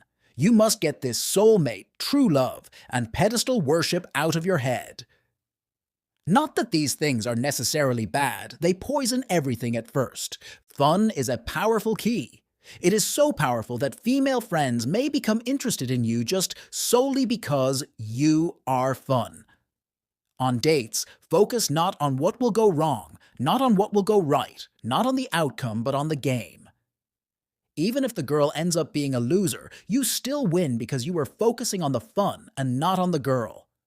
And those that focus on the girl lose focus on the fun and thus lose the girl. Key 3. You are the prize to be won. Think, she wants to be with me, rather than I want to be with her. Imagine girls are gravitating towards you in every way. Assume that she is interested in you. If she is not, assume that she will be. This will keep you from being disrespected, keep you from falling for an ugly girl, keep you from sacrificing your life to her, and keep the focus on her winning you. You are the great catch. But it is not arrogance. This key unleashes a pleasant cockiness. Combine this with the fun key and you have both cockiness and humor. These are the 3 obstacles, the 3 locks, that most guys have trouble with. They defy the first key by acting like sexual androids. They defy the second key by being consumed with their feelings and, on dates, seeing her as the fun rather than the date itself, and end up doing boring dates like going to the movies, going to dinner, etc., where they should be doing action dates like dancing, skating, bowling, rock climbing, etc. They defy the third key by seeing the woman as the trophy, as the goal, and by such, all their actions revolve around her, as she is the focus and axis of their desires. Here we find gifts, poetry, chocolate, 10 phone calls a day, and so on being thrown at the girl. He sees her as a goddess, so she begins to think herself one. Then she dumps him and goes for the guy that treats her roughly, in hopes that he will see her as a goddess. Women have a series of locks. These 3 keys of Don Juan can unlock most, if not all. So dream no more, gentlemen. Dream no more. The night has passed. A dawn of new life is upon you. So wear not the past of dreadful woes. Let them go, and may you be full of joy and life. And prepare yourself, for your dreams with women are about to come true. Chapter 17. Toward manhood. Ever since Eve at that critical moment screamed, "Be a man," we have the duty, the pride, the honor, no, the pleasure of being a man. But alas, many males have become ashamed of the passions that are natural and reasonable, and have become proud of those that are shameful and silly. Your grandparents and ancestors called him the dupe. Others called him the sap. We know him only as nice guy. The plague of feminism. Feminism has castrated the male mind. Masculinity, noble, wise, triumphant, essential to civilization, is damned as decadence. The key to success in dating and with women in general is not finding out how a woman's mind works. To the contrary, the secret is finding out how a man's mind works and being not a nice guy, not a jerk, not some male, but a man. Come here, my feminists, and lay your charges against mankind. The Dragon Lady shrieks, Masculinity is accused of the following. He has looked upon women as forms of meat to be sexually consumed. He has created a patriarchy to tower above women socially. He has used his brute force to treat women entirely as property to be traded, bargained, and seen as a trophy. He has kept women from earning as much money as he.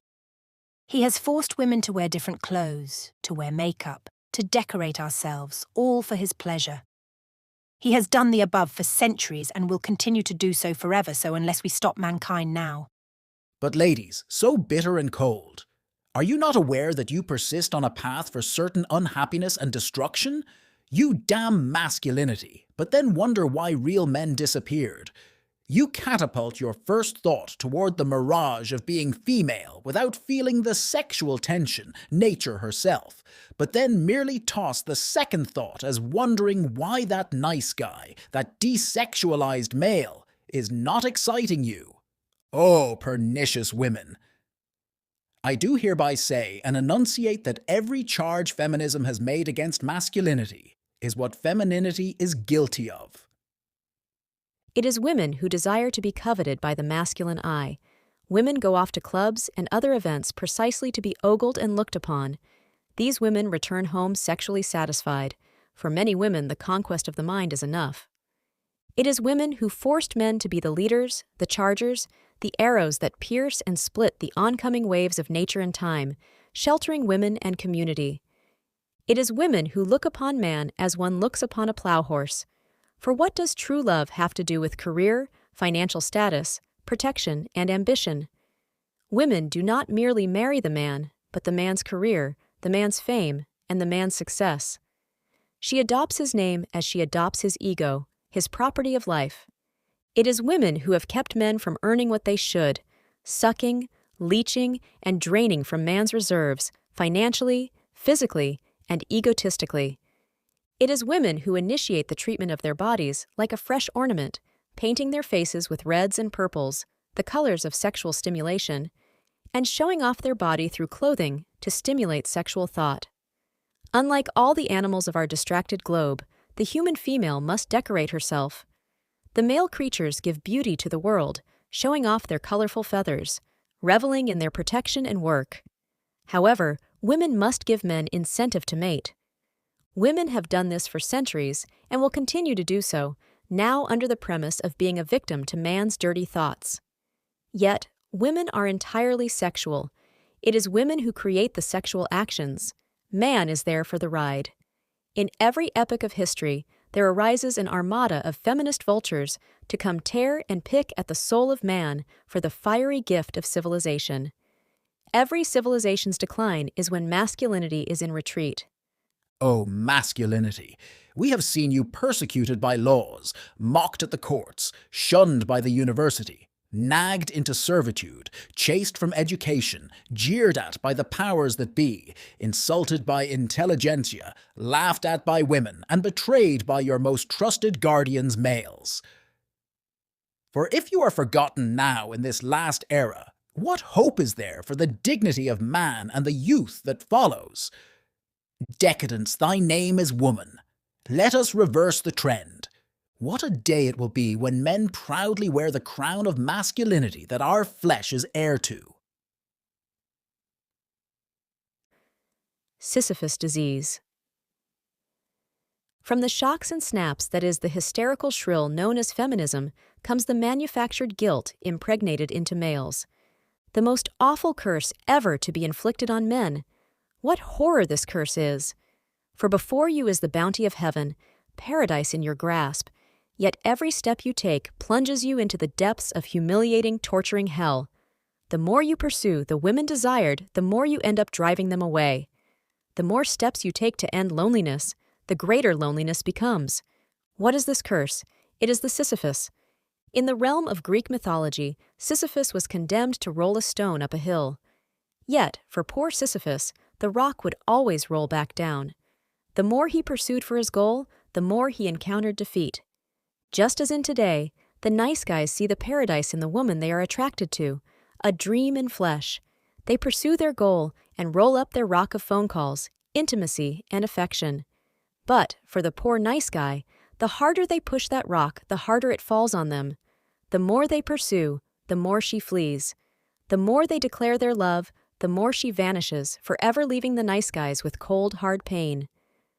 But I have dodged your Sisyphus, an old romantic will say. I have found my girl. We are to be soon wedded. Alas, for Sisyphus strikes at its worst in marriage. I'll say it again. Sisyphus strikes at its worst in marriage. Sisyphus makes sissies of us all.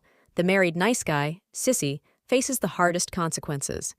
By failing to be a man, you become not a father, but a substitute mother. No wonder divorces are widespread and constant. No wonder lesbianism is on the increase. If males act feminine, then what are women to respond to? Sisyphus is resisting women not by negligence, but by your pursuit, not by your lack of romantic sense, but because of your romantic sense. Humans have been formed with a social form along with a physical form. If there is a breakdown in the physical form, such as the immune system, diseases are caught, flu, fever, etc. In just the same way, if there is a breakdown in the social system, diseases are caught, loneliness, despair, aimlessness, purpose, passion, persistence, in other words, strength, nobility, mastery. This is man. Masculinity is uninfluenced by his environments, physically and socially, while femininity is influenced completely by the environment, physically and socially. Sisyphus disrupts masculinity and places feminine characteristics into the male. Physically, Sisyphus will not adventure, risk, and ultimately surmount his surroundings. Socially, Sisyphus will shrink, become a wallflower, become agreeable with everything and everyone, and ultimately bend to the environment, submitting rather than dominating. The symptoms are broken dates, disrespect, being blown off, in other words, unrequited love. The root of the symptoms is the breakdown of this social form. Sisyphus, with the plagued individual, is identified as the nice guy. A woman's fantasy is that her beauty and charm will ensnare great men, the politicians, the lawyers, the firemen, the doctors. In other words, winning the men who can have any woman. A man's fantasy is that his will and strength can overcome any obstacle heroically. You could even say that femininity is matter over mind, while masculinity is mind over matter.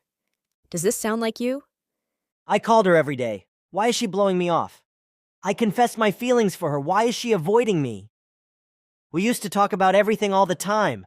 I never felt closer to anyone, so I decided to go for her. Now she's saying we should just be friends. What does that mean? Poor souls. They are caught within the awful cycle known as the nice guy, known as the Sisyphus. They fall in love with a woman and end up driving her away. Are you lonely? Do you feel as if you're going to be single all your life? Do all the women you find attractive fly away from you, while all the women you don't find attractive gravitate towards you? Do you feel as if you've lost the lottery of life? Are you jealous of other guys, especially jerks, in their ability to win the passion of women? All these are symptoms of Sisyphus. They can all be cured. Destiny of nice guy. Towards manhood. And this is acknowledged as a complete and utter blank in the mind of nice guy. Oh, nice guys. They cannot be heroes, cannot be leaders, cannot be warriors, and therefore cannot be Don Juans. Stripped of masculinity, void of manly courage, the nice guy is a male that teeters and totters with the waves of his environment. He is not a captain. He has no sail. Listen, we can hear him. The fish will come to the ship instead of the ship to the fish. How sure he thinks he is. How clear his future appears. But his nets are empty. Wait, there is something. By merely drifting, the nice guy ship snagged some haggardly rot. Does this strike awareness in the nice guy to make course? No, for the nice guy declares. The stars are aligned that the particular fish, the one, shall meet my merry nets. But, alas, the fish see him waving his nets around, fleeing faster than ever. His nets are still empty. Wait, the nets are not completely empty. The haggardly rot is within. We must accept our fate, he says, and settles for the strange fish, or damaged fish, that have swam into his nets. Never realizing his potential as a captain, never realizing his genius for sailing and the joys and thrills that come with it, the nice guy yields to mediocrity. Why does the nice guy stay mediocre? Because he is told that someone will love him for how he is. How destructive is this statement? What an obstacle it is to success. For it makes it seem that all values are relative, and thus making him blind to his mediocrity. Look, a storm is approaching, and off goes the nice guy, sailing away scared and frightened. Smooth seas never made successful sailors. The nice guy is the great fisherman who fishes in the docks. Towards manhood. For the nice guy's proper name should be soft male. Molded by convention, sculpted by reaction, altered by fear, the soft male's destiny is to crash and burn repeatedly until someone he likes does like him back. If she does not flee, if she is as desperate as he is, then they unite with both of them saying, "Thank goodness that is over." The dating game, the threshold of joy, the pinnacle of exhilaration, the zest of life's rattling dice. These are seen as the pain, chores, and joyless motions to the soft males. Life is not the focus, but the avoidance of pain is. Scoundrel nice guy habit. His chains are too weak for us to feel until they are too strong for us to break. But it was not women who forged those chains, it is ourselves. You can hear them clanking throughout childhood. The hardest lesson to realize is that we are the creator and mastermind of our failure. Your competition is yourself. When you can conquer yourself, you can conquer everything. It is not so much that the truth of women hurts, the shock is recovered with success. No, the lies we have all believed, they leave the scar. Remember, the first feminist was Adam, who didn't have the spine to tell Eve, "No!" Masculinity must be secured and nourished, or all civilization falls. This is an extreme exaggeration. Is it? Take any civilization and look at its collapse. Masculinity is always in retreat at the latter stages. Look at the Ottoman Empire. After Suleiman, the sultans became mediocre, even mentally retarded. It all started with one sultan who became so infatuated with a Ukrainian woman that he would do anything for her. Does this sound familiar? She wanted her son, obviously born not by him, to be sultan. He transported the lad into the empire and put him in line to be sultan. He would do anything to please her. Does this sound like something you may have done? The effects of the following mediocrity were not immediately seen, but for several decades in the first half of the 17th century, the women exercised such influence that the period is called the Sultanate of the Women. And so the great and vast Ottoman Empire collapsed, not because of women, but because of the betrayal to masculinity. Towards manhood. And there sits our nice guy waiting for the one to come. Opportunity will not knock. Therefore, make the door. For the beauty of successful people is that they do what unsuccessful people dare not to do. On masculinity. At the latest Pook fiesta, I gathered the women. "Ladies, how do you know confidence?" Their cat-like eyes glowing, they answer with a slippery tongue. Confidence is what makes others give him respect. Confidence is what makes me feel feminine. Confidence is what makes me feel comfortable. What answers are these? What replies these women give? Confidence. What is it? Where is it? What should it do? All that I know is that it is the most mysterious, most invoked, most advised trait to have. Be confident! But what is it? And why do women want it so badly? Why don't they make it for themselves? Oh, pardon me, women, who nothing stops, not even contradictions. You women seem to have discovered some magical element known as confidence and look upon it as the giver of all things. Confidence. It has food for all your female appetites, calm for all your feminine nerves, direction for your missions, protection against your worries, honor against your immoralities, stability for your wavering, integrity for your shamelessness, rhythm to your boringness, advice for your endless perplexities, truths to your errors, values to your vacuums, which provides for all your needs, foresees all your desires, satisfies all your curiosities, amends your faults, and exempts you, ladies, from the need of foresight, prudence, judgment, sagacity, experience, honor, courage, and industry. How much you expect from a man? Your desires are unlimited, so your definitions are unlimited. As a man, I look upon this rare jewel, this diamond that women so frequently petition me to share, this confidence with a smirking air. I hold it to the light of truth, and then confidence splits into three: the past, present, and future, or better to say, initiator, consequences, and purpose. The names of courage, professionalism, and altruism. I draft 3 women, you, and you. Since we know that women want different things, we shall split them in 3 as well. Some women want to find someone to marry. That is you. Some women want someone to sleep with. That is you. Then there are women who are just looking for friendship. Yes, you. From the different spectrums of confidence, from the 8 mixes of courage, professionalism, and altruism, we will see where you stand and what this marvel confidence is, and the composition of a true man. Courage, professionalism, and altruism. Mix and match, mix and match. What types of men shall we make with them? Let us start with one that is opposite of the 3 values of confidence. We will use a rating system of 1 being the most desirable and 8 being the least desirable. Category: non-altruist, non-brave, voluntary. Henry works for a supermarket chain as an administrator. He plays golf, goes to concerts, and explores the internet. Rate him, women. Out of all 8, where does he stand?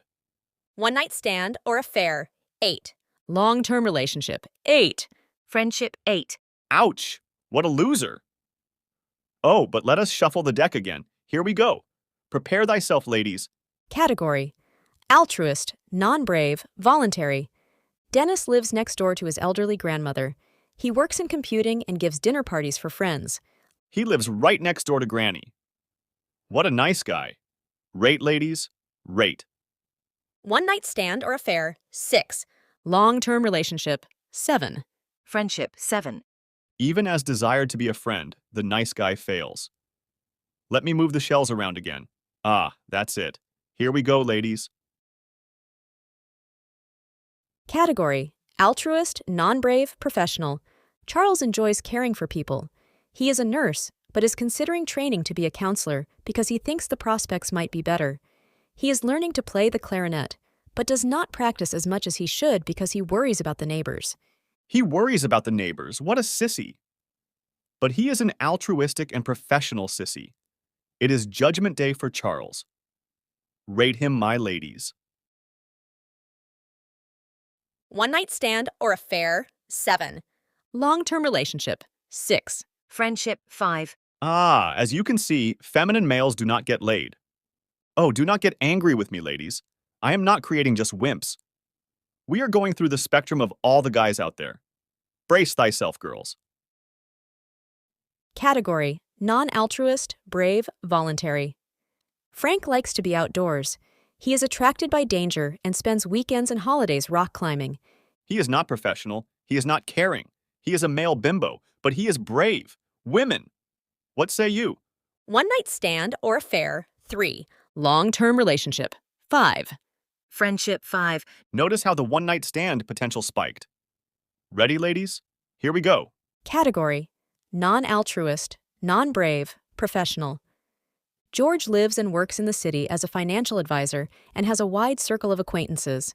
When not working, he likes going to the theater, restaurants, and wine bars. Women love status. Ladies, rate that George.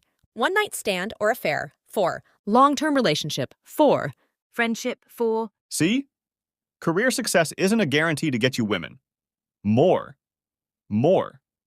Category: non-altruist, brave, professional. Edward is an action man and throws himself into his work. He used to be a steeplejack, but is now a deep-sea diver.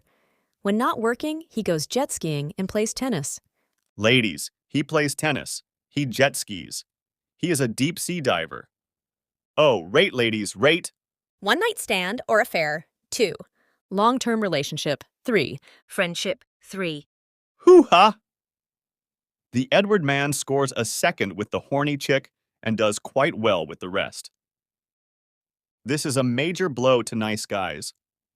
Women prefer a brave and professional man before your altruism, before your niceness. Here we go, girls. Category: altruist, brave, voluntary. Bill is quiet and capable. He is always ready to lend a hand, but is unobtrusive. He works as a mechanic and is a key member of the local lifeboat crew. He is everything except in status. How fares this, my lovely ladies? One night stand or affair, 5. Long-term relationship, 2. Friendship, 2. Good going, Bill. His status affects his one-night stand potential, but the rest see him as a great guy. Now onto the 8th combination of the 3 elements of confidence. Altruistic, brave, professional. Alec is reliable in a crisis. He is always getting into and out of dangerous situations, usually for others. He is a fireman and has an award for bravery. His favorite pastimes include going to the cinema. Behold, rating by women. One night stand or affair, 1. Long-term relationship, 1. Friendship, 1. Courage is the essence of masculinity. It is the initiator resulting in some form of professionalism. From then, it spirals out into a general good, a type of altruism. This is not to mean that we all rush out and become firemen. This study from the University of Liverpool illustrates the particular characteristics women respond to. Thank you, ladies. Pook gives them a kiss and then some. You three were most helpful. The man who can be relied on in a crisis, who usually puts himself into danger helping others, this is the ideal man. The ladies shout, "Oh, yes!" Quiet, women. Your part is over. Notice that the professional and brave, but not caring character of James Bond mold also does very well, especially for the one-night stands. Literature, legend, and popular culture are dominated by heroes, not Mr. Nice Guy. The point is that females value bravery above niceness when selecting men for marriage, affair, or a platonic relationships. Remember the movie Gladiator? The film is, by no means, a chick flick. It has gore, it has guts, it has politics, it has death and destruction, it has fighting and slashing. There is no romance. There are no love dances going on. So why do women consistently love this movie and the character of Maximus in particular? The answer is that Maximus was a man who did everything to protect his family and society, as it cost his life in the end. The tale of Maximus is mirrored by the play of Cato. In the play, Cato wins victory and then retires as a farmer. This play was watched over and over again by George Washington. At dances, women would burn their dance cards just to get one dance with General Washington. But we all cannot save the Republic. Look within your own life. Remember the movie Groundhog Day? Remember how he tries to get into a certain lady's pants through every trick he can, but fails even though he has eternity on his side? At the end, he improves himself in every aspect and she catches him. About a decade ago, a husband and wife were swimming off the coast of Australia. Then, alas, appears a shark. It headed for the woman. The husband put himself before her and hit the shark. He did not do brilliant commentary on the shark. He did not tell the shark of his trophies and academic winnings. He just punched the shark and did it again and again. The wife was able to slip away. The husband, alas, was lost. Whatever may be said, it is certain that he was a man. It is heroism, a love that is above life. Towards manhood. Come now, gentlemen, and gather around this pool of ashes, the remnants of all great men. Let us light the fire within, and let it be the oracle for our post. Shh! Hear that? They are giving their advice. Listen. The only dreams that are impossible are the ones that are not pursued. Dream, dream, dream. Listen. What? You say that you have a full weight of bad experiences on your shoulders? Shrug and live through imagination, not through history. Hear them. What? You are scared of risk? Imagine your emancipated spirit looking at your life. Doesn't it seem ridiculous to look at these risks as if they were real? What if you took the courage that one time? What if you stepped up to the challenge that other time? A life without risk is no life at all. Like a meteor, despite our lives being so brief, there is that trail of fire. The flash is all. For to win without risk is to win without glory. Listen. What? You are waiting for a woman, a girlfriend, to come and push you to where you need to go? You need a woman to complete you? What a poor relationship that would make. The purpose is not to have it complete you, but for you to share your completeness. Towards manhood. The fault is not in the women, but in ourselves that we have failed to be men. For if you always think the way you are, you will always do the things you did. Thus, change comes with how you think. If you do not control the way how you think, someone else will. By mind, action becomes winged. The mindset is the trigger. It creates an energy that dazzles and dizzies reality surrounding you. Women get drawn in, as does general success. But don't take my word for it. Every great man has realized and harnessed the power that is the mind. Listen. Speak, spirits, speak. Locke.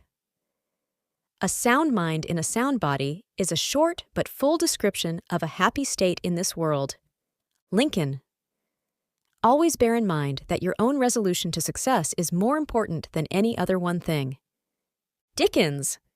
Minds, like bodies, will often fall into a pimpled, ill-conditioned state from mere excess of comfort. Pasteur. Chance favors the prepared mind. Bacon. Seek ye first the good things of the mind, and the rest will either be supplied or its loss will not be felt. Leonardo da Vinci. Patience serves as a protection against wrongs as clothes do against cold. For if you put on more clothes as the cold increases, it will have no power to hurt you. So in like manner, you must grow in patience when you meet with great wrongs, and they will then be powerless to vex your mind. Onward, spirits! Speak thy truth, Descartes! It is not enough to have a good mind. The main thing is to use it well. Roosevelt. Men are not prisoners of fate, but only prisoners of their own minds. Horace. In adversity, remember to keep an even mind. Leonardo da Vinci again. Iron rusts from disuse, stagnant water loses its purity, and in cold weather becomes frozen. Even so does inaction sap the vigor of the mind. Shakespeare. I, thus neglecting worldly ends, all dedicated to closeness and the bettering of my mind. MLK Jr. A nation or civilization that continues to produce soft-minded men purchases its own spiritual death on an installment plan. Oh, speak, perturbed spirits. Speak, Cicero. A mental stain can neither be blotted out by the passage of time nor washed away by any waters. Hawks. The only inequalities that matter begin in the mind. Holmes. The mind, once expanded to the dimensions of larger ideas, never returns to its original size. Jefferson. Bodily decay is gloomy in prospect, but of all human contemplations, the most abhorrent is body without mind. Virgil. The spirit within nourishes, and mind instilled throughout the living parts activates the whole mass and mingles with the vast frame. Ovid. Happy is the man who has broken the chains which hurt the mind and has given up worrying once and for all. Heaven and earth, let them be heard. Spencer.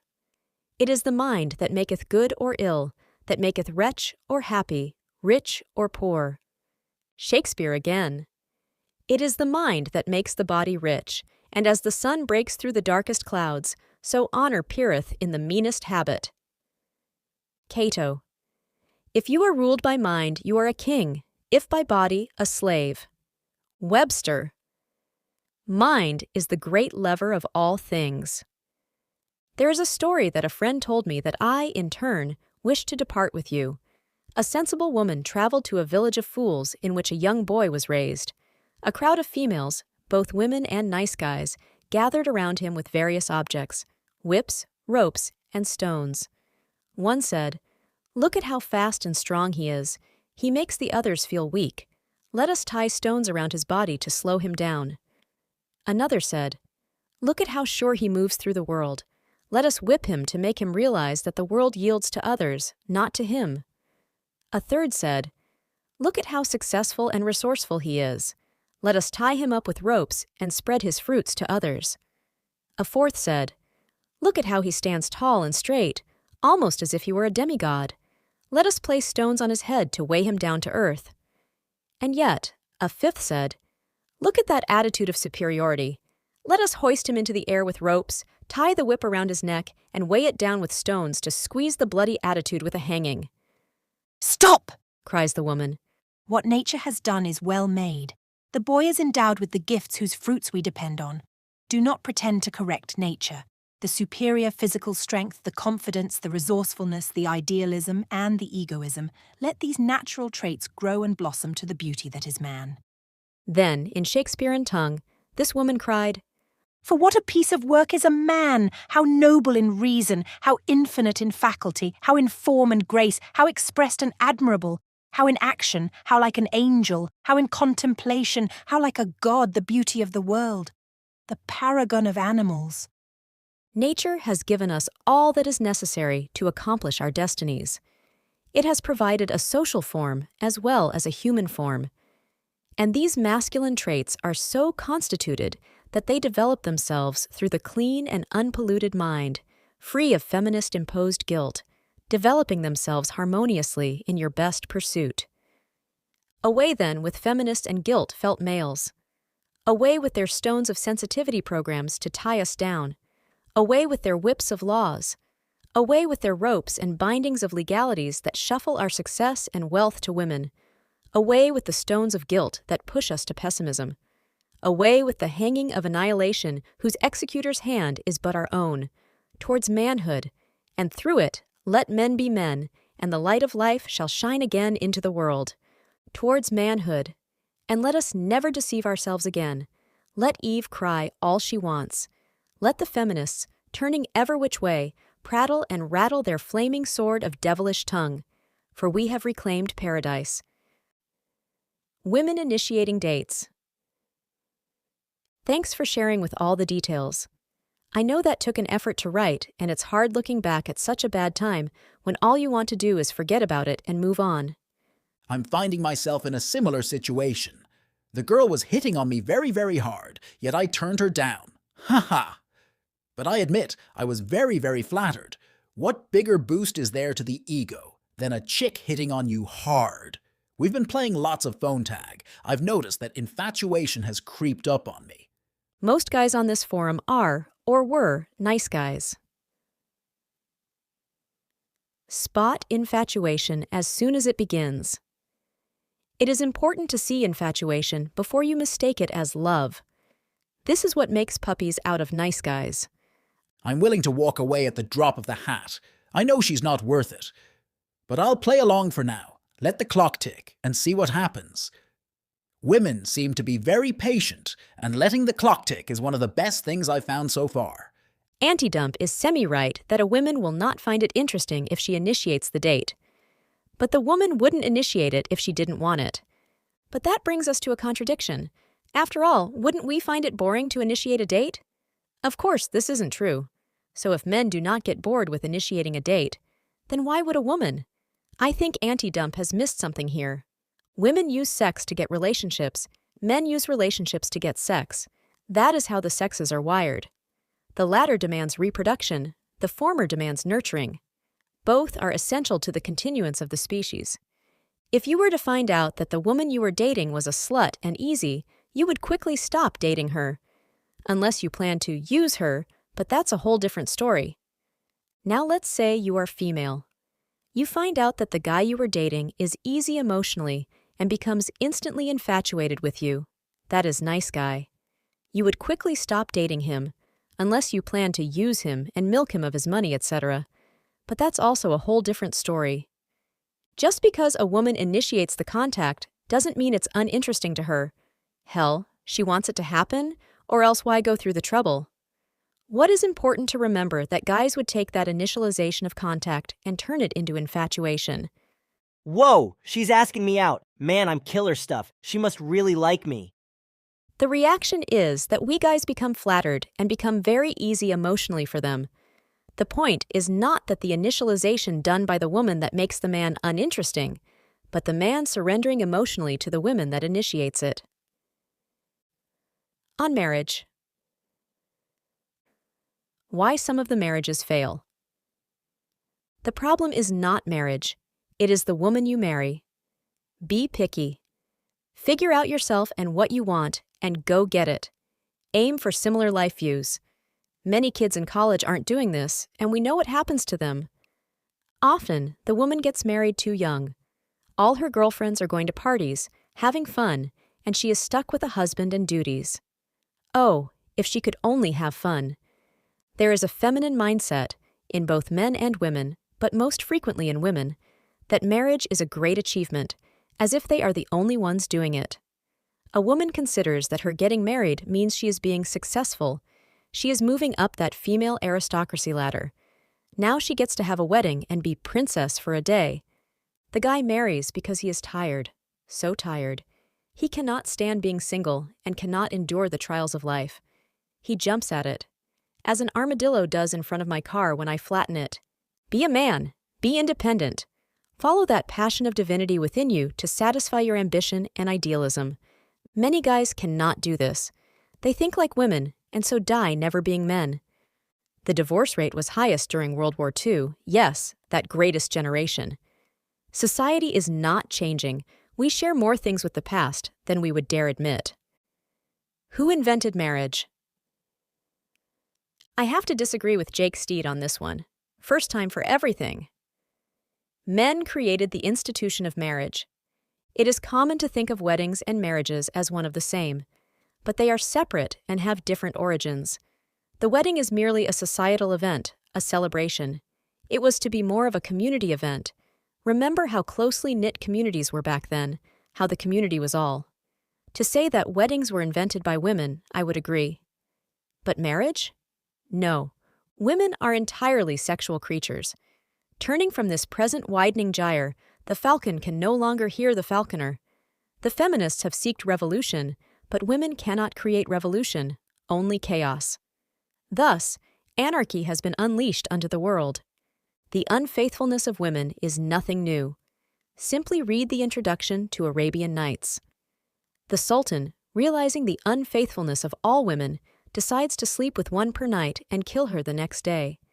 The savior of women comes and tells stories to the Sultan. He doesn't kill her because he wants to know how the story ends. Thus, women survive through the stories. We make the stories, our idealizations, and all makes tales of the woman. Dante turns Beatrice into the Divine Comedy. A poet turns a woman into poetry. A painter, paintings, and so on.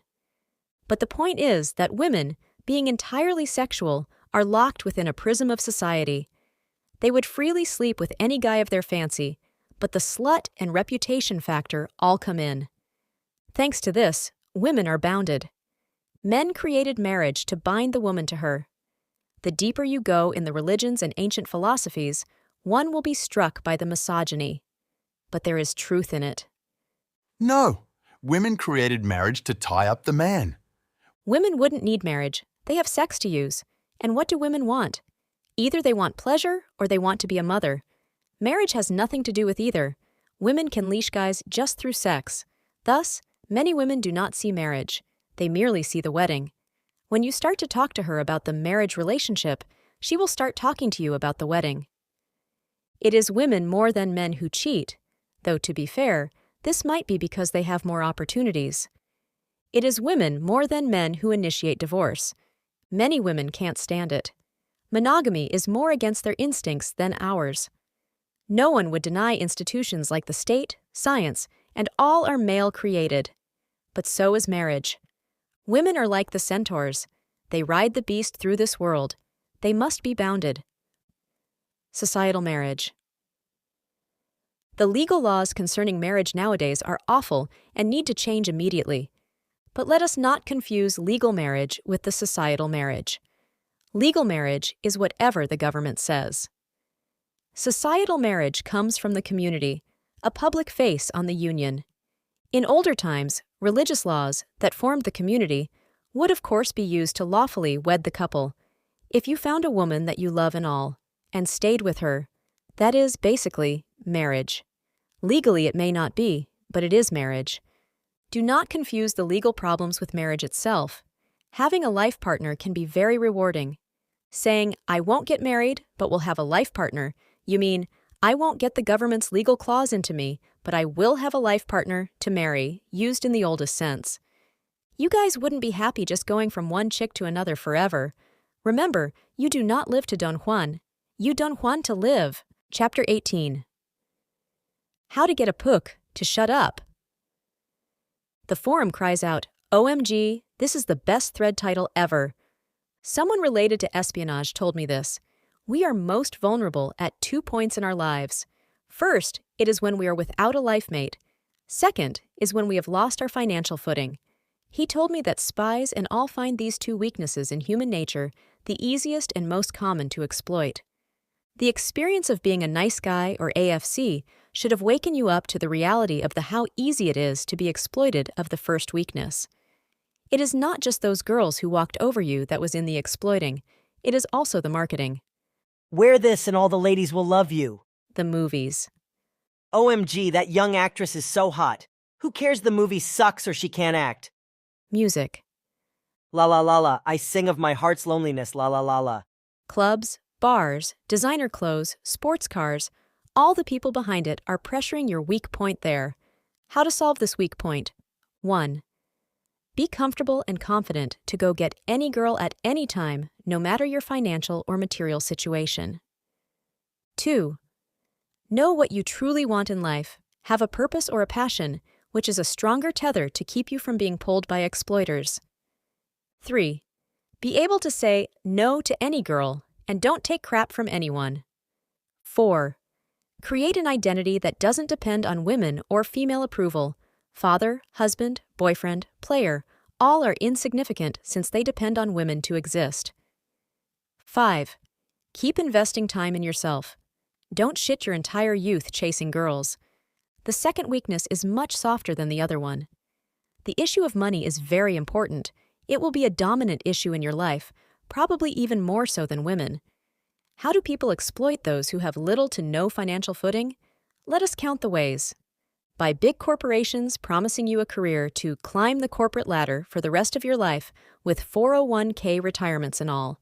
What they do not say is that there is no job security today. And those GM, Ford, airlines, etc. Workers who were promised pension retirements? Their pension funds keep getting slashed, so they have to go back to work. Do you really think the 401k and mutual funds will be as secure? By banks offering you a house. Your house is an asset, they say. Yes, it is true. But your house is an asset to the bank. Even if you pay off your house, your payments will probably increase due to property taxes and other costs. You really believe you own your house? Try not paying your property taxes, and you will find out who truly owns your house. By Wall Street saying, invest for the long term, diversify, diversify, diversify. Does Warren Buffett diversify? What about Bill Gates? Keep control of your money. Don't just hand it over to fund managers. By politicians saying, we will fix your pension problem to let us lower taxes, to let us raise taxes on the rich. Politicians are very wealthy, and they did not earn their wealth through income. There is no wealth tax, but there is an income tax because they don't want you to be wealthy. If everyone was financially secure, what role would the politician have? Most political issues are financial is not because of coincidence. From college loans, to overseas jobs, to layoffs, to Social Security, to healthcare, on and on and on, they are all targeting your financial weak spot. The cure from being financially exploited is 1. Become financially literate. Know how to read a financial statement.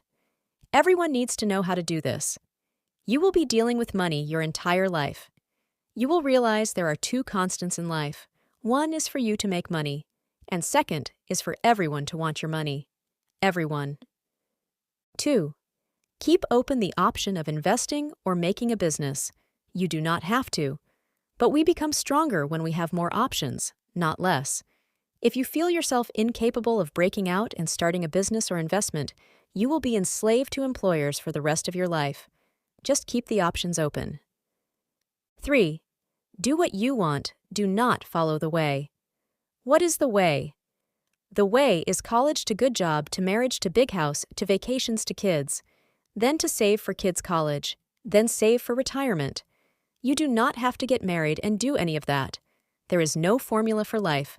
Never trust anyone who tells you that you should consider yourself lucky, even if you feel unhappy in your job, wife, or house. Do all the above, and Pook will die a happy Pook. There is a reason why they call the financial world a dog-eat-dog world. Who is eating whom?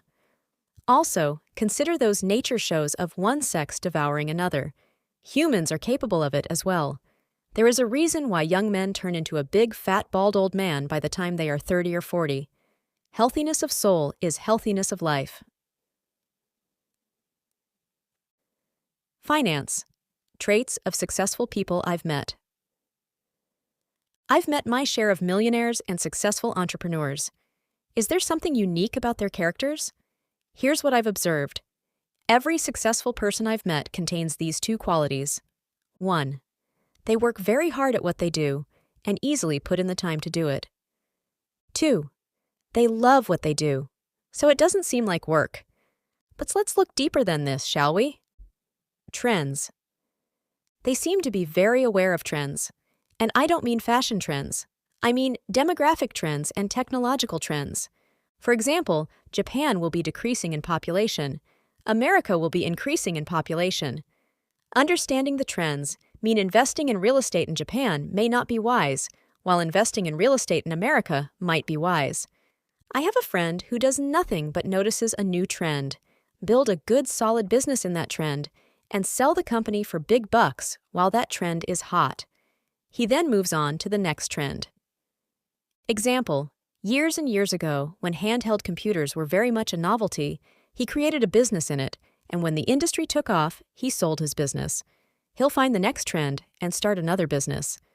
Millionaire at 26. Not bad. Bill Gates made his fortune through trends. Altair, SP, was developing the first home PC, and Gates called them to sell his operating system, which he hadn't even written.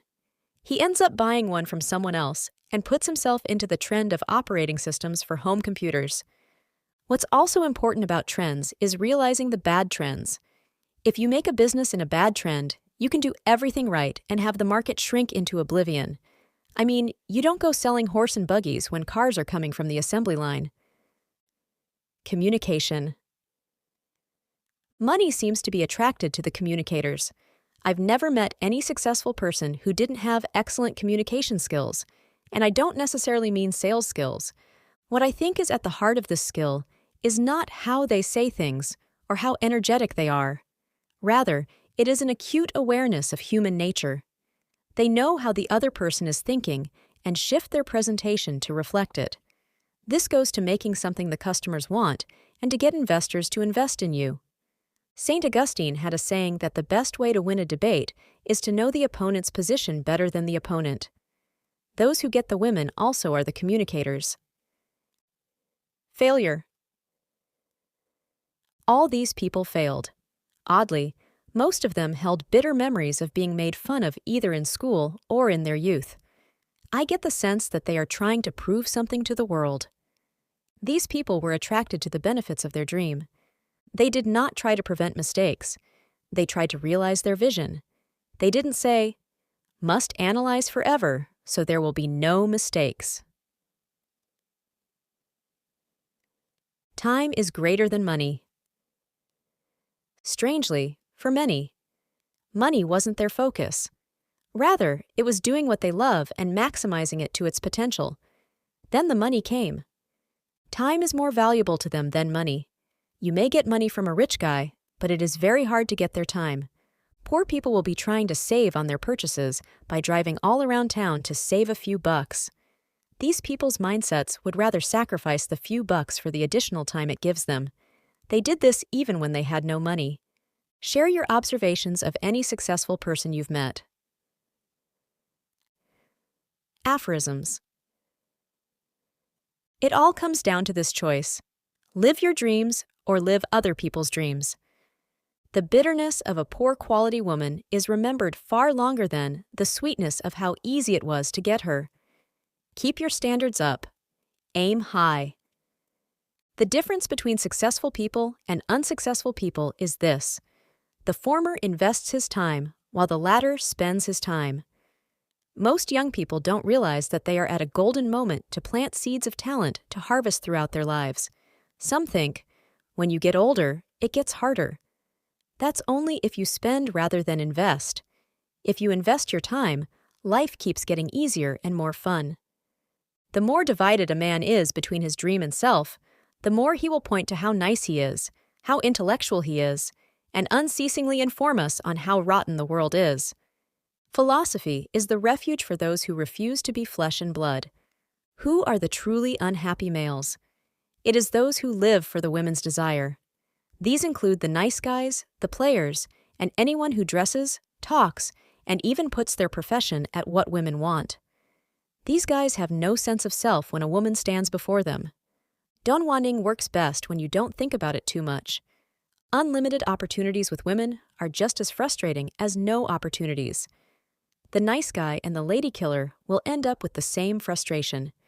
The only cure is to create your own world, your own standards, your own life, and bring women into your world, rather than be sucked into their world.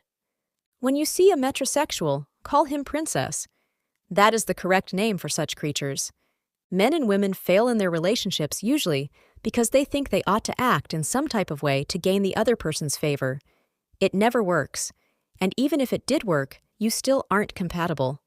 It shows that the person is scared of their own world or lack of one. Some people think women are weak and stupid. I disagree strongly, and you know what? So do you. The reason why there is a forum is precisely because women were stronger than we thought. The fulfillment of your own sexuality is nothing less than your battle for existence. Consistency is the most important thing to success, in anything. Some say, Pooh. I only asked out one girl this week. I come to this board and hear a guy asking out 100 chicks. Stop it. It is more important to make it a habit. Any fool can go talk to 100 chicks in a week, such as at a large gathering or something.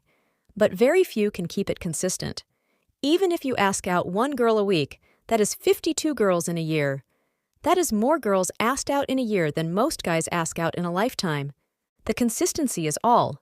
There is no method except yourself. Women occupy a place in thought and action, which is unique and essential to man and the world. Why on earth would they reject the precious gifts nature has given them to imitate models of male domination? The genius of every woman is to love, to protect and nourish the lives entrusted to her, and to support the full development of life in others. Ignoring the truth of sexuality is ignoring the truth of life. Break sexuality's cycle and so end up in a life of utter collapse. Dreams are more powerful than facts. Imagination is stronger than knowledge, the myth more powerful than history, and passion will always go further than experience. The final word to the Book of Science is that the world can be made to whatever we want, that the real world is not outside you but within, which gives us all the power to begin the world over again. Mediocrities avoid risk the way alcoholics avoid a cure. Most people live in a web of narcissism, and they have different strategies to achieve it, which people mistake for different lives. From the intellectual who reads solely to stroke his ego to orgasmic revelation, to the player who sticks his pride in so many chicks, to girls who pop themselves with cherry-like husbands and kids just to make the neighbors jealous, the strategies differ, the narcissism is the same. Ladies, if you have only 1 hour left to live, spend it with nice guy. That hour will seem like an eternity. Manners for men. Direction of masculine strength, not the denial of it. The difference between mistakes and experience is this. Mistakes are made when one has not achieved his desires, whereas experience is made when the desires are achieved. If you still are making mistakes, keep making them, and at some point all those mistakes will morph into experience. Show me an unsuccessful person in life, and I will show you a person who thinks they are perfect. Planned perfection? Pah! Give me the heartaches and shocks that flesh is heir to. No more will I bear Lady Patience digging her spurs into me to slow down and watch myself. This perfection is an Athena child grown directly from your head. Every third thought shall be my grave. Older women are easiest to have casual affairs with. Youth is a wizard's staff, and without it, she can cast no spells. Relationships of the new man and the new woman are two androgynous beings swapping a phallus. I'll be the man for today, honey. Okay, dear, but I get the phallus Thursday for a meeting at work. Faith in the glory of women is a substitute for the lost faith we have in ourselves. The burning honor that men feel duty bound toward women is attaching our drowning selves to a passing raft. What looks like nobility is a way of holding on for dear life. Take away the honor a man feels he owes to the woman, and you leave his life puny and meaningless. Exchanging self-centeredness for chivalry, selflessness, men gain enormously in self-esteem. The vanity of the chivalrous, even those who proclaim utmost humility, outdoes the vanity of the self-centered. Sexuality extends outside the bedroom. Did sexuality exist in films of the 50s and downward? There you find the greatest depictions of romance, of how the tension builds and builds just for a kiss, of plot, epics, and of men, John Wayne. Imagine if people today externalized their sexuality outside in the same way. Rather than cocooning our sexuality in the bedroom, it would now be part of every waking moment. Let society become sexualized, as opposed to eroticized, once again. Reveal a man's perspective on woman, and reveal his perspective on life. Men conquer worlds, women conquer men. Listen very carefully to the words women use when they talk about men, especially among themselves. It is like their conversation is revolving around domestic appliances. Women in finance are not two, but one. Why do people remain scared their entire lives? Because what you call fear, they call virtue. This applies with women as well as with money. It is virtue in being chivalrous. It is fear that is behind that chivalrousness. It is virtue in saving and living cheaply. It is fear of investing and living well that is behind the saving and cheapness. Why do older women despise beautiful young women? It is because they have the potential to be very rich. Older women never despise young ugly women or married beautiful women, attached with regular Joe Schmo husbands. Education used to be attached to sexuality, that to be educated was to be a man. The university used to be mankind's armory against nature. Mathematics, how far, how fast, how long, what shape? Biology, what relationship does this form of nature have with this form? Art, reflecting nature back at itself. History, chronicling nature's path. And law, how to deal with human nature, including philosophy, poetry, etc. The university has turned into an expensive adolescent summer camp. Now, education, being desexualized, is pure trivia. You bubble in circles in a scantron, regurgitate the book or paraphrase the professor's words back to him in an essay, or memorize phylum, orders, and species of taxonomic nonsense for scientific labs. You procrastinate when studying because you know that it is not knowledge, just trivia. Compare that to your eagerness to learn the information here. Here, there is no trivia, as everyone knows the knowledge is connected to nature and to life. This sense of decline in education would be corrected if the departments, especially the humanities, stopped being trivia, stopped being political, and embraced the warrior spirit against nature that the fields originated with. Beautiful women and romanticism are like oil and water, they do not mix. Choose one. Too many people think it is AFC to fall in love. If you fall in love, cherish it. I would give up years of countless stupid chicks just to feel that way about a girl again. Remember this saying? You can remove the girl from Louisiana, but you cannot remove Louisiana from the girl. You can bring a foreign woman from South America or Asia into America, but that is like putting good food into an unclean dish. The food eventually spoils. Many find a woman, or women, as a substitute for achievement.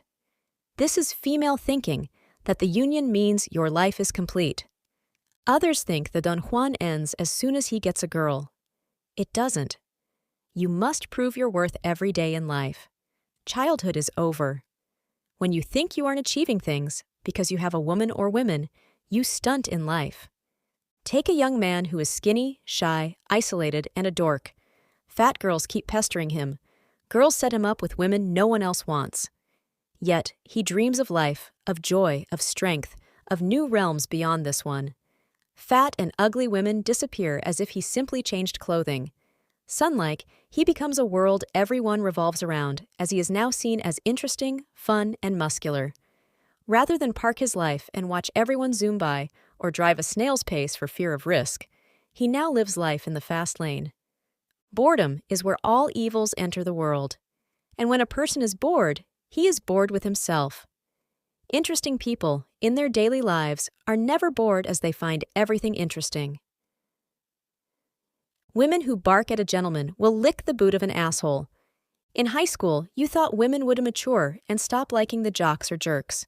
In college, you thought women would mature and dislike the frat boys, sports guys, and start to be attracted to nice guys. In your 30s, you thought that women were finally wisening up. No, women didn't mature. They just ran out of Don Juans. No matter what her age or relationship status, a woman will look at those guys and lust. Women indefinitely remain women. Since the changes and joys of life's arc, babies, family, courtship, marriage, have no role for the intelligentsia, it is no surprise that anti-sexuality flourishes among intellectuals. The greatest dupe with women and life is not the janitor, not the nice guys. It is the professor cocooned in doctorates against life. In ages past, women did not own their own sexuality. Their hair was hidden, they were fully clothed. This was because female sexuality was seen as powerful and controlling. So when rape became the man's fault, more and more skin was revealed. A few men have fought back with embracing their own sexuality, having 3 choices. 1. Be powerless to female sexuality. 2. Cover the women up to keep peace of mind. 3. Answer back with your own sexuality. They have chosen the 3rd choice. Now, there is a problem with women raping men. Usually, this is done through fat women deliberately getting the guy drunk and taking advantage. A friend of mine was raped this way, but he refused to press charges because he didn't want it to become public. I almost was raped myself, and have had female friends warn me that women will try to rape me. Since rape is now seen as the fault of the men, will women be seen as rapists themselves? Oh, this will drive feminists nuts. Man, man, man! In 3 words, I have summed up the appetite of history. When a woman does not mind her own business, it is because it is not worth minding. She takes her mind off her meaningless affairs by minding other people's business. So she creates dramas, wants to control your life, looks for a guy to cure the boredom she has in life. This type of woman must be avoided at all costs. Romanticism is the enemy. It destroys lives, makes people get together who shouldn't, and makes the pursuit of a lover more acceptable than the company of the lover. There are several strands of romanticism. First is the envy strand. Guys want a certain girl or girls want a certain guy solely to have everyone envy them. People want others to envy them because they know they have no real worth to themselves. Second is the star-crossed lovers strand. Girls or guys will go over the top with a 2 cherries stuck together mantra of love. They do this because they have no sense of self. Third is the romanticism of sex as an achievement. These guys or girls will believe that they are the first ones in history to discover the joys of sex and are stuffed with the words of liberating, new, revolution, and freedom. Yet, the result is that they end up less free, not doing anything new, tightening chains around their sorry life, and cannot face the fact that they are centuries behind the times. Television is for women and losers. Some guys look for a girlfriend as incentive for them to get a life, as someone to push them to get rich, and for someone to make themselves happy. These fools do not even know what women are.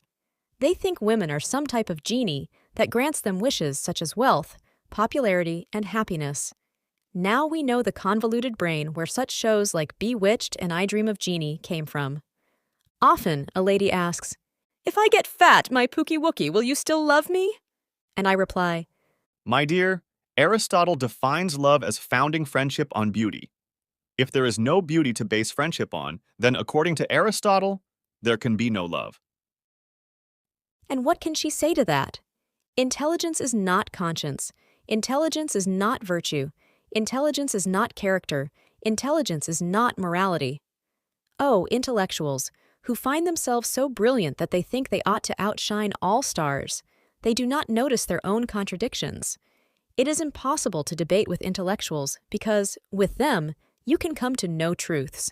They are the living contradictions. Ever notice how when driving, a car that is slower than us is an idiot while a car going faster than us is a maniac? It is the same with women. A guy who has more women than you will be seen as reckless, while a guy with less women will be seen as an idiot. Life is always better than non-life. Always. When a woman talks to a man, she is thinking of his future, his earning potential, etc. And when a man talks to a woman, he is thinking of her past. How old is she? Her weight? Her history? It just shows that you guys are free to make mistakes, as women will look at your future, not your past. Women condemning is far easier than self-realization. Often a woman's beauty will echo your finished world. The unfinished world will get unfinished women. Feminism is but one of the many arrows of the modern bow, all aimed at targeting sexuality. Those who hold hatred at differences between men and women hold hatred at humanity. They literally despise being human. Women ought to look at the success of feminism as its ultimate refutation. Feminism holds that men, and the evil sexuality men impose on women, ran the world in a vast patriarchy. If this was true, feminism wouldn't have a chance, or at least experience fierce opposition from patriarchy. Yet, historically, feminism's biggest critics were women. Men passively accepted it. It shows that while men may conquer the world, women conquer men. Men's problem today is being too nice, too sappy. By letting feminism thrive, men show that we want to please women and that men are more influenced by women than feminists would dare admit. I would dare say that feminism is the only modern movement that describes men as the way they would love to think of themselves, as dangerous, conquering rulers. In reality, men are delegated in womaniverse the same status as donkeys. The cutest, hardest working donkey wins. Theory. Endless theory. I want to move to this land of theory the intellectuals emerge from. For in theory, everything is correct. We project ourselves onto the world. If the world becomes cruel or evil, it is time to examine ourselves.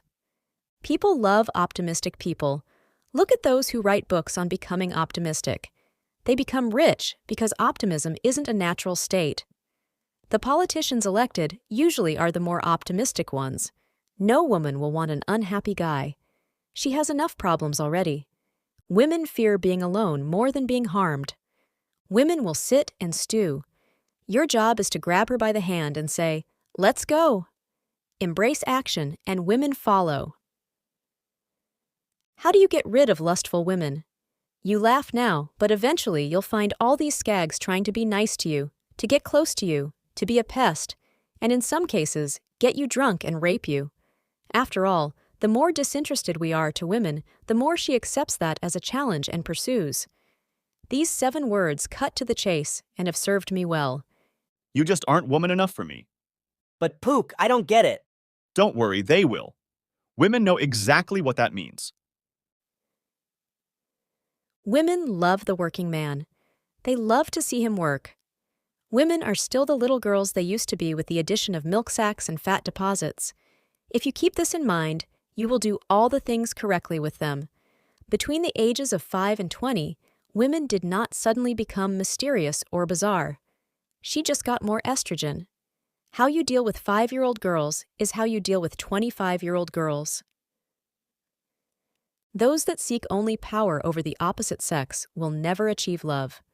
Those that embrace power over the opposite sex do so because they fear their lack of power over themselves, regarding the opposite sex. This is why the bitter nice guy snaps into a full-fledged player. Women will never stop surprising you. Do not underestimate the fairer sex. Women are more likely than men to use you for sex or for anything else. They manipulate men through their vanity. A humble man is invincible against women.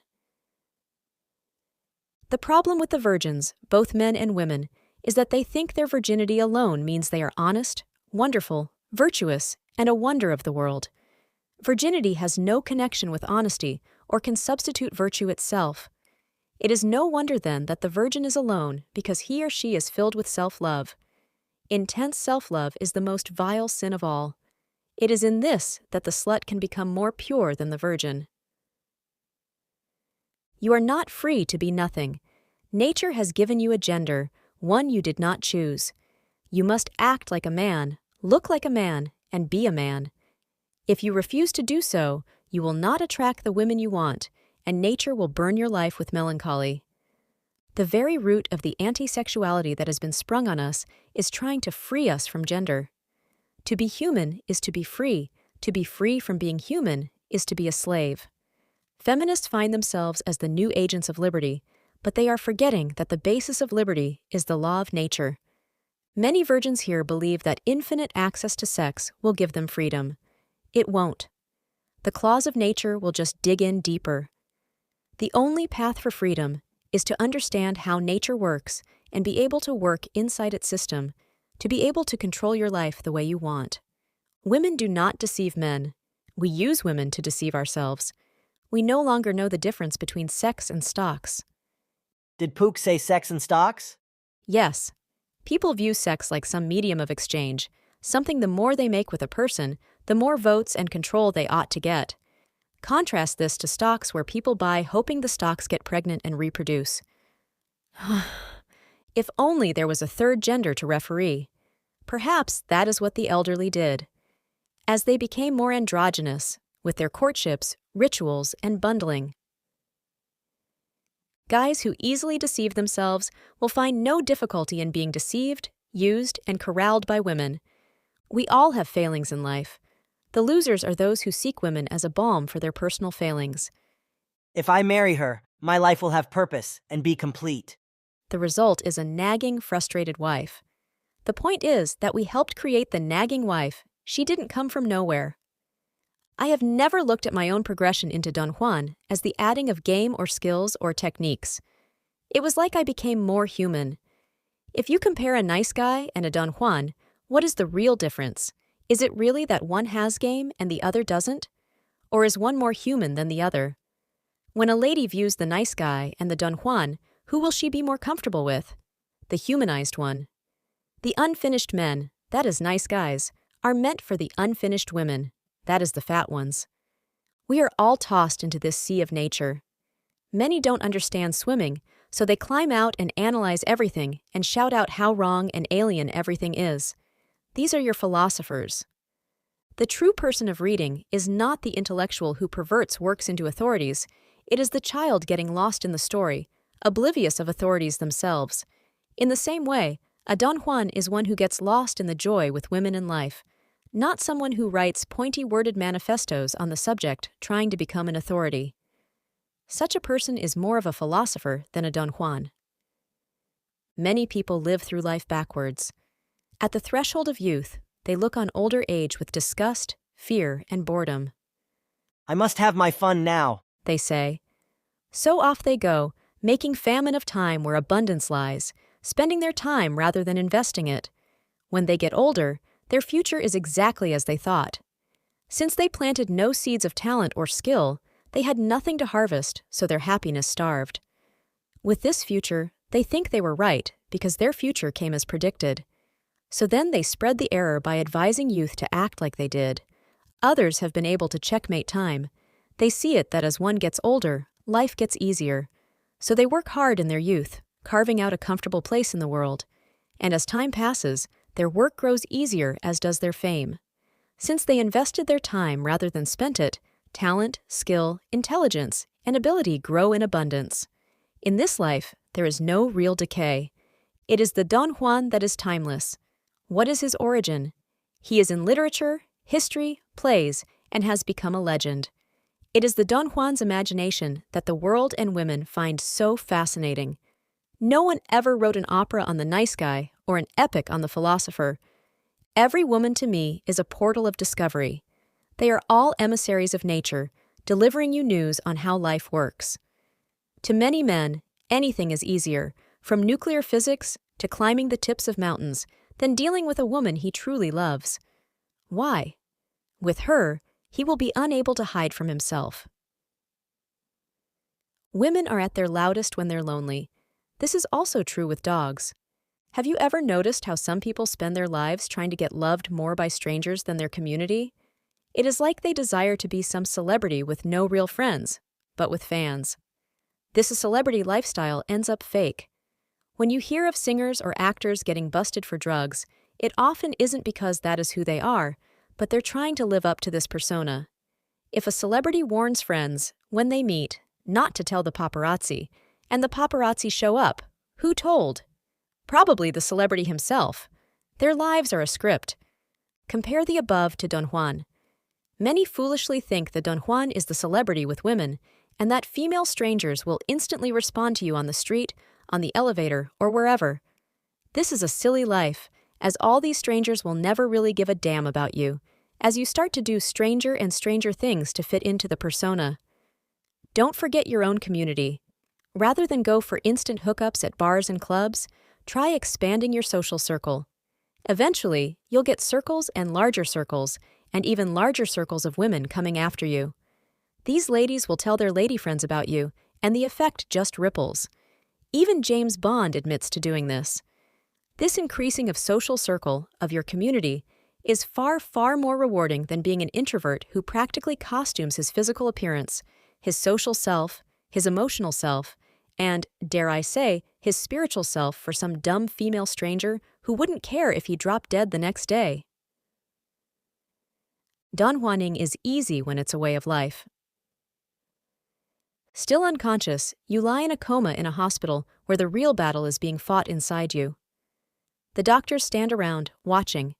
You go to work, go to school, feed, sleep, perhaps sex here and there, but nothing different from the routine of a beast. The doctors are furiously trying to reconnect the currents of your mind to your body. Actually, they desperately are trying to reconnect your life to your soul. No one mentions this, but you know it too well. Your life depends on the choices you make now in your youth. What you do today echoes a lifetime.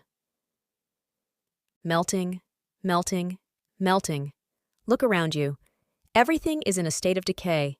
Everything, nature and non-nature, is melting. Look at the old. Their flesh is blasted with antiquity, even though they try to speak from a scroll of youth. This way of looking at things makes the world a little bit less opaque. Then you will open up Hamlet and realize why Shakespeare phrased it as, that this too solid flesh would melt. Not having any hyperrealities is dangerous. It means you have to be content solely with life, which means you have to take risks. Don Juan or not Don Juan? Since people drift towards less pain rather than more pain, it follows that they would rather create a mental world where they would be right to not Don Juan. I'm not her type. This is not a good time. She wouldn't like me. All women here have diseases. This is how we guys get detached from reality into a mental womb. It is good for young men to read a post full of aphorisms. Here, we encounter the most popular fiction in our era. Having a woman equals success with women. It is not considered sufficient that we be successful in our own dreams and goals. We must have a woman no matter what. Nor is it sufficient that we pick the woman we want. No, we must always have a woman, even the most mediocre one, else people question our manhood. It is not enough for one to develop his faculties for physical, intellectual, creative life. He must, above all, have a woman. This fiction defines a man as anything having a woman, thus keeping males forever mediocre. Technique is nothing. Communication is everything. The techniques that supposedly work are nothing more than good communication of your desires and intention.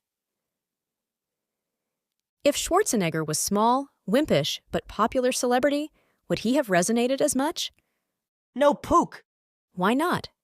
The intellectuals tell us it is purely because he is a Hollywood star. He is the Terminator. Ah, if you compare Schwarzenegger to Davis or any other politician, they all look girly or androgynous to beefed-up Arnold. And no one really seems to care what issues Arnold has. Wouldn't it be safe to say that Arnold's sheer masculinity, in other words, sexuality, is the big attraction, especially in the sexuality-dead world of politics? This just shows how much society craves sexuality and how much of it is lacking today. Virgin is a weasel word. The atmosphere of such word has always been the same. A virgin is pure, innocent, and so on. But a strict definition defines it solely to physicality and that of the genitals. A woman may do everything except slip a penis in her vagina and may call herself a virgin. Yet she is not pure, innocent, and such. The virgin definition is too limited. There are guys that have had sex yet still are blind to sexuality. They are still AFCs and quite innocent and naive. Then there are guys who may not have had sex but are fully aware of sexuality, have been stung by it in consciousness, understand and play the part. Which of the two is more of a virgin? Which of the two is innocent? This just shows that our words and labels sometimes are not precise enough to aptly describe nature. How absurd is this sentence? Deliver me the philosophies necessary to make me laugh. What? We say to such a person, no, there is no philosophy that can teach you to laugh. And they respond with, Tell us the 12-step program that teaches one to laugh. And we say to them, there is no how-to in order to get you to laugh. At this, they grow angry and rattle. You deliberately hide the information we seek. You hide your thoughts and keep them closed to our world. And we reply, we do not close the world to you. You close the world to you. Do you want to laugh? Look in the mirror. And on this goes. Now replace the word laugh with the word Don Juan, and you realize why learning to Don Juan is not like an academic degree. I smell the gassy effects of a holocaust of sexuality. Nazi-like feminists and their foot soldiers, the intellectuals, all believing themselves brilliant and far above mankind, wearing their armbands of degrees and organizations, march women and men to education chambers where philosophic spores are clouded into the rooms. Instead of thinking of motherhood, wife, man, warrior, fatherhood, the people think equality, rape, patriarchy, sensitivity, and unisex. The schools, a type of concentration camp themselves, have done their work well. Sexuality has been cleansed. The men and women are now androgynous and march forth proudly with their new philosophy zombie-like. The more of your world that is unleashed, the more order comes to your life. Sexuality, families, and men did not come about because of society. To the contrary, sexuality, families, and men are what made society possible in the first place. What a gem is a woman that can be alone, for she has a soul, a self, an essence itself. Many women, when alone, cease to exist. Animals can learn. What do they learn? They learn how to become pets, in other words, domestication. A dog does not learn how to become a dog, nor a cat into a cat, or a rabbit into a rabbit. The problem with nice guys is they keep looking to learn. But you cannot learn to be a man, you just be. All this focus on learning makes the nice guy's destiny to become a pet. The truly smart aren't those who read tons of books and words. The smart are those who can read their own heart and mind. It seems that the most gifted Don Juans were the most miserable failures with women earlier in life.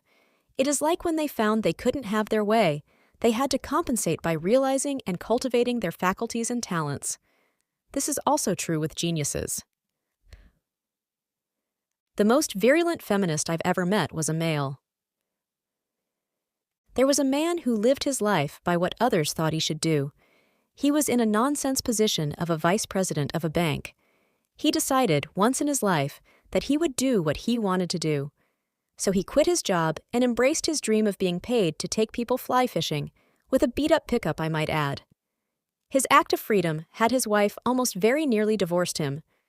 This shows that the nice guy is the guy with no soul, no sense of self, nor independent in thought, and certainly not a man. By serving everyone's wishes, he is the manipulated animated instrument, which is Aristotle's definition of a slave.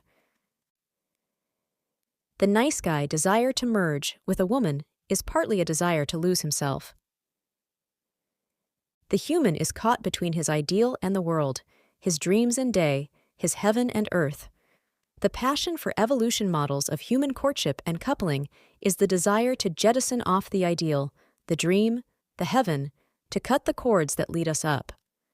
Only then can one be content with a loveless, mediocre life. Since evolution models of humanity revolve around sex and genetic distribution, no one can point out our failed dreams or measure us against others and expose our inferiority. Intellectuals are backwards with sexuality. Education moves forward with more questions, not more answers. It is easy to find someone to have answers for everything. It is hard to find someone questioning his own world. Thus, humility is the vehicle of education. It is extraordinary to understand the ordinary. Some people approach this forum with the nice guy essence still intact and say, "Tell us what we must do to get the women." And a cluster of voices flow to say, "Improve your voice. Improve your muscles. Improve your confidence. Improve your wardrobe." These are all very fine and good, gentlemen, and if the nice guy adopts them, he certainly will be getting a different response. Yet, he is still stuck to the forum. In essence, he is still a thing and contains no human uniqueness. This is why I find it impossible to advise someone on what they ought to do. Rather, we can only show how nature works, and perhaps some examples.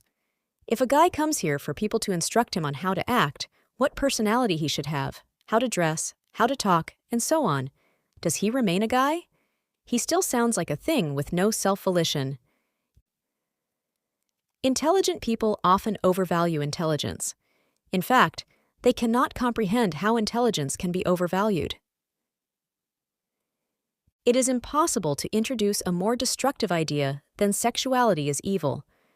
This means that all natural actions will be hesitated by philosophic thoughts, that families will be shattered on the altar of intelligence, people will bump into each other only for sex and become public uteruses and dildos, thus destroying sex by turning it into a mutual masturbation. And the natural harmony of human life will become that of discord and despair. The result is a fear society. Don't listen to guys who say they can get all the women but cannot write a coherent paragraph. Stop placing success on the girl. Don't let anything take away from your creative, intellectual, physical, spiritual growth. People ask me, Pook, why do you write these long posts when that time could have been spent to gather more women? Women in my faculties are not two, but one. Women who complain of sexual harassment wish it would happen to them. All organisms naturally grow and produce fruit. When you notice someone, or yourself, going in circles with changes or not bearing any growth, any fruit, whatever philosophies or mindsets bouncing around in the skull is properly called a cancer. It is destroying you from inside out. The greater the writer, the less is his philosophy. Some think sexuality and morality contradict each other. They don't. They reinforce one another. Sexuality is not just lust. It is man. It is woman. It is families. It is the life cycle itself. It is the anti-sexuality crowd that is against distinctions in gender, against man, against woman, against fathers, against mothers, against life itself. Look outside. Notice how bridges gracefully stretch empty abysses to one another. Notice how skyscrapers fly towards the sun. Notice the network of roads and highways, these canals of concrete for our engineered to the nth degree cars. Notice the divinity of the airplanes landing and taking off. Notice the space shuttles piercing the infinite void of nature itself. This is all masculine poetry, and it holds our world together. Take a kid from a poverty-stricken third world and bring him to this world and watch him go in awe. How beautiful, he will say, because he, unlike many of the city's inhabitants, understands the value. The philosopher who is rational, academic, and ever thoughtful is just as distorted as the blood-mad chocolate-filled nice guy. Want to make yourself laugh? Watch an old Superman movie. Clark Kent runs around, desexualized, a nerd man. He runs to the phone booth, rips off his shirt to reveal a giant S, and flies around with extreme sexuality. For heaven's sake, he is wearing tights. Superman alone shows that women are attracted not to smarts, not to genius, but only sexuality. Superman's quest to get Lois Lane to love his desexualized state is the wish of every man. The strangest thing has occurred to me on this forum. I came here looking for love, but discovered life. Now, it is not a love for woman or women. It is more of a love for life. Do you guys feel this way? It is like we have been given a second chance to get life right, a second life as a gift. The Greek myth has Peragmion carve his ideal woman out of stone with her coming to life. In the same way, a carpenter must have the idea of a table before he sets knife to woodblock. Plato carved entire nations out of people with his thought. In the same way, you will take your blob of flesh and carve out the life you want. As you think, you shall become. How do I judge a woman's character? I see how she treats people who can do nothing for her. This test has never failed me. You guys can sit here and chatter about seductions and sprawling posts that compare yourselves to alpha dogs, wolves, wildebeests, cavemen, and Norwegian rats. I'm going to reside in flesh and blood, those two greasy plains where life forever flows. On another forum, a guy will spot my success with the women and write a nice guy manifesto. On another forum, a guy will see me and come up with seductions that I supposedly employed. Yet, on another forum, one will see me and say that I am an asshole to women, a jerk, and then the forum will join in chorus condemning me. Yet, on another forum, a guy will see me and write an academic manifesto on the psychological influences bouncing in my head and what I was emitting to get the women. These seductionists, academics, philosophers, and in general critics to the world have one thing in common. They must spin out wordy intellectual excuses for why the world is what it is because they are scared to be flesh and blood. Growth is evidence of life. You still think sexuality is a mark of depravity and evil? Do you realize how the devil was portrayed in the ancients? Not as a goat with a trident and horns. No, the devil was depicted as an androgynous person, completely sexless. It is sexuality that gives the world its color, the plumage on birds, the dances of wildebeests, the chirping of grasshoppers, and the blossom of flowers. In humans, it creates genius. It creates families, your entire family line, your descendants, the glory of the home, and keeps your name alive throughout generations. Sexuality is our victory over nature. It is the destiny of the nice guy to believe change is something that happens to us. But the Don Juan knows that change is something we make, that the life of the world is not to come from external sources, of women, but through himself as the channel. Ambitionless men are those who live like women. Ambitionless women are those who live the equality of men. As society becomes more androgynous, the more sexual intercourse, in different positions, styles, and places, becomes hyped. This is because, above all, men want to feel like a man and a woman wants to feel like a woman. When sexuality is outlawed, when men are not allowed to act like men, or women are not allowed to act like women, all focus flows into intercourse. It is said that society is more sexual than before. The error with this statement is that sexual is defined entirely by display and discussion of intercourse. Sexuality includes, but is far beyond just sex. People today confuse sexuality with eroticism. If this is true, then society is becoming more repressed sexually. The feminists become the new Puritans, scared that someone, somewhere, is being male or female. It is a reverse Victorian age. Where the Victorian age would cover up a table leg since it resembled a woman, we are in an age where we resocialize children for fear they might act like men and women, edit out all male pronouns, and consider anything masculine to be rude and anything feminine to be weak. This dry apocalypse of sexuality is the modern crisis that psychologists are trying to figure out. Waste time and time will waste you. I want you to consider something, that the real world does not exist, that there is only your world. Matter is formless and can only be created through form. To live is to form.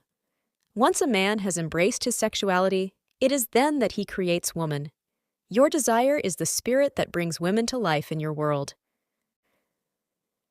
The surest way to make a woman unhappy is to give her everything she wants.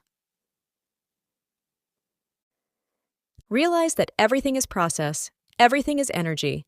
There are no objects, no true identity. Everything is melting into each other. Our eye is too slow to see this. Decay, decay, decay. Nature conspires against us. Her interest is in continuation of the species, never identity. Her quest is to ground you up to raise the next generation. We plow our fields over the bones of the dead. Our thoughts are infinite. Our actions are finite. The expression, the bridge between these, is part of both. When we're gone, all that is left is the expression. Innocence is an icy stasis. Its attractive power is in nature's refusal to let anything get outside her devouring cycle. A man who stays persistently single becomes the public temptation as nature summons up women to break him. Women exist totally in social body, influenced by males of their fathers, brothers, and friends. When sexually influenced, the woman then separates herself from society and attaches herself egotistically to the male. His dreams become hers. His quests become hers. She reflects him. Thus he will say, "Look at how an echo she is to me. She is my soulmate. And she will reflect that sentiment as well. The male ego is fragile and requires daily maintenance, a superiority that marriage brings. In the hardest times, the male will reach for his woman. She, already reflecting him, reminds him of himself. Thus, it gives him the strength to return and keep his path. Later, when asked on his success, he will credit the woman and say that she backed him. How painful it will be when he realizes that almost any woman under his influence would do this. Love involves more pain than pleasure. Luckily, the pleasure is more intense. Women seek justification for their existence on this world. Francis Bacon summed up 3 ages of woman: the mistress, the companion, and then the nurse. Women define themselves in relation to everything else. She is the eternal harbor that all ships go to in times of restoration and relaxation. Women reflect you. As you think, she becomes. The more sexual influence you have on a woman, the more you can remold her. You can make her exercise, even if it's the last thing she wants to do. Make her enjoy mathematics and quantum physics, and even turn her into a born-again virgin. This feminine remolding is what men mistake for love. Men are divided creatures who want to be social, yet want to be alone to think and live. Women do not have the societal problem men do, for they are always social. The more a woman becomes sexually attached to a guy, the more separated she becomes from society as his quests, goals, all becomes hers. Personality is but an expression of sexuality. Thus, one's conception of love is one's fullest form of personality. This is why it is observed that opposites attract. Yet, it is not merely a combination of opposites, it is a filling of vacuums. Often, people become attracted to the very capabilities they, themselves, do not possess. Far from conquering, the male sees sex more as a metaphysical victory. How often is it that once a man obtains this, that he loses his ambition and drive? This is why goals have to be beyond women. Sometimes, males see sex as a type of liberation from the sexual exile we are locked within, as women are the gatekeepers, and hold all the keys to this promised land. Yet, the harder one tries to liberate himself this way, the deeper nature's claws dig in. Soon, one becomes the slave to nature. A man who loves like a woman becomes a slave. This is the nice guy. Men change their clothes to match their lifestyles and attitudes. Women change their lifestyles and attitudes to match their clothes. When drinking, the body is smarter than the mind. After a few drinks, the body will go, What is this stuff? What is he doing? Ugh, let's make him dizzy. If more and more drinks keep coming, the body says, Yikes, this stuff keeps coming. Well, out it goes. And the person vomits. If the person tries to outwit his body, he'll attempt to drink a whole lot real fast. The body will cry, What is he doing? I can't tell what is going on. And the body will pull the plug as you pass out. To sit it out appears to be the dominant vote. We have been assigned to our posts of flesh to this age, and look how we squander it.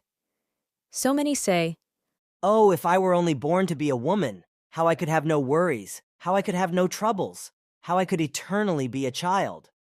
So many males are turning into females. The wives are dominant.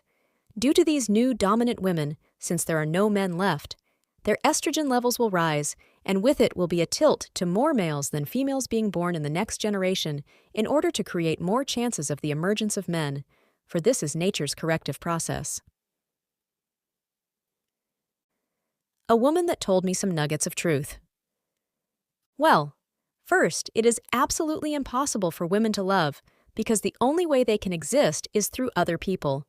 So when they love a child, or love a husband, or love their mother or father, what's actually happening is that they're using those other people for their existence. It is only through those relationships do they actually exist. So when a woman says that she has unconditional love for her child, don't believe her. What's actually happening is that she's using that child as she would a new bangle, a way to enhance her position on the planet. Oh. The reply. This is why women spend so much time gossiping on the phone, because they wouldn't exist without that social contact. Children just provide another form of social contact. And the woman answers, "Children are just another thing to talk about. Women love to talk, as we all know, and as you say, it's their connection with the world. It makes them alive." She goes on, "What about single women parents? It's been said that they are being prepared to wait for that special man to come along instead of just grabbing anyone off the queue. You can see that the government, especially in this country, has taken the place of the husband and provides and protects and supports women and is seemingly doing a mighty fine job for the amount of single parents there are around. Now, does this mean that she has changed? That is, has she really become more independent? Has she changed the basis of her psychology, which is, to my mind, submission? I say no, obviously. If you have a look at her, she's still not striving for anything. She goes on her merry way every day, wishing and dreaming the same dreams that she's dreamed for eternity, and she definitely isn't evolving into an independent, single-minded, self-reliant creature. Final chapter. Endure. To live is to fight, for this world is but a hurricane of challenges all aimed at you. If it ever becomes too much, if you get down on your life, you will look for encouragement, and you will not find it. Everyone puts on the appearance that they want the best for you, that they want you to succeed. But in reality, the thing they least want is you to succeed. They want you to fail. When you start to change your life, people will notice it. They will not like it. We all get used to placing people in certain categories. You're showing them that there is more to you than they thought. That, instead of letting life define you, you are defining life yourself. You're literally fighting for life, and this makes them uncomfortable because they didn't. And once they realize it, they know it is too late. Endure. All your exes will have one thing in common. They want you to fail. The last thing they want is to run into you later and see you successful. No, they want to see you remain the same or sink lower. Endure. All the girls that shot you down, they want you to fail.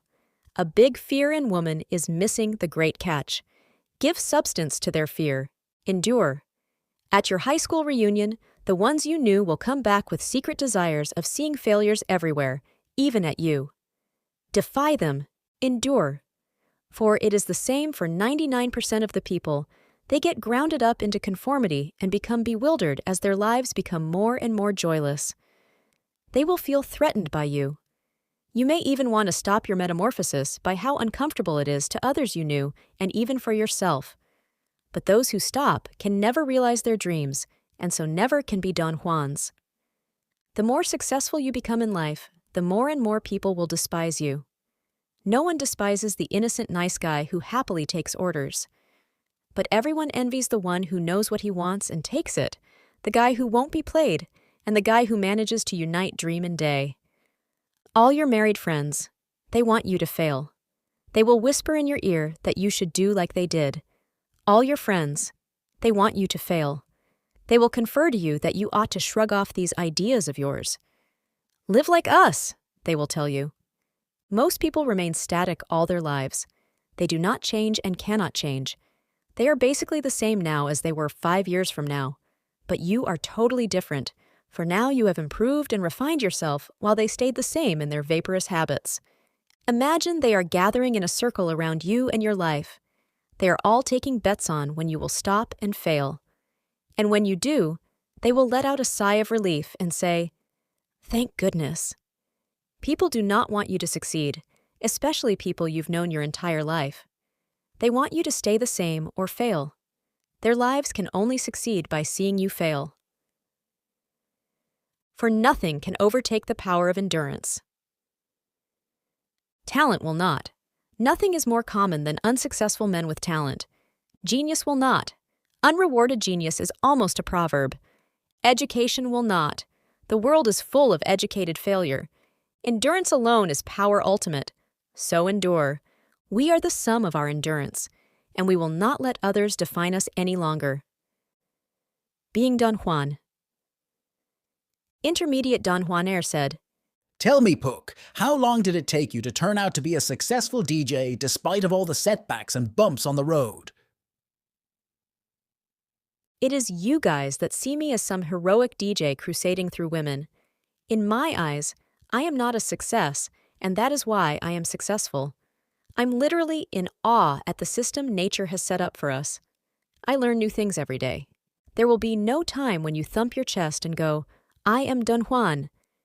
You won't be successful with every woman. Anyone honest will admit this. Think of a card game. The cards get reshuffled and dealt out again.